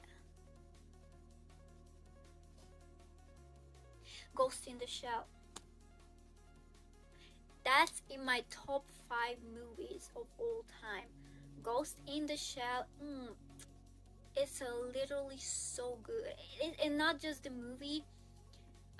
The standalone complex anime as well is just good. I haven't seen the newer season, but I know that you guys probably know Ilya Kuvshinov, the artist. He's from Russia, but he's living in Japan now, and he made the designs for the new anime. Or I don't know. I'm not sure if the newest one, but for like one of the newer seasons, or not seasons, one of the newer shows, Ghost in the Shell shows. But yeah, Ghost in the Shell is just like, oh my god. If you love Ghost in the Shell, you have such good taste. You went to Sinnoh or 80 kilometers away to watch Ghost in the Shell, and they messed up the subs. They were delayed by 8 seconds. 80 kilometers for 8-second delays. That's crazy. Very pretty, and not just pretty, like, okay, if you guys have seen the Matrix movies, the whole thing is just based on Ghost in the Shell. Like, it took so much what's called inspiration from Ghost in the Shell. Is crazy. And not just Matrix, like so many other sci-fi pieces, anime movies, series, and so on. Ghost in the Shell is the blueprint. I mean, maybe, yeah, Akira, right? Akira, definitely. But like, Ghost in the Shell is just like, maybe I'm too biased, I don't know. Discuss about music. That would be nice, maybe another time. But I've been here for more than 4 hours now. Damn, that's crazy. I've been here for 4 hours, so I really have to end the stream soon, maybe like 10 minutes or something. But yeah, we can talk about music the next time, because I'm a music person, definitely. I mean, yeah.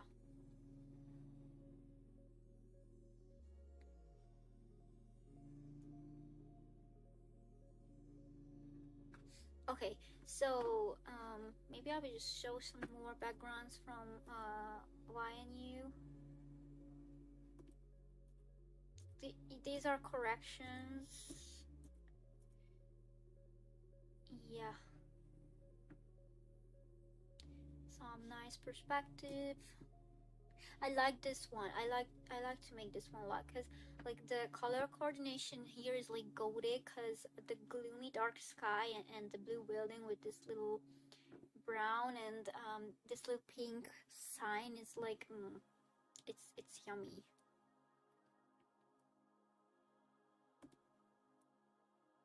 Random door. Yeah, oh, this room was not easy to make.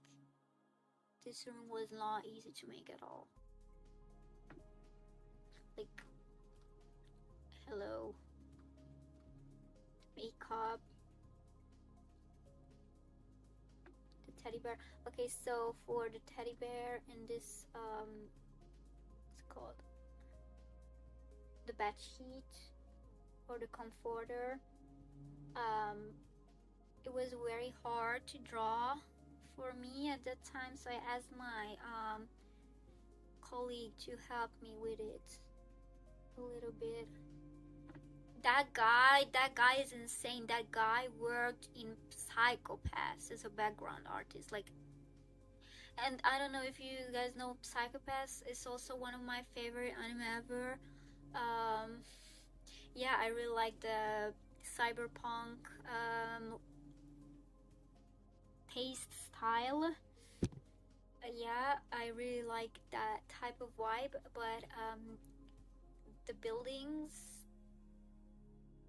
and the environment in Psychopaths, like, I can imagine how difficult it was to paint those backgrounds.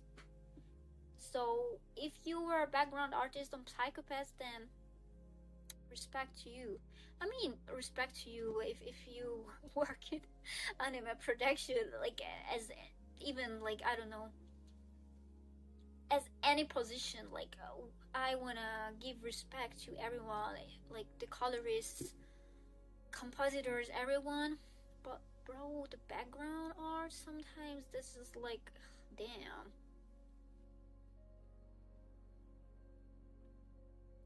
You did a really good job, though, that's for sure. The textures are nice. Thank you. I tried. And like, after I finished these, maybe they still added some corrections. I'm not sure, because it's funny, but I still haven't seen even this anime, which I have to, because like, why are you not watching the anime that you worked on? You know, like, what am I even doing? But yeah, after this, the cut was still obviously composited. Maybe another background artist gave some or added some corrections on it. I'm not sure. But what I noticed is that sometimes the background art, it like gets downgraded so bad with the composition, which is like, I understand the mood that you're trying to go for, if it's like rainy or blurry or sometimes, but so many details, they just get lost. And sometimes, like, that's valid, because if it has to be blurred, then it has to be blurred. The focus has to be on the character. There's a reason for that. But sometimes it's just too much. And I noticed that with my own backgrounds, especially.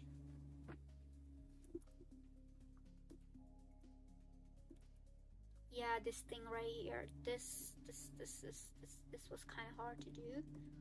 Not gonna lie. This one I enjoyed. This one, not easy. but I really liked the sky is like not realistic at all, but that's why we had to go for. So yeah, the little thingy, I drew that too. I don't know, mini shrine, fence.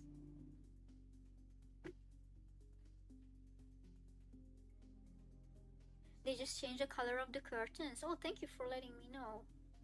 You know more about what I did than I do. That's funny. Yeah, this was also pretty fun.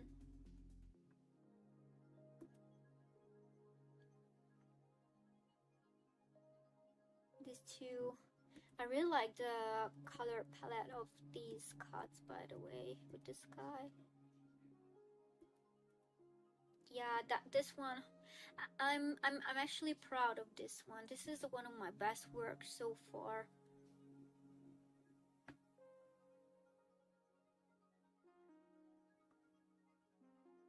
Yeah, with the little colorful windows or the light coming out.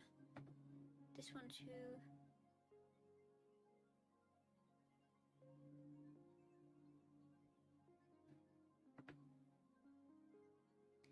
Can you show artboards for these?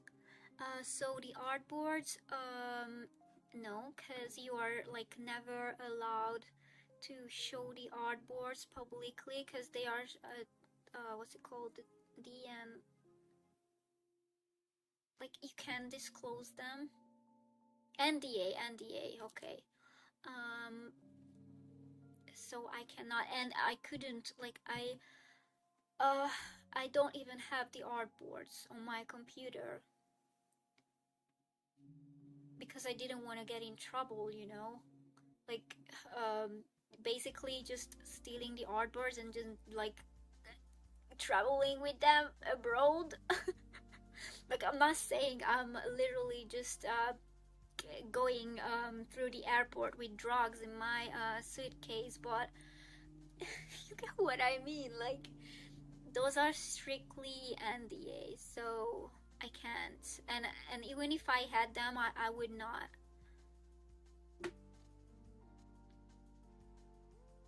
Did I give you a style guide for painting, BG, or you constantly check with the art director? So for like certain environments, there would be an art board, and a lot of times it's done in black and white, so you would have to follow the instructions, or there's like a sheet, what's it called? I forgot the name. What kind of sheet? Allocation table. And so it would contain, for the animators, would contain which clothes the characters are wearing at the moment, if it's like tattered, like their clothes are dirty or they have like wounds or something, that kind of details. And then it would contain, which is very important both for the animator and the background artist, it would contain which part of the day it takes place, the cut, because then the animator will know how to shade the character if the scene is outside, or like maybe the sun is setting, so the shadows will be a bit more extreme. And for the background artist, obviously they will have to draw the cut in a way like where you show, or they show different colors that appear when it's sunset, how the shadows are on the image and stuff like that. So that's very important, the allocation table. And maybe like BG artists too, they have to check out the storyboard, because there could be important instructions there as well. Because background artists, if there's a book, they also have to draw the book. And I'm not meaning, if someone doesn't know, in case, I don't mean the literal book that you can open and read, but in Japanese animation, we call an object that appears in front of the character a book. So for example, this is a character, okay, and then there's an object in front of the character. Now this object is a book, okay? It could be moved, maybe it's static so it doesn't move, but especially if it's static and doesn't move, maybe this is a table or a chair, I don't know, and it's in front of the character. The background artist would have to draw that object also like in a detailed way, like a regular piece of furniture, because it's a book. So yeah, and then there could be colored artboards as well. It's very useful for the BG artists if they provide colored artboards, or they could give you color palettes. And also if the same background was already or has already been made in another episode, they will send you those backgrounds that you can use as a reference, and that's the most helpful thing ever, because then you will already know what textures to use, how it looks, if it's colored, painted, how detailed it is, and you can actually reuse stuff from there. So you can actually like crop and paste things and then add details to it, because as I said, we recycle a lot, because we can't draw everything from zero, from scratch all the time, because then one episode would take like a year to animate or produce, you know. So recycling. You can see recycling even in animation, but not as much. But in background art, recycle all the time. Recycle in a smart way, okay? Because it could be like, oh, I don't know, maybe someone drew the, what's it called, I don't know, this tree right here, okay? Someone drew this here, but it was it appeared very tiny in another background because it was like in the distance. So now you would have to scale it or like rescale it, so it could be very like pixelated, but it still can be used as a very good reference and to like recycle yeah, to recycle it. And you would have to add some more leaves and details on it to not make it so that it doesn't appear as pixelated anymore. And obviously because it's closer to the camera, you have to draw it with more details. So yeah, that's it. Did you learn Japanese? I know a little bit of Japanese. I can read some basic kanji and I can read hiragana and katakana, obviously. But I'm not even intermediate. Like, I'm not even on intermediate level yet. I would definitely have to learn more, but like when someone please give me more time. Like, I don't know if you guys have seen that movie, Stolen Time, Lost Time. I don't even know what the English title is. The main character is played by Justin Timberlake, and basically they pay everything with time, and the rich people, they have like all the time in the world, so they live up to 300 years and whatever, and the poor people give like up to 50 years or something. So I don't know, I want to be a time millionaire. So like, can I please have like 300 years so that I can learn everything I want to? Thank you very much. But yeah, I definitely should learn more Japanese, but I'm not like a complete beginner where I don't know anything and I can't read anything. But obviously I use translators, and if you use translators, be mindful of which ones you use, and always double check everything so you don't send complete BS to your production manager. Use honorifics, be polite, double check, blah blah blah, and learn some Japanese. Okay. How many artboards are required per her EP. The most I heard is Apothecary Diaries had 20 or something artboards per EP.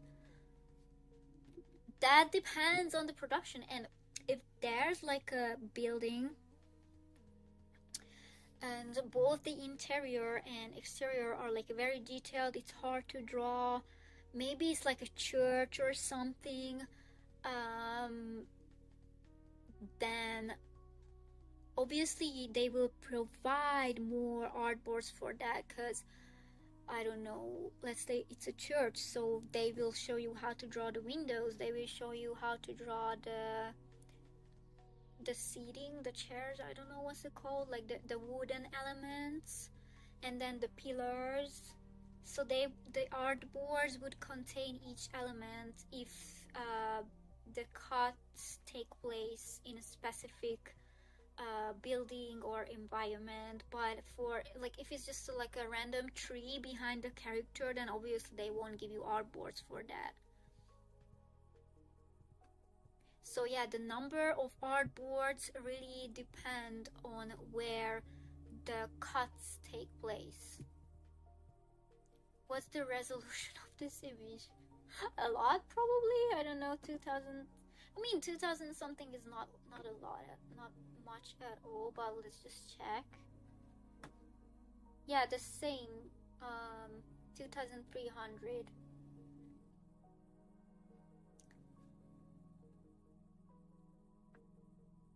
The horizontal 2336. Yeah, and then obviously they optimize it to FHD. Also, this is because you guys know how the template is for the cuts, right? You know, the little holes or the tabs, and then what's it called,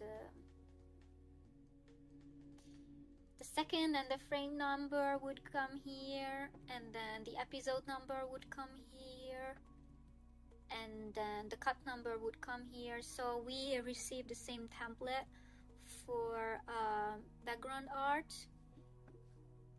and then the template could be here, and you still have to draw around in case the camera needs to be adjusted or if there's some movement. If there's like a huge pan, for example, a camera movement, a pan, then obviously the background would be like long as hell horizontally. But if there's like no character or camera movement, or just minimal camera movement, then you just have to draw a little bit around, and then you can black out the rest.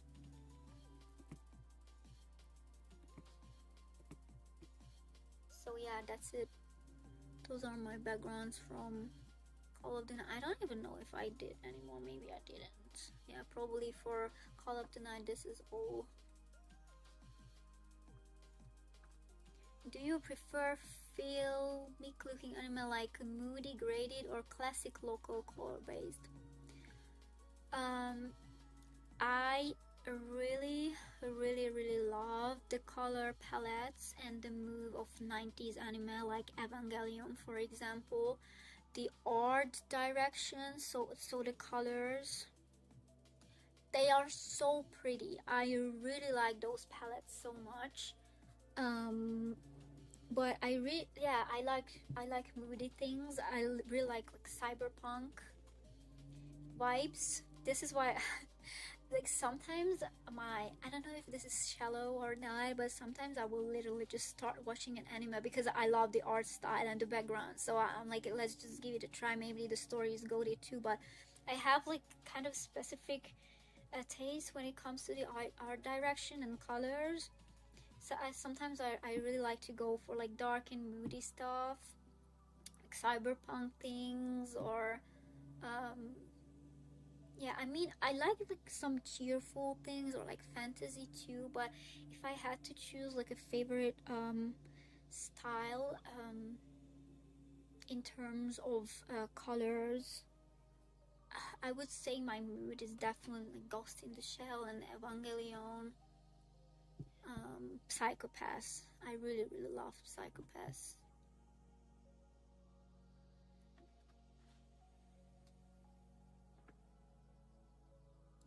summer about to start. How do you guys deal with sweat in hands, palm drawing?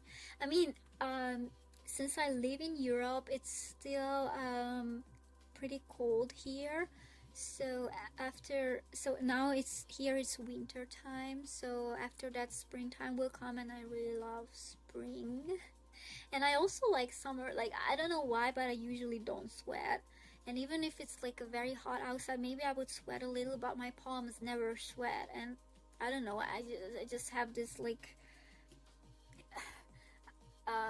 not skill, but I don't know. I have this thingy.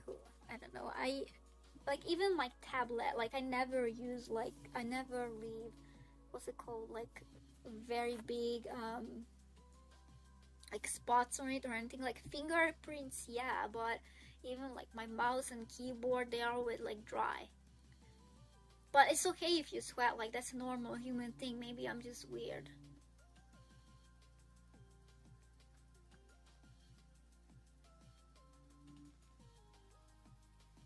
The colors in 90s anime is so good. Yeah, they are. What's the thought on Chainsaw Man Red Arc? I haven't seen it yet still. I'm sorry. But I saw like clips of it, and I found it really, really cool. And yeah, they did such a good job. I have a glove for drawing. I wash it every few weeks. Yeah, I have a glove too, but I don't use it because I don't like to, like, if I have the glove on, it like kind of makes me lose like the sense. I don't know. I like to touch my tablet with my palm. Like, I don't know. I like to feel the surface of the tablet. Like, maybe, I don't know, maybe it like makes me draw more precise.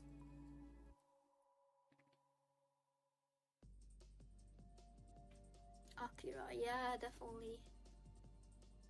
Like grunge. Yeah, I like grunge aesthetics, music, makeup, fashion.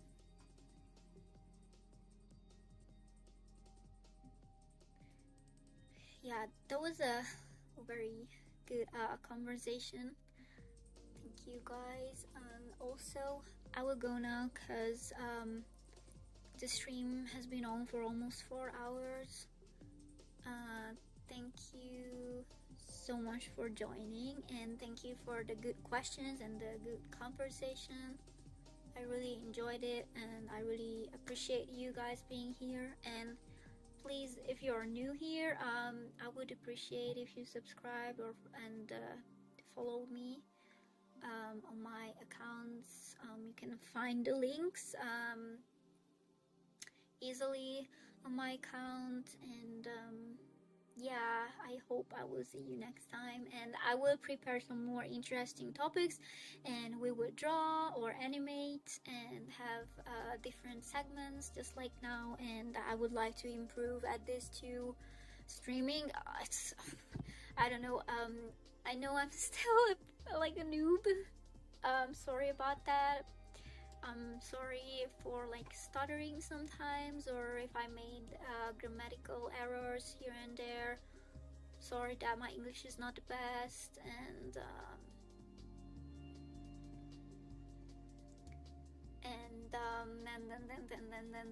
yeah, but I will do my best to improve and make the experience as good as possible. As you guys can see, I didn't just arrive unprepared, so I wanted to put in a nice little playlist, even like as a nice visual, and have different segments. So I don't want to like do it completely unprofessional, you know. So I take these things seriously, and even if I stutter, even if I trip here and there and make mistakes, I still wanna make it as good as possible, and the same goes for making videos, or the same goes for animation too. So yeah, I'm striving to become better. I love improving. I love becoming better at things. So yeah, I'm really glad you enjoyed this stream, and thank you for being here, and see you next time.